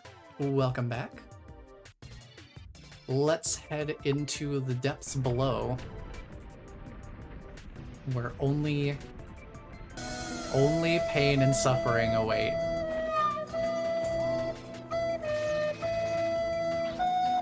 Because, one, we have these statues that love to try and ambush us. These absolutely delightful statues that just kind of pop out. So, you'll see why those guys are more of a problem here in a minute. So, notice we've got a fast monkey over there. If we try to sneak up on this monkey, they're just going to automatically hop across some platforms, and we'll have to follow them. So I'm going to try and see if I can't outspeed him here. Because yeah, he's just going to jump across those platforms if I let him go. And then we have to run across all of these. And then these things kind of push you if you're not careful. I don't remember where this... There's a Spectre coin down here. There it is. It's right underneath that first bridge. Kind of hard to spot because the camera kind of takes over at certain points. There we go. That's all our Spectre coins.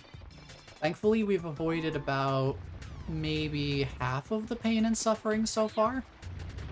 That's pretty good.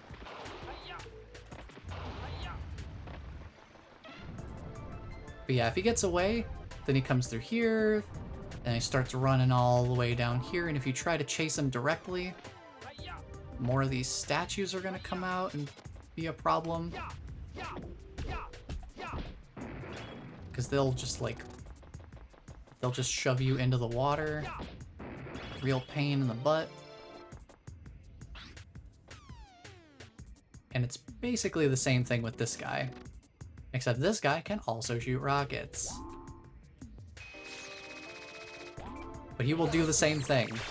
He will just jump across those platforms, and then you'll have to do this whole thing with these platforms, where you have to like sky flyer between them, or like just jump across, and it's a whole thing. So I am very, very glad that they just stood nice and still and let me just catch them. Because this area, if things get out of hand, it gets really out of hand. So now we just deal with these guys. And, you know, just flame spewing totem pole. Not a big deal.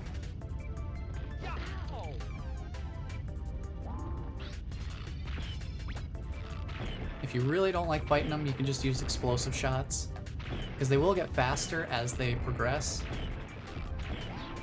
Take them all out, and you get access to the sarcophagus. What's inside the sarcophagus? It's a monkey, of course.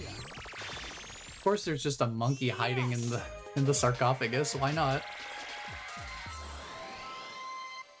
He's just hanging out in there. Totally has enough oxygen to breathe. But there you go. You did it! Another stage completed.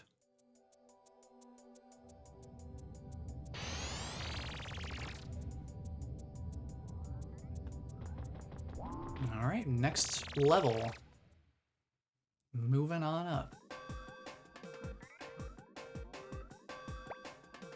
We got one more stage, and we already have all the Spectre coins here. So we can just focus on catching the monkeys. Ain't that lovely?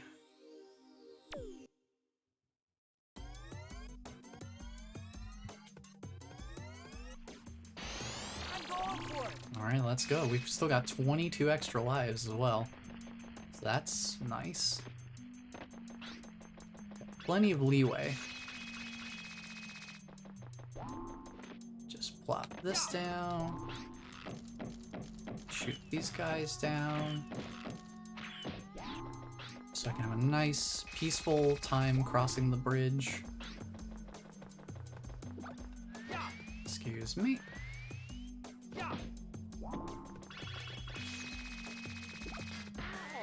Okay, their spinning is stronger than my spinning, unfortunately. Do that.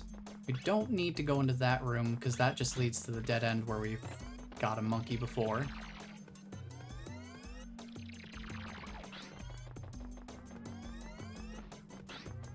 So what we want to do here is just hop over here.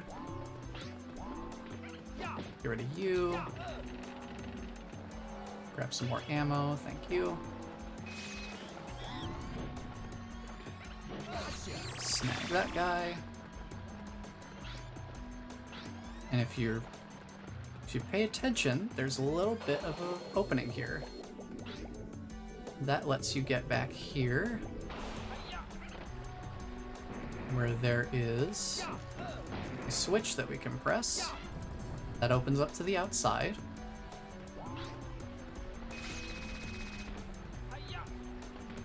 I also love the wall murals of the monkeys.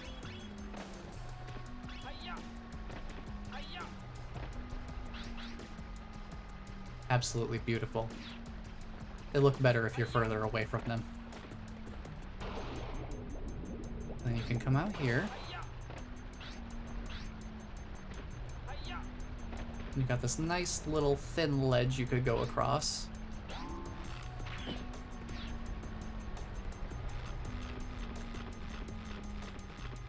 Of course, why do that when you can just infinite jump?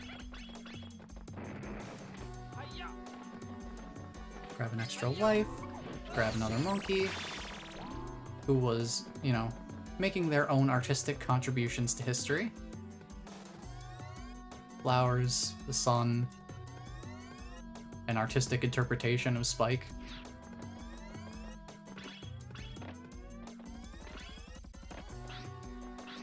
And then a switch that opens up this gate, so we can actually get back to where we were before.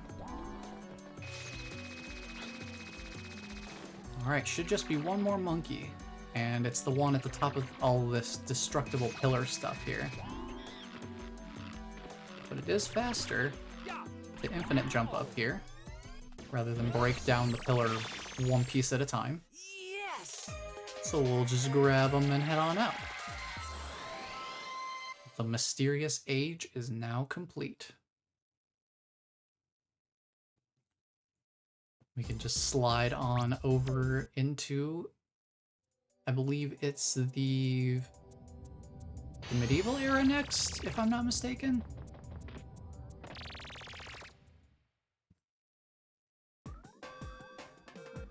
Maybe the Ice Age. Is it the Ice Age? Oh, it's the Oceania, right. Okay.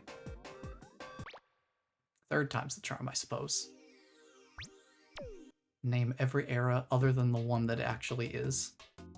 At least I know it's not the future era, because that one comes last.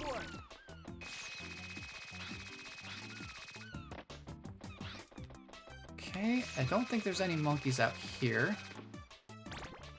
And then there's just one Spectre coin, and I believe that's over in this second area. So I don't have to worry about that. So now we get to check out this other side area that kind of meant to go to your first time.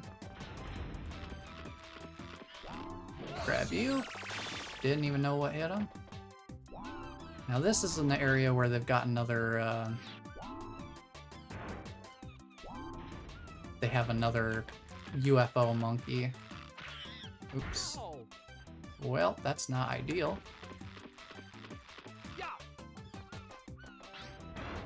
Give me a second. I want to look this way. Excuse me, Mr. Krabs.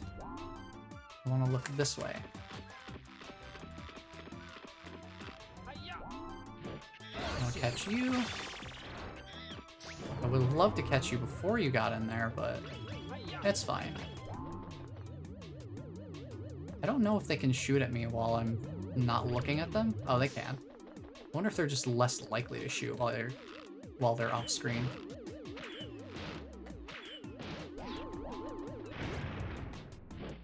Oh, he went out of alert mode.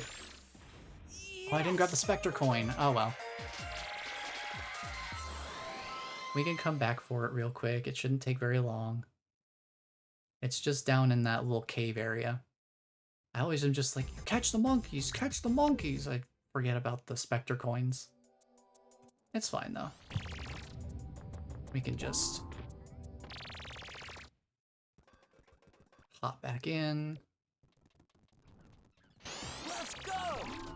Hop back into the stage. Just run over.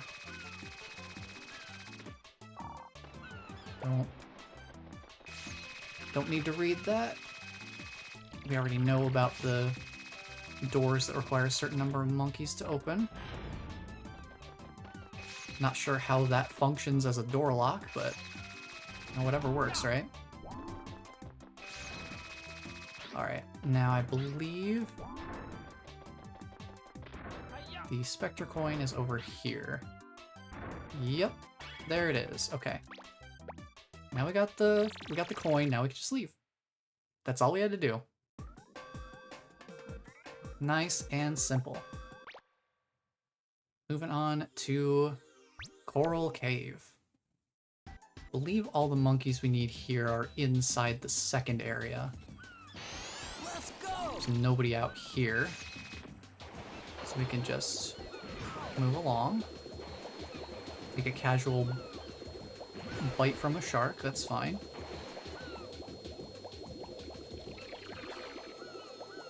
Pop over here. Can you give me health? Thank you.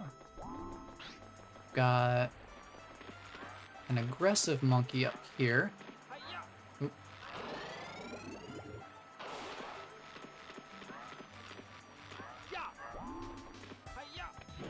Thankfully he didn't take any shots at me or anything. So that just avoids a little bit of platforming.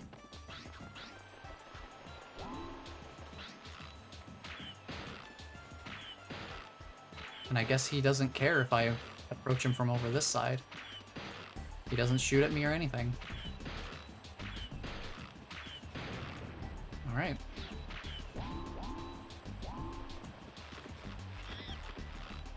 We can just head on over here.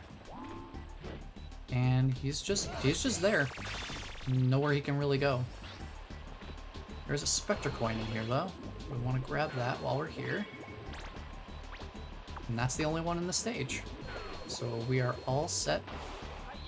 We're all set to leave as soon as we grab the last monkey. Which I know where they are.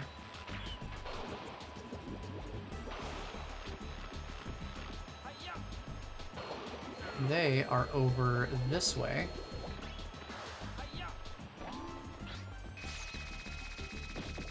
There's this area over here we haven't been down.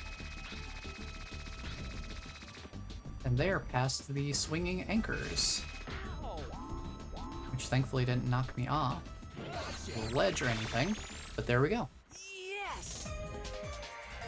Another stage cleaned up. See, like once you know where everything is, it doesn't take too long to just come through and grab everything. There are definitely some monkeys that can cause a bit of a problem if you don't really know how to approach them. But once you got the approach down, then it's just a matter of doing it.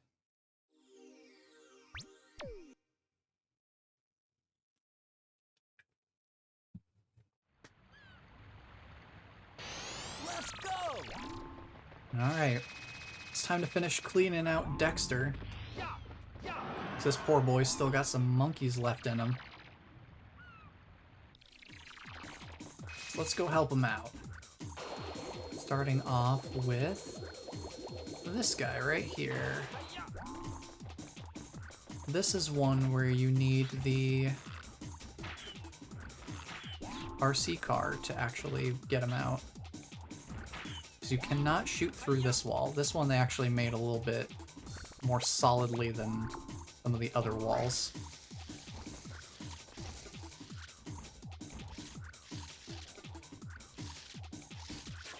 So you just gotta get him to come out. Sometimes it can take a little convincing.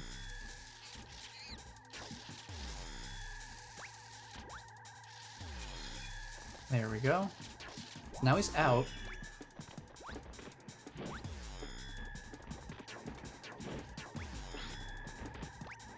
Yeah, he jumps in the water eventually.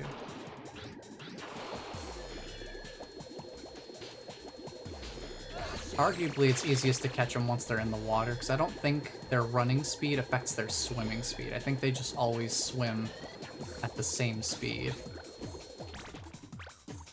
Alright, we've only got one Spectre coin left in this stage, and we know exactly where it is. Because the last time we were here, I pointed out that it was behind a glowing wall. Try to avoid these guys. Super Hoop can come in handy for those because it gives you a little bit of protection. Alright, let's head down here.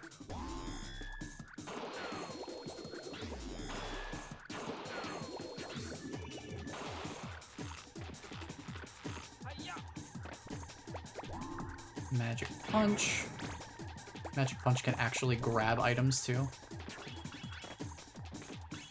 So it's almost like you wouldn't even need to punch that wall down because you can just grab the Spectre coin with the distance you get from the Magic Punch. I think we traded hits there.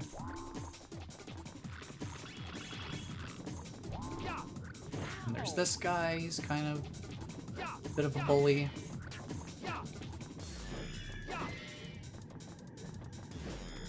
Just a little bit.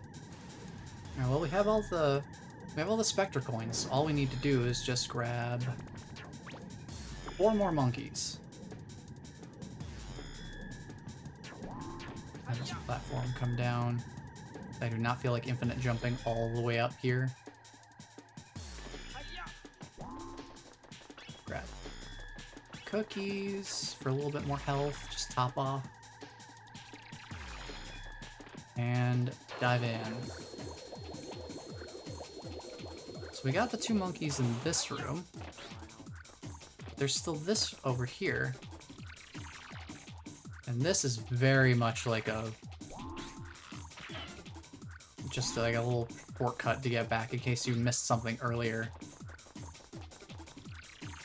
So if you need to get back to an earlier part without redoing the entire stage again, you've got a little area to do that there. Oh, hi. Didn't realize you were right there.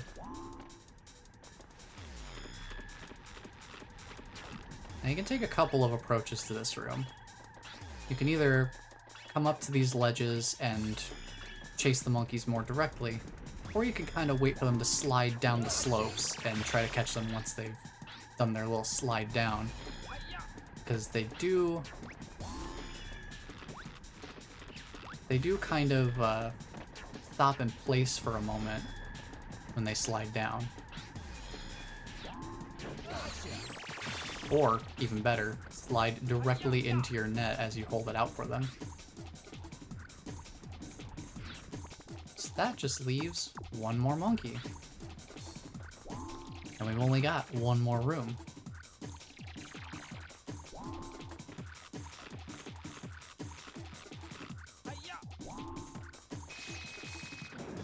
This is very much like a Zelda mini-boss.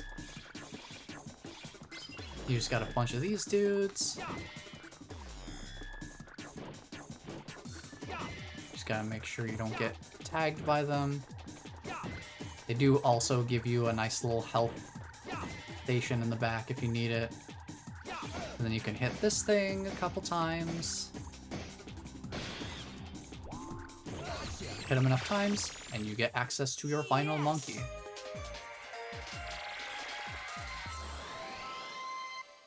And now Dexter's all nice and clean. No more monkeys giving him any indigestion, or worse.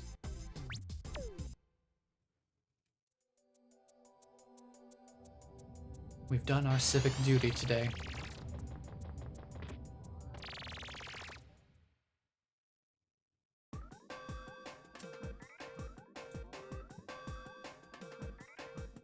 And that is the Oceania Age complete. And here we actually completed 2 of the stages already, so we've just got Frosty Retreat. We basically just need to run through to that final area. We already cleared out the monkeys everywhere else along the way. Let's go! So we just need to go to the end.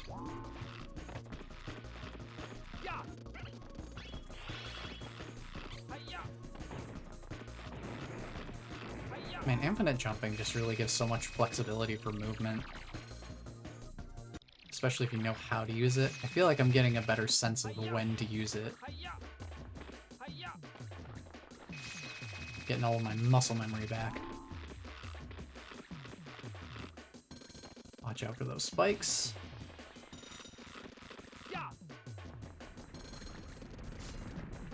Watch out for those flying noodles.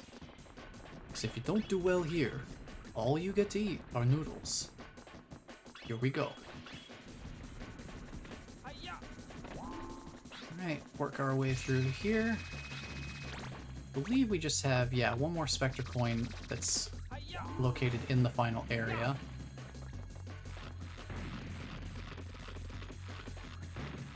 Do this just to make sure I don't take fall damage.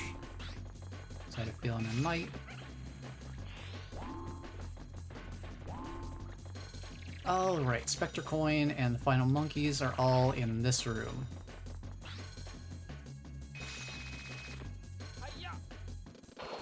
I don't feel like dodging the jellyfish, so I'm just gonna catch this guy. Oh, he was in his jumping animation. I guess if he's in the animation where he jumps into the UFO dispenser, then that technically makes him invulnerable to being caught. That's fine. That's not the worst thing that could happen. These guys can be kind of hard to hit, because if you're too close to them when they come out, they actively hide from you. You can grab them that brief moment beforehand. Alright, so we got the Spectre coin.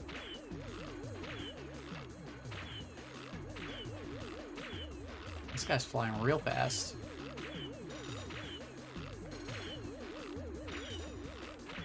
And this guy's got some dodgy flight patterns.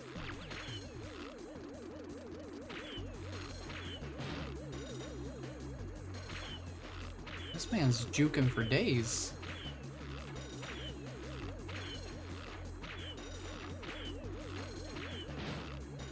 Like, he flies fast and unpredictable. Good candidate for homing shots, I suppose.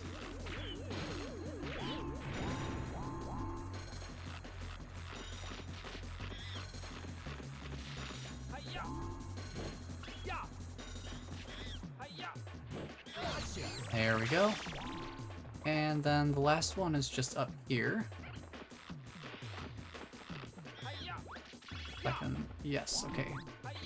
Good ledge grab. And got him. And that's the stage. Yes!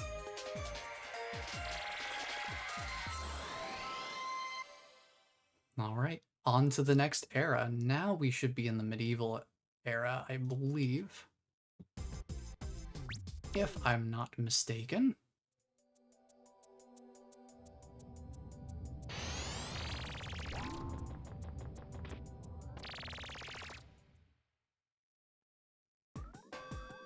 Let's take a look.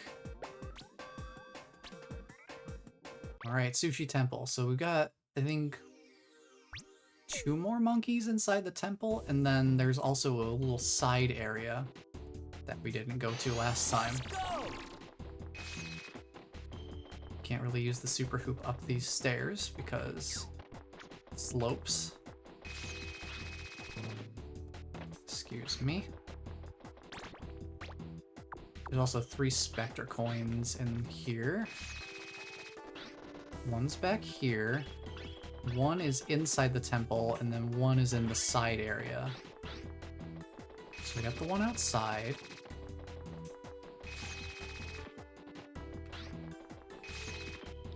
Now this one of the monkeys we need to catch is that rocket monkey that we didn't grab before.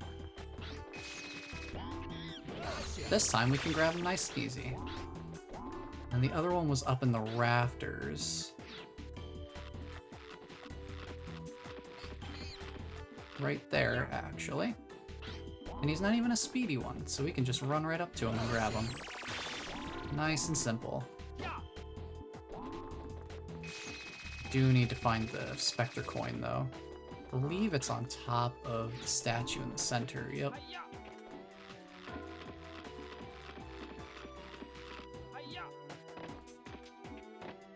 Nice, easy grab there. Make sure I don't take fall damage.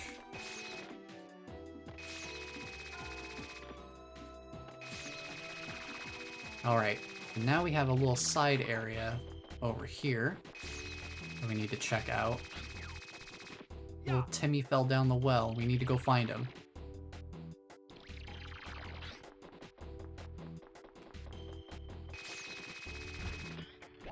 Heck if I know why it's like all lava down here. It's supposed to be a well. How is there a distinct lack of water and a distinct presence of, you know, a lake of fire? Grab those monkeys. Now, this area, there's a whole bunch of like climbing across vines and platforming and all sorts of stuff.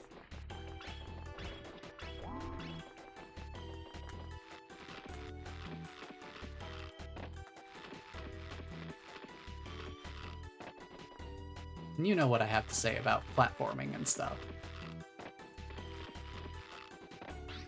Does platform come out? It must come out a little farther than I think it does.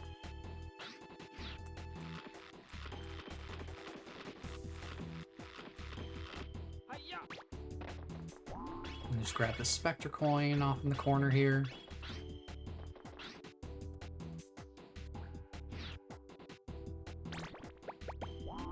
I'm gonna play it a little more casual with the Sky Flyer here, because we're already up at a pretty high elevation. You can see over there, there's a button way the heck off in the distance over there. The slingshot pellet actually despawns before it can reach that. So yeah, what you're meant to do is go across all these different vines, take these wall ledges to get around the room. So you can get up to here, shoot this switch, open this passageway. There's just a nice little room behind the big Spectre statue.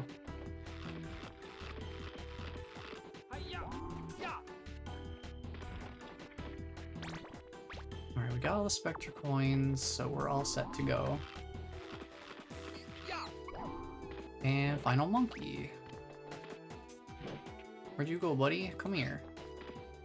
Come here, buddy. There we go.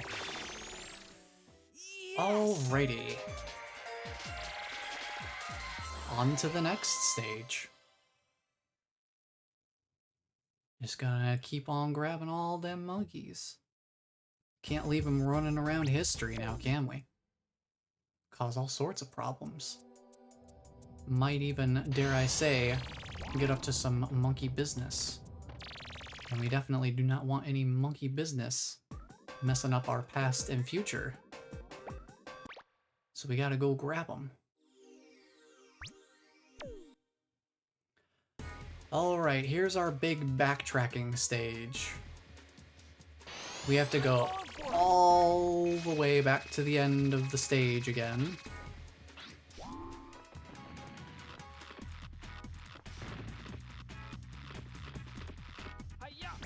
I'm gonna Sky Flyer here just to make sure I make the gap.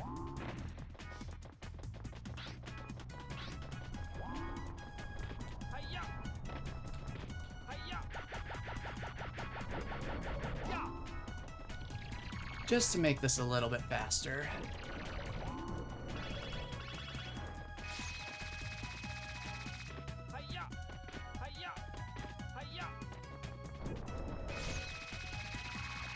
If I'm not mistaken, there should just be, yeah, 2 monkeys. There's also 2 Spectre coins. And I believe one of them might actually be over here.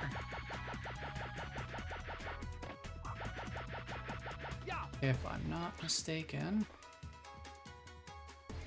One of these islands, I'm pretty sure, has a Spectre coin.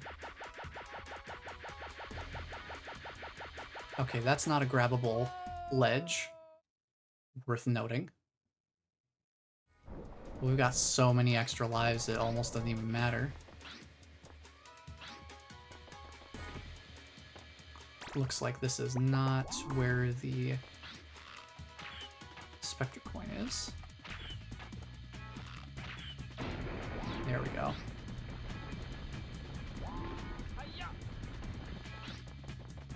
Okay. There's no Spectre coins or anything up that way, so we can just ignore all of that.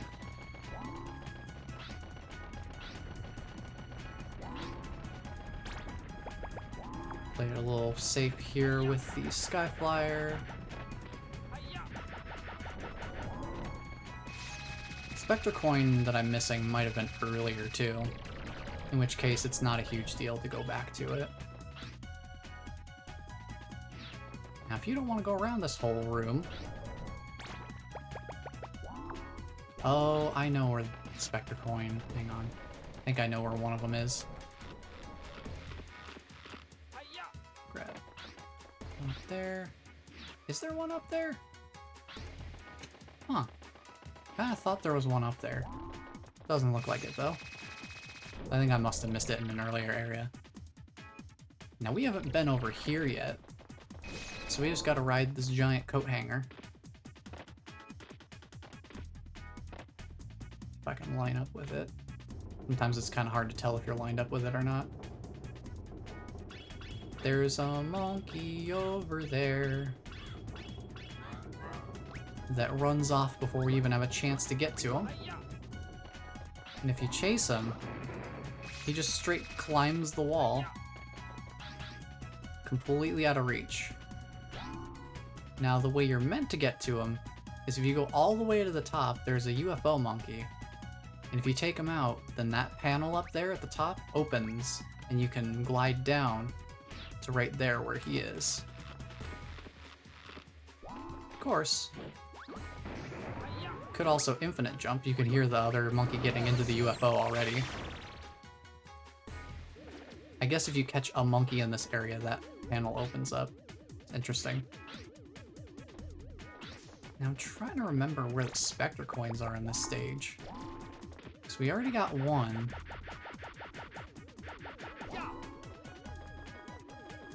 And I thought there was another one here.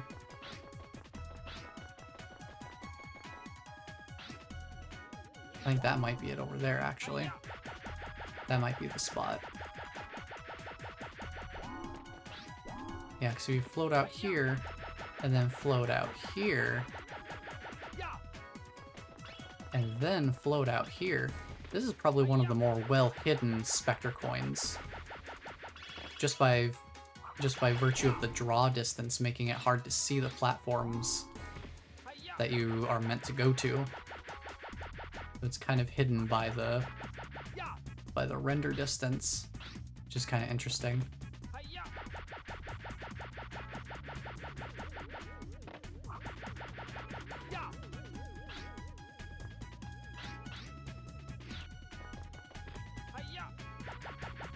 And there's this little under area. Grab a bunch of health, I guess. I don't know that I've ever actually been under that place before. I've been in that little area with the cookies. UFO monkey's really going at it though. I think you're meant to glide from here back over to the hangar and then go back again.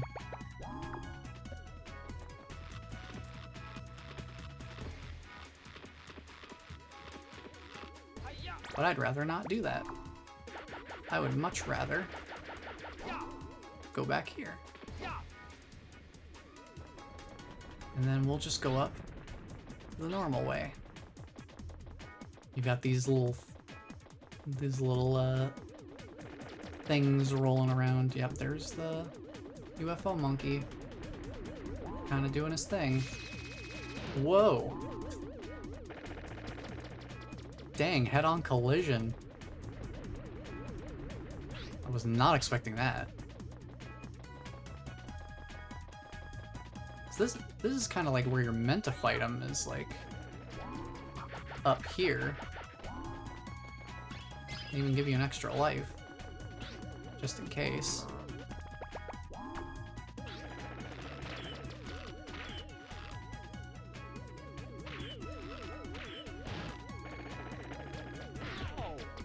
So yeah, there's really nowhere to like hide from this one. So you're basically just gonna have to fight him in a shootout duel. Just run toward me, buddy. Just run toward me. Yes! Yeah, I think the first Spectre coin is somewhere earlier in the stage and I missed it. So I'll need to run back real quick. Which we can do without too much trouble.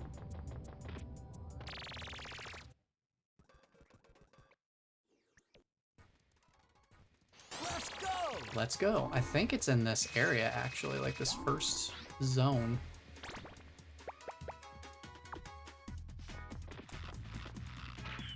Ooh, that was sketchy.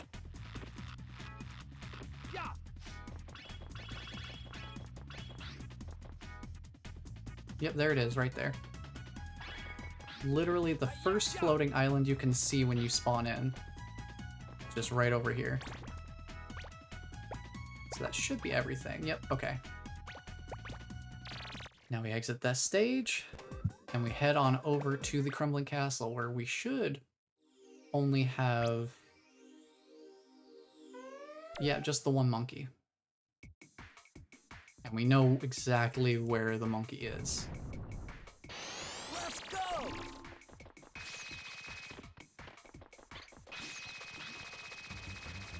It's just on the roof of the castle. We can reach that without much problem at all. Just like this. We need to break into here. And just grab him. Yes! That's about the quickest cleanup you're ever going to get from a stage, is basically that and the first stage of the game. Those are like the only two quick cleanups that you're going to get. Everything else requires at least a little bit of running to where the monkeys are.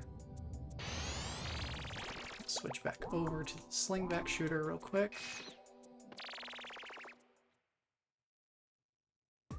So yeah, that makes for a nice quick cleanup. That's why I wanted to grab everything when we first got there. And not have to do the whole run around on a return trip. Since we already have to go into a bunch of different places in that stage to begin with. Anyway.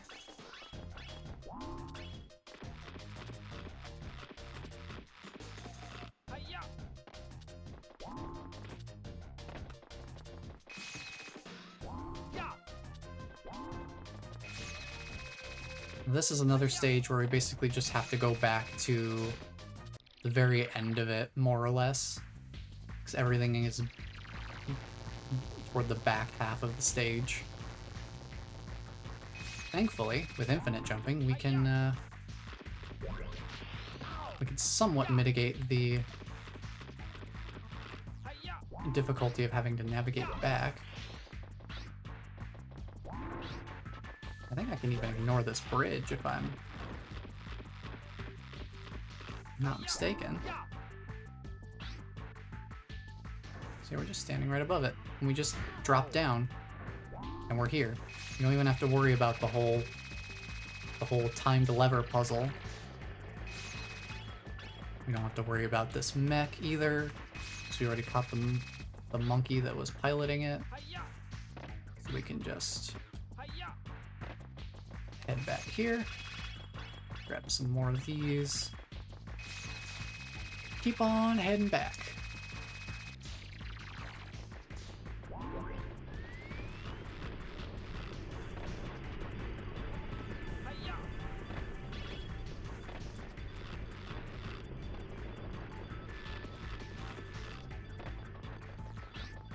Now this wall that we couldn't break before, now we can. Takes a few hits, but we can break it now.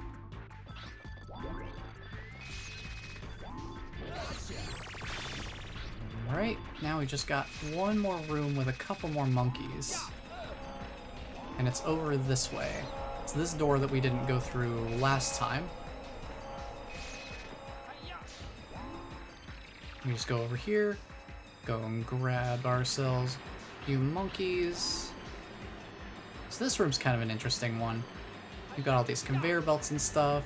You're meant to like climb up all the way using these conveyor belts to kind of get around.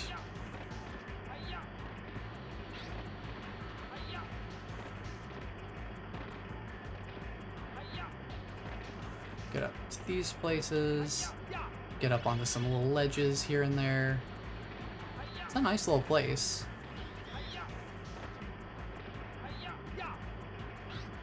Definitely a very fun location.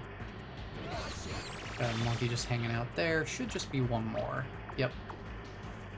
And another Spectre coin.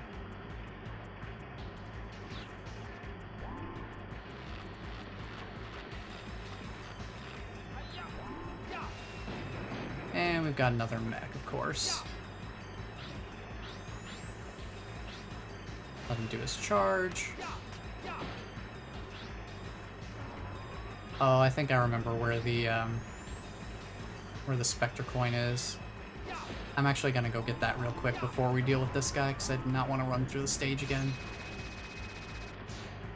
It's actually back in here with this pipe room.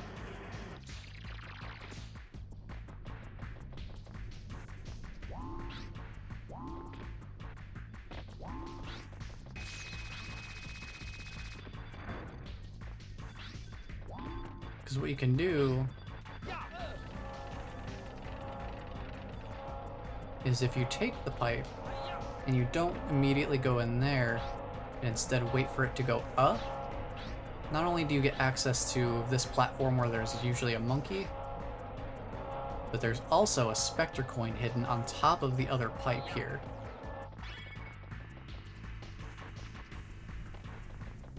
So there's the other Spectre coin.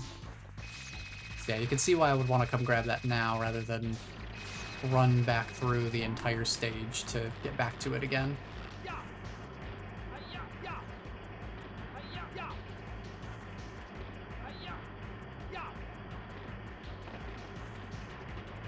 Okay. Whoa, whoa, whoa, hey, camera angle. Decided to whip my camera back around. Was not expecting that.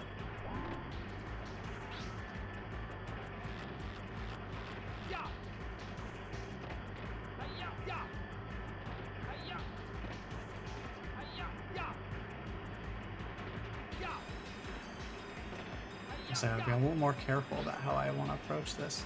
Yeah, see, it whips my camera back around when I move in this direction. Alright, now let's deal with the mech. Go ahead, just let him do his charge attack. Give him a little bonk.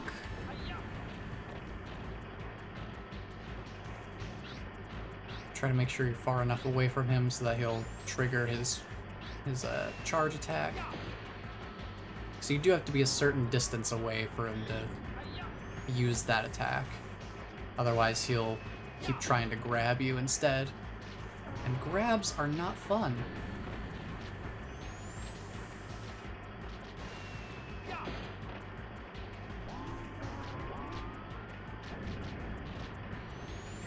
Alright, this should be it.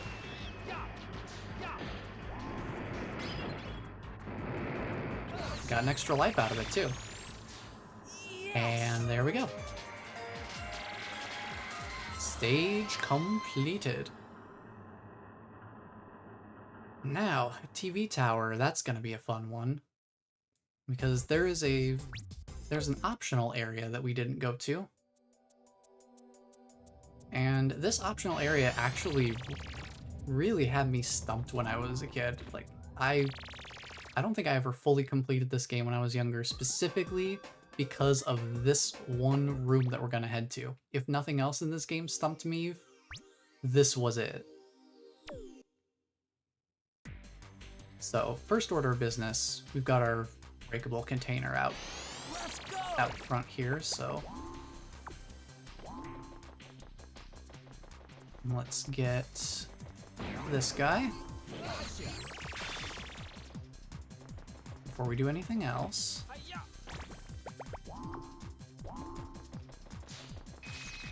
So yeah, we already caught all the monkeys.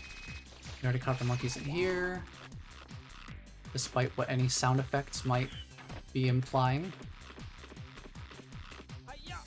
Sometimes when I go into a room, there's like a monkey sniffling noise, which is weird because they're all gone. But we go through here. Actually, you know, maybe I could just do this. I wonder if I could catch them off guard if I do this.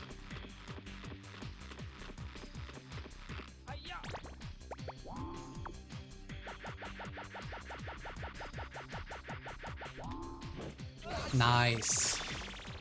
Don't even have to worry about the about that whole big turret thing. Since we have Magic Punch, we can break these ourselves. We don't even need the tank. Okay, this side area stumped me for the longest time because there's all these fans. And fans, as you know, kind of blow you away. So trying to figure out how the heck you even get these monkeys when there's fans blowing was a real stumper.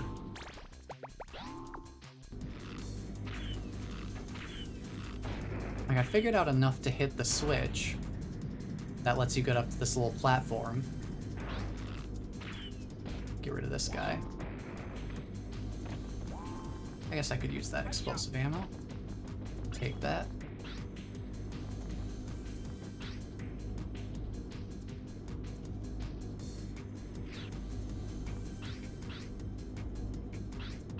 And then from there, once you hit that switch, you go up here, up these little platforms that came out of the wall. Now you can start riding it down. But as soon as you touch the platform, it starts to go down and won't go back up unless you specifically stand on this button. So, as you can imagine, with no backside to the platform to kind of help catch you, the fans will just blow you straight off. And that'll happen anywhere on the platform, not just right in front of the fans, but anywhere on the platform. So I would get down to that point and I would just get blown off the platform and just think, what am I supposed to do here?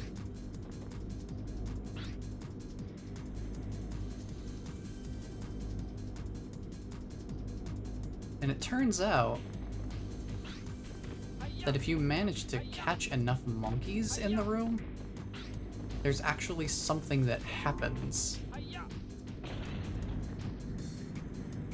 So like if you can manage to catch, say, like that monkey and this monkey, that panel opens.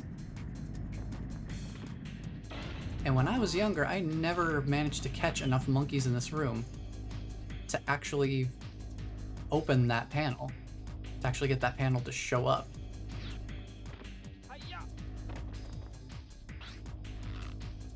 So then what you do is you break that panel and you can get in there and get into that room off to the side. Where there's one, another monkey, but there's also another switch. Pressing that switch opens the way back to the other area. And it also,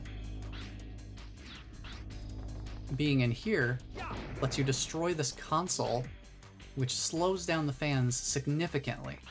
Not 100%, but significantly. So now the fans aren't going to be nearly as much of a problem. And the reason that's important is because there is a monkey all the way at the bottom past the fans.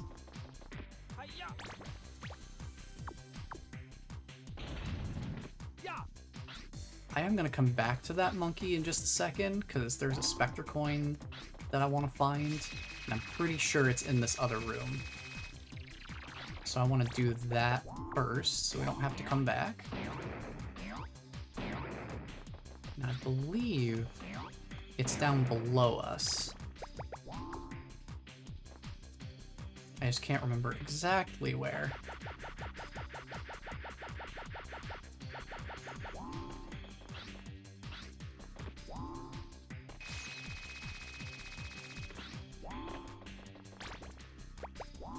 But we can break stuff with the magic punch and take a look around.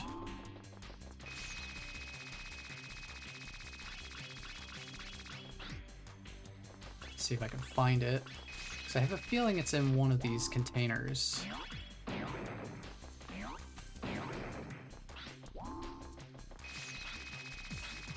I think so, anyway. It's normal chips.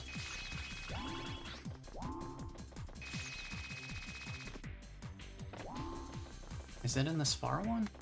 It is. Okay. Alright, I had a feeling it was down there, I just couldn't remember exactly where. Now we can go get this final monkey. Just to guarantee that I make it.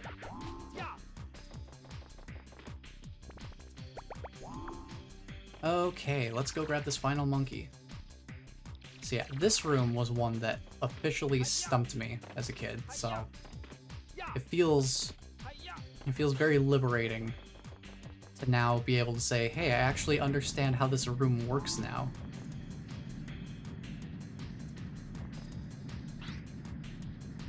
So you'll notice I do get moved slightly by the fan. It's still active, but it won't instantly blow me away like it would have before I shut them off. And that's that. Yes! So now, we've only got one stage left. And that is good old Monkey Madness. We did skip most of the castle floor. So now, we're actually going to have to go through and see the castle. Because pretty much everywhere in Spectre's castle has a monkey.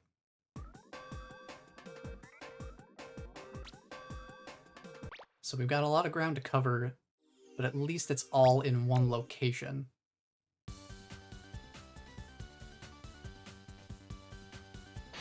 Let's go! We don't have to go to all of the different amusement park areas or anything.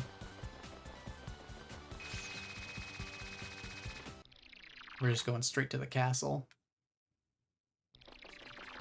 We do get to hear this awesome music some more, though.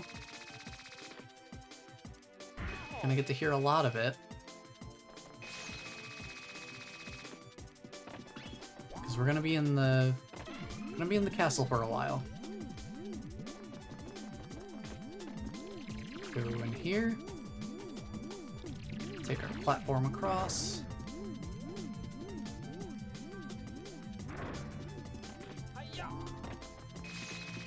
All right. As we head on in, I know we need to hit... Also worth noting, Magic Punch can break through these guys' defense even before they've stopped spinning. So you can get a little bit of revenge on those guys.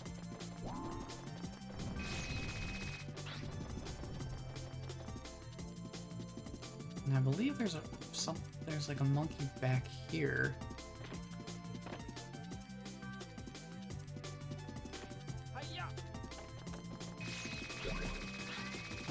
Guess I may as well grab the extra life while I'm here.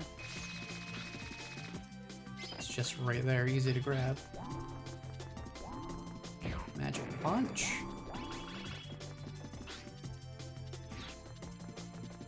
So yeah, if you want to get to the Spectre, like immediately, just infinite jump up toward that corner. The loading zone exists, and you can totally get there.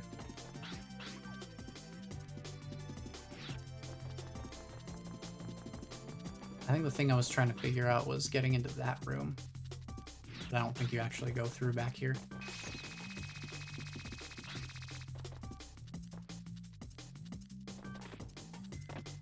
Maybe I should stop breaking the order of the game a little bit. And actually head in the normal direction, where we can see this lovely portrait of Spectre. Ain't that a lovely portrait? Looks just like him.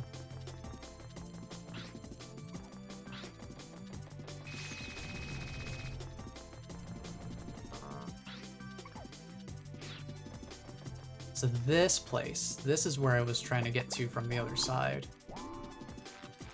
Because normally you can't get up here this way.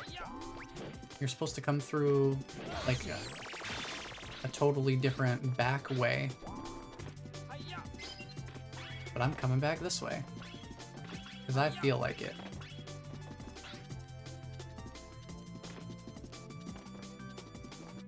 Where is this? Oh yeah, this thing's fun. Okay, so yeah, there's like a button or something I'm supposed to press to open this door. And then that lets you come up here using that very unique platform that's used literally nowhere else in the entire game. That is the only place they ever use that.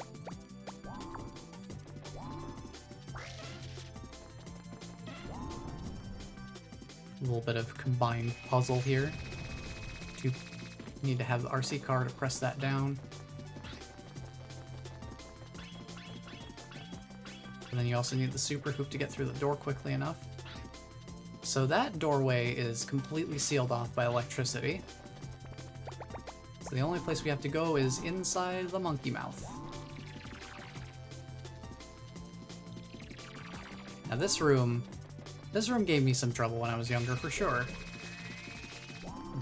Because the intended method is you go down here to this little area.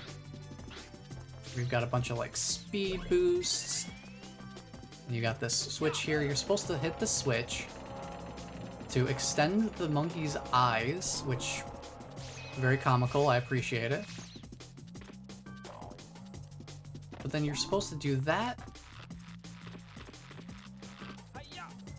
and run up here and platform across the eyeballs, which in itself can sometimes be a little tricky if you're not using the Skyflyer or something.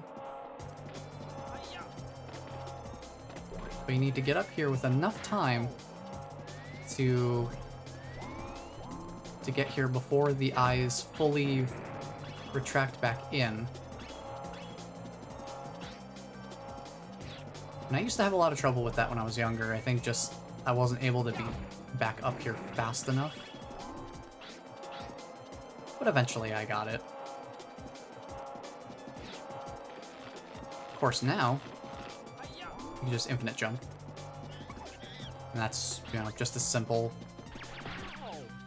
Just a nice simple way of getting up here.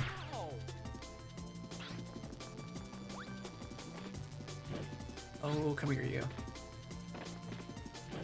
Alright, grab him real quick, and I see Twitch is about to run another ad, so let's get that out of the way, shall we?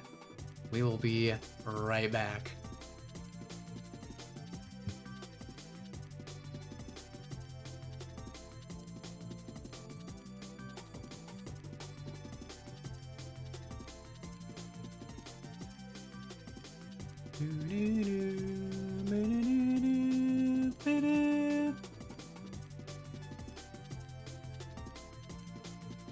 It is good music. I really like the music in this game. It's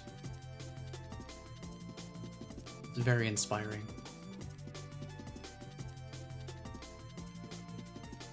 It's so funky too.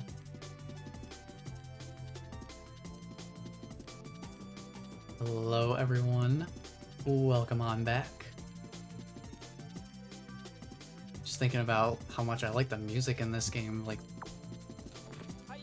I love the like little break beats and stuff that they've got in there. Very interesting percussion and all that. So this button here disables that electrical field in front of the doorway that we saw earlier.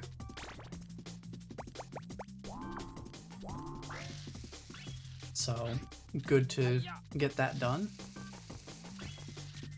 Here's another monkey that we have to kind of chase out with the RC car. Sometimes he's more cooperative than others.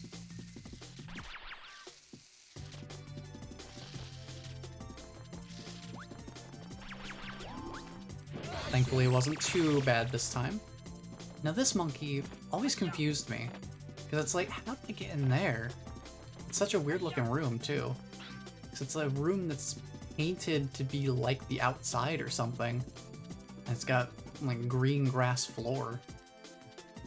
And I could never figure out how to get in there.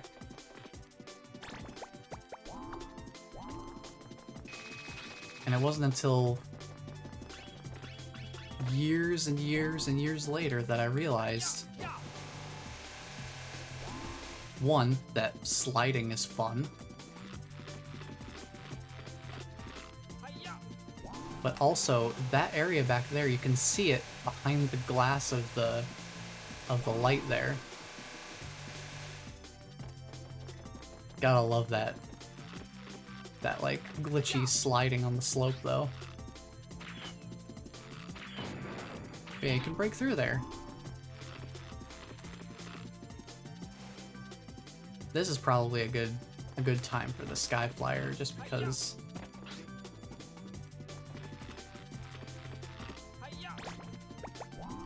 it can help me line up my landing a bit more. Because that is a pretty difficult little platform to land on.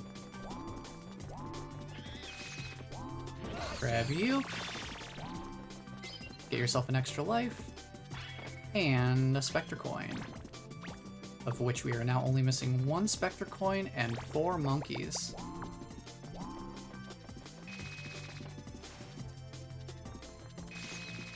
So we're really coming into the home stretch now. Because we've got very few monkeys left to find. Only 4 left in the entire game. That's it. And 1 Spectre Coin. So, let's see if we can't track them down. Now, there's a reason they're giving you extra lives at the start of this area. My advice, just keep moving. If you keep running, these robots that keep popping up off to the side here are unable to keep up with you. Like, they literally just can't keep up with how quickly you move through the area, as long as you just keep moving forward.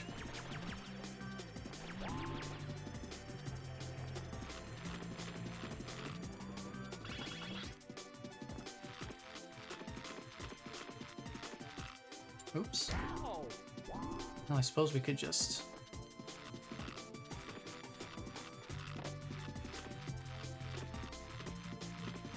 do this. Because yeah, fighting those robots, just one-on-one, just trying to actually fight them, it can take a while. And since they're flying, it can be kind of a bit of a pain to deal with them. So I find it to be easier to just completely ignore them and keep moving forward. I mean, it works for me. I think once I've started running through this area just as a straight shot, I don't think I've ever had to fight them.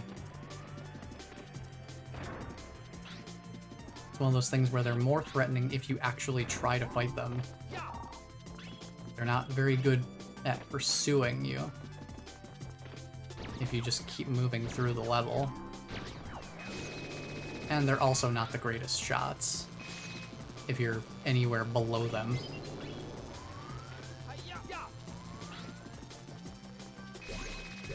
So I think there's one more monkey right up here for us to grab. And then we've just got one more area where the last 2 monkeys are. I believe the last Spectre Coin is over here too. So this last room should be the end of it. And believe me, when I was younger, that extra life got used a lot.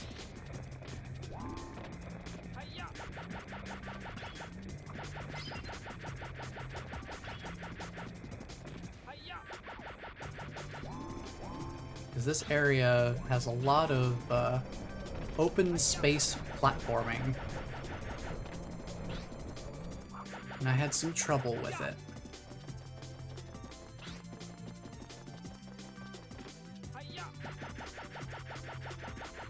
Alright, first stop is right over here, right above the door that we came in through.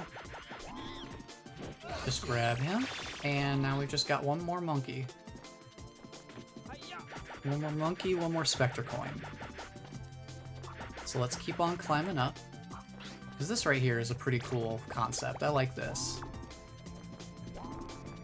Send the RC car through here. You press this middle button to raise the platform up. It only goes up as long as your RC car is on the button. And then you can also press this button to temporarily extend a little side bridge. I don't really find it super helpful to do that, mainly because the Sky Flyer is basically the way to go over here anyway. But yeah, it's a fun little platform idea. Yes! And that is the stage. I think that's just about it.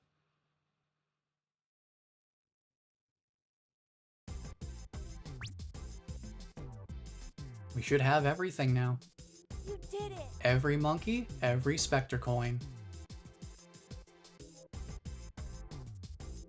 So now it's time to see what happens when we get all the monkeys. Now, that screen lasts a while. Alright, let's see what we get. Spike, we found Spectre. We've programmed the location so you'll be able to select it from the time station. Time's running out. Please hurry. You'll need to leave right away.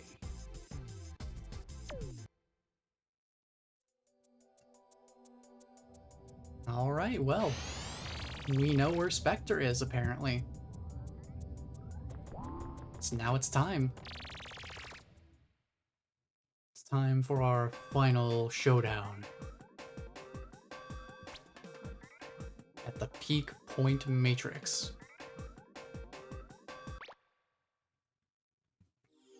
Alright. Go catch Spectre. No monkeys, no Spectre coins, nothing. Let's go!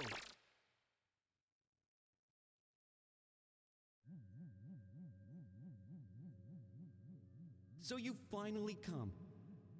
You just won't give up, will you? Of course I'm here. Someone's got to teach you that you can't conquer the world. Give it up. Well, that's an interesting lesson. So irritating. I just don't understand you. What? What do you mean? You have all that power and energy. Why not use your powers for something better? I'd never do anything harmful or destructive. You'll never get me to turn against my friends. I don't know about that one, Spike. I don't know. Ugh, you're so naive. I'm still better than you are. Yeah, give it a rest. I am You're mighty still much. only human. But one more thing. What now? How is the man that raised me? What? You mean the trainer at the amusement park? Yeah. Why do you ask? Oh, Are you he thinking about cares. Going back? I think that's a great idea. He Everyone will be so cares. happy. I'm sure if you apologize, they'd welcome you back to the amusement Just park. apologize. I'll make everything better. What? Apologize? That's ridiculous. Why should I apologize? After the way they treated me? I told you I'm never going back. Why should I? I have come across such incredible powers and intelligence that I'm better than they are. I can do anything. Whoa, Jevil, is that you? That's not true power. You're being controlled by the Peak Point helmet. I can do If you knew anything. what was good for you, you'd throw that thing away. Chaos, Now get up chaos. and let's go. Quiet! I'll prove to you just how great my powers are. Go ahead, but if I beat you, you get rid of the helmet. Oh, you won't beat me! Don't be so sure, Spectre. Here I come. Alright, this is it, with one of the best tracks in the game, too.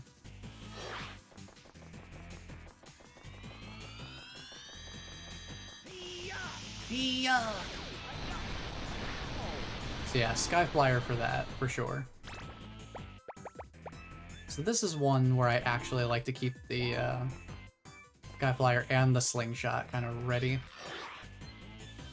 Where'd he go? Oh, there he is.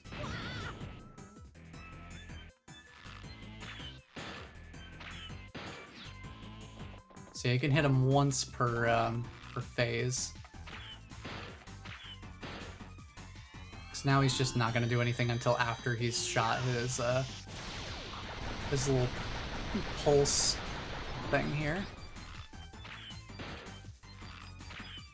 So you have to wait for him to teleport again.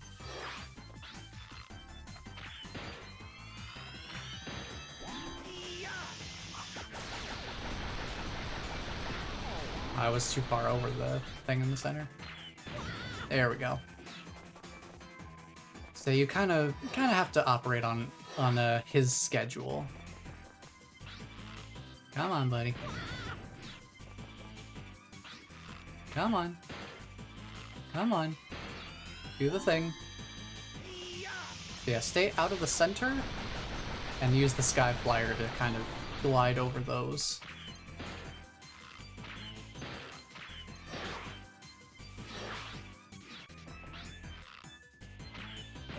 Boink. Alright, he's ground bound now. So I'd like to get the super hoop ready. Because now he's running around with a shield around him.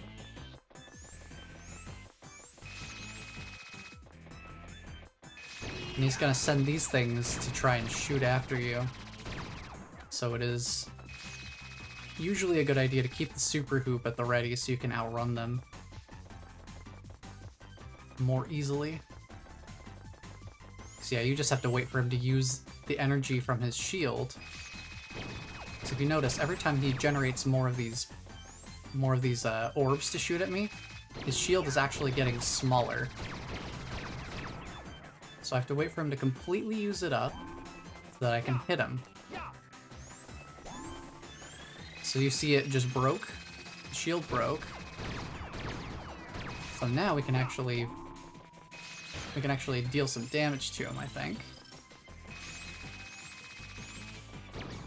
I don't know if I managed to hit him or not. I think I tapped into its shield.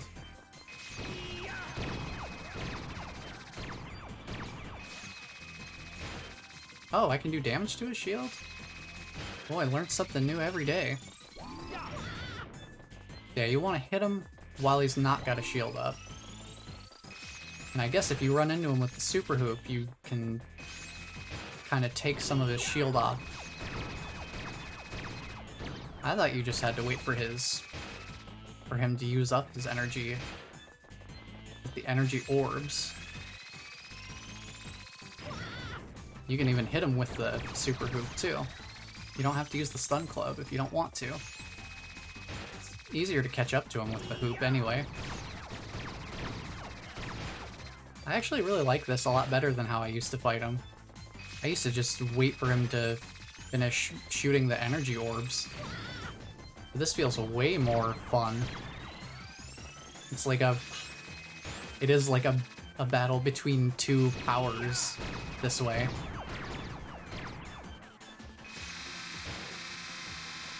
Oh no.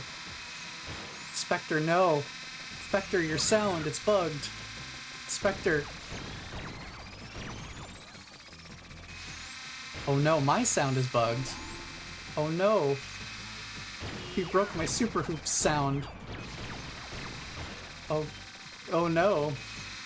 Now my super hoop is really super.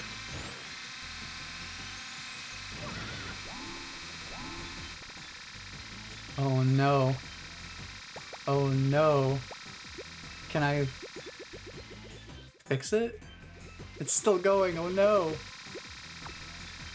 Oh well. Alright, so then once he's been hit enough, he'll just stop And the final catch. We got Spectre. And now we get the real final credits. And aren't they lovely?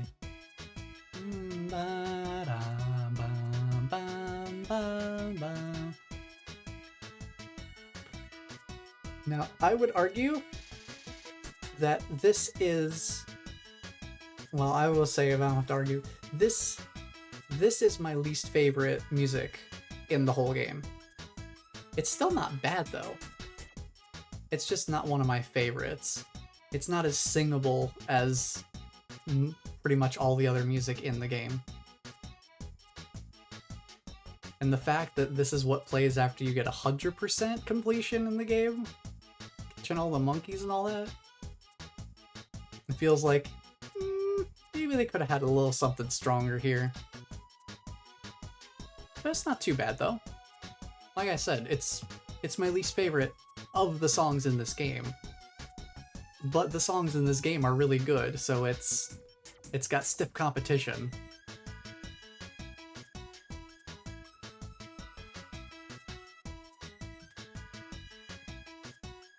But yeah, really fun game. I really enjoy just being able to kind of go through and grab everything. Just do a once through playthrough every once in a while. I'm glad to see that my muscle memory is still pretty much all in place. I might start doing speedruns of this again. Maybe. I'm not usually huge into speedruns just because I'm not really a huge fan of going through and trying to optimize everything in a game to its absolute limit. But look at him! Look at him, he's back with his trainer. It's adorable! He's so cute! Oh!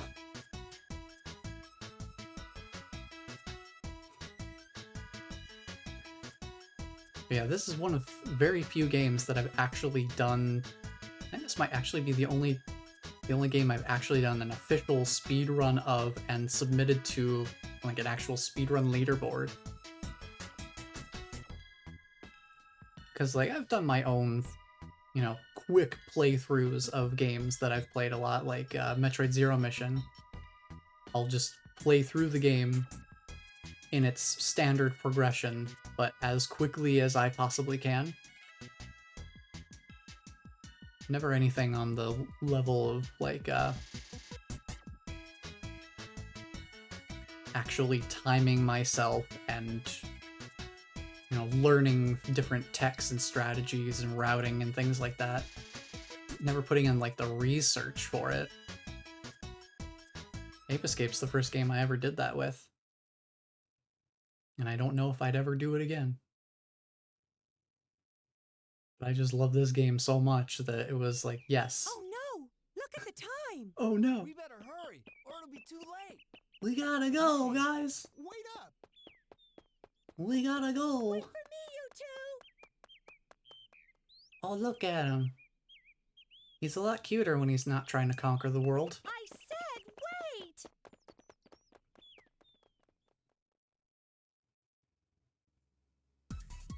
And that is the end.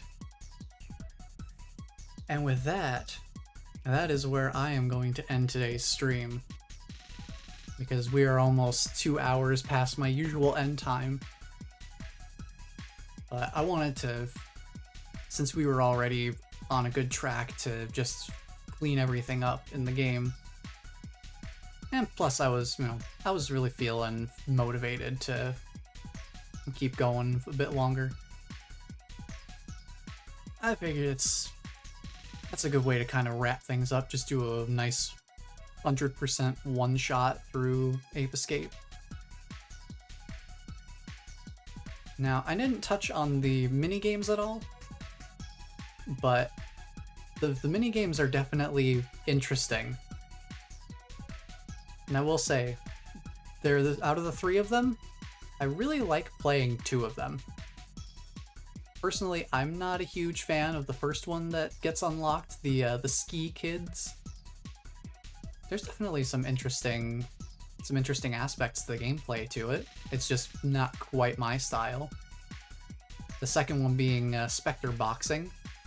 That one's a fun experience because you're basically using your 2 analog sticks as your 2 boxing gloves. And it's got a very slapstick approach to the boxing, so that could be pretty fun. And the last one is, I think it's called Space Monkey, and it's a twin stick top-down shooter. So if you've ever played something like Smash TV, or I'm trying to think of other good examples, I haven't played too many of them. I guess like Binding of Isaac, maybe? Controls are slightly different, but that concept of it being a top-down, you move, and then you also are shooting bullets in a direction independent of your movement. That one can be pretty fun. And it's got multiplayer. So multiplayer where you can both cooperate to try to finish the Space Monkeys game, that can be pretty fun too. Because there is actually a way to beat the Space Monkey game, I think. Though I don't know that I've ever done it. Because it gets tough. It gets really tough, but it is a lot of fun. And it's cool that they just have those things as little side unlockables. So that's a lot of fun that they have something like that in the game. And the music for Spectre boxing? Like, Space Monkey uses that same theme that we heard during that final Spectre fight, which is really good music, by the way.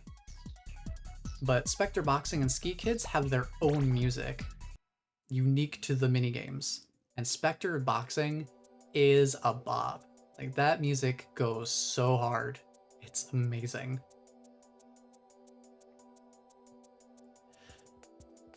But yeah, that is the game. So if you ever feel like checking out the mini games, they're pretty fun. Even just like looking at them from like someone else's long play or something like that.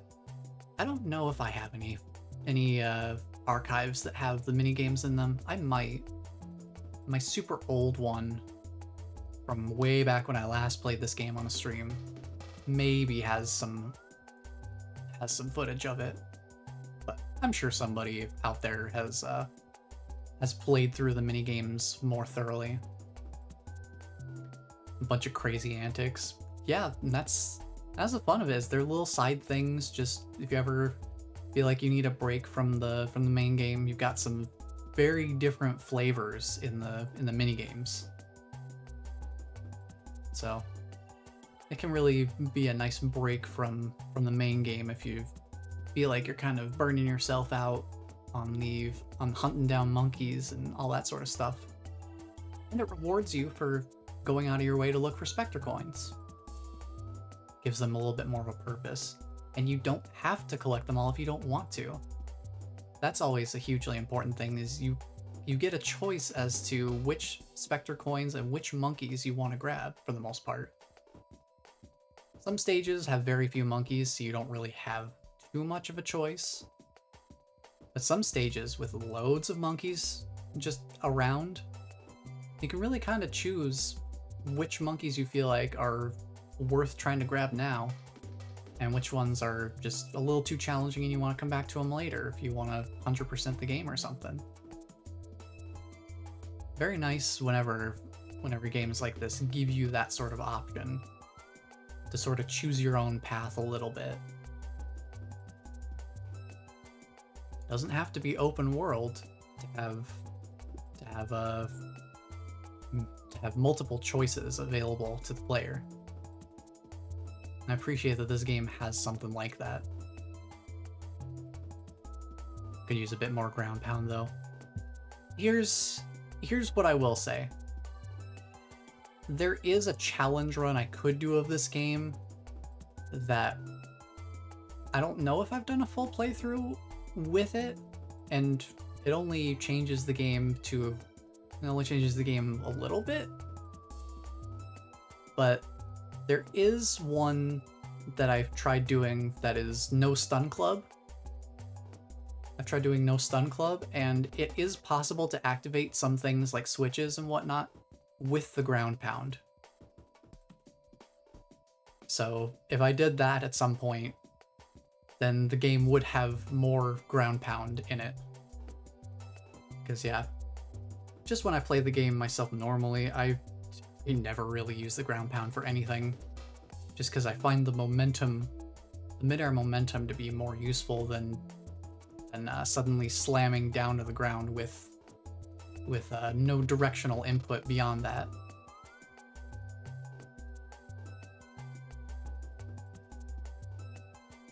But yeah, if I ever play the game that way, maybe the next time you bring this game back out for a stream, maybe I'll do something like that.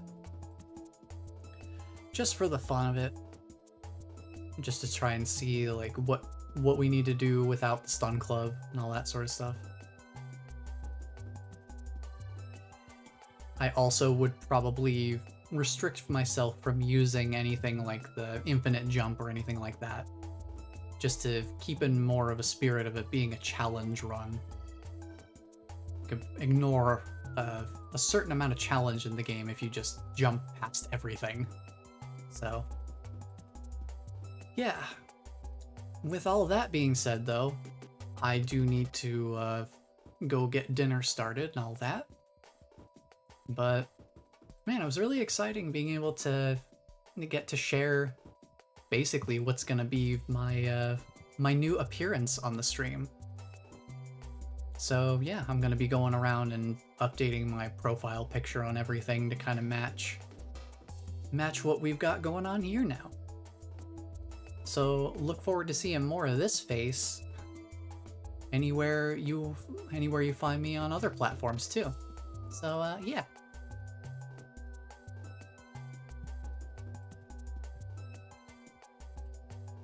It'll be a lot of fun being able to work with the model, because I know one thing that I absolutely love about it is just how expressive I can be with it. Just being able to have things like one of my personal favorites. I love the confused face. It is fantastic. Just something like this where it's like, oh, we'll just be doing something. Maybe a character will say something a little off the cuff, and I can just pop over and be like, yeah, that was kind of cringe, bro. Yeah, a little cringe. Just being able to do stuff like that is really fun. And it's like I just have this all up on hotkeys, so it's not too difficult for me to do either. But yeah, I will be looking into some more interactivity. I want to set some things up so that you can do like channel point redeems and have it interact with the model as well. Now there is a program I was looking into that should be able to provide some of that functionality, but getting it ready for today wasn't quite gonna work out timing wise, so that'll probably be more of a long-term project to try and figure out that that interactivity side of things. But for now we've got ourselves a pretty good setup. At the very least, everything seems to work properly, which is about the best I could hope for. And over time, I want to add some more detail to the texture as well, because basically the only real marking that I have on here that isn't part of the model itself is basically like the marking on the front of the torso. That's about it. I do want to add some more markings like around the face, maybe on the cheek fur and some different stuff like that, just to give a little bit more detail and personality beyond just, hey, look at me, I'm a blue cat. Just to give it a little more of a unique appearance. But yeah, I think it'll be a lot of fun. I'm looking forward to many more adventures as KITTYKUNOJO. And Bless, it seems like you definitely are too, saying need a Fortnite character. This, golly, imagine if we could just, like, I imagine if you modded the game or something, you probably could, but something tells me it might not be a good idea to mod a multiplayer game with an anti-cheat built into it. Might not be the wisest choice. But we can pretend. That's basically what I do whenever I play as Meow Skulls, is like, hey, that's the closest cat character to what I'd be looking for aesthetically, so. And speaking of which, I haven't used that. I haven't played as that character in a while. Doomslayer and Leon S. Kennedy kind of took over those slots, but I do have a preset still hanging around for him. But yeah, anyway, I need to get going because I do gotta get dinner figured out. So thank you all for being here and being a part of this reveal. I haven't really done many reveal type things before, but this felt like something that was a bit more of a special occasion, considering it was going to be a more long-term permanent change. Tears of the Kingdom is taking up all my game time now. Yes, I'm gonna have to get back to that. I've been busy working on the model and the texturing and all that, so I haven't really had much time to play anything recently. Like I've really been knuckling down to make sure this was ready by today. So Ape Escape was a nice little break from working on this, but I'm really happy with how it turned out. And looking forward to what potential it brings in the future. But yeah, I hope you have a wonderful dinner, Bless and Jay. And I hope that you all have a wonderful weekend. And until the next stream, take care, everyone.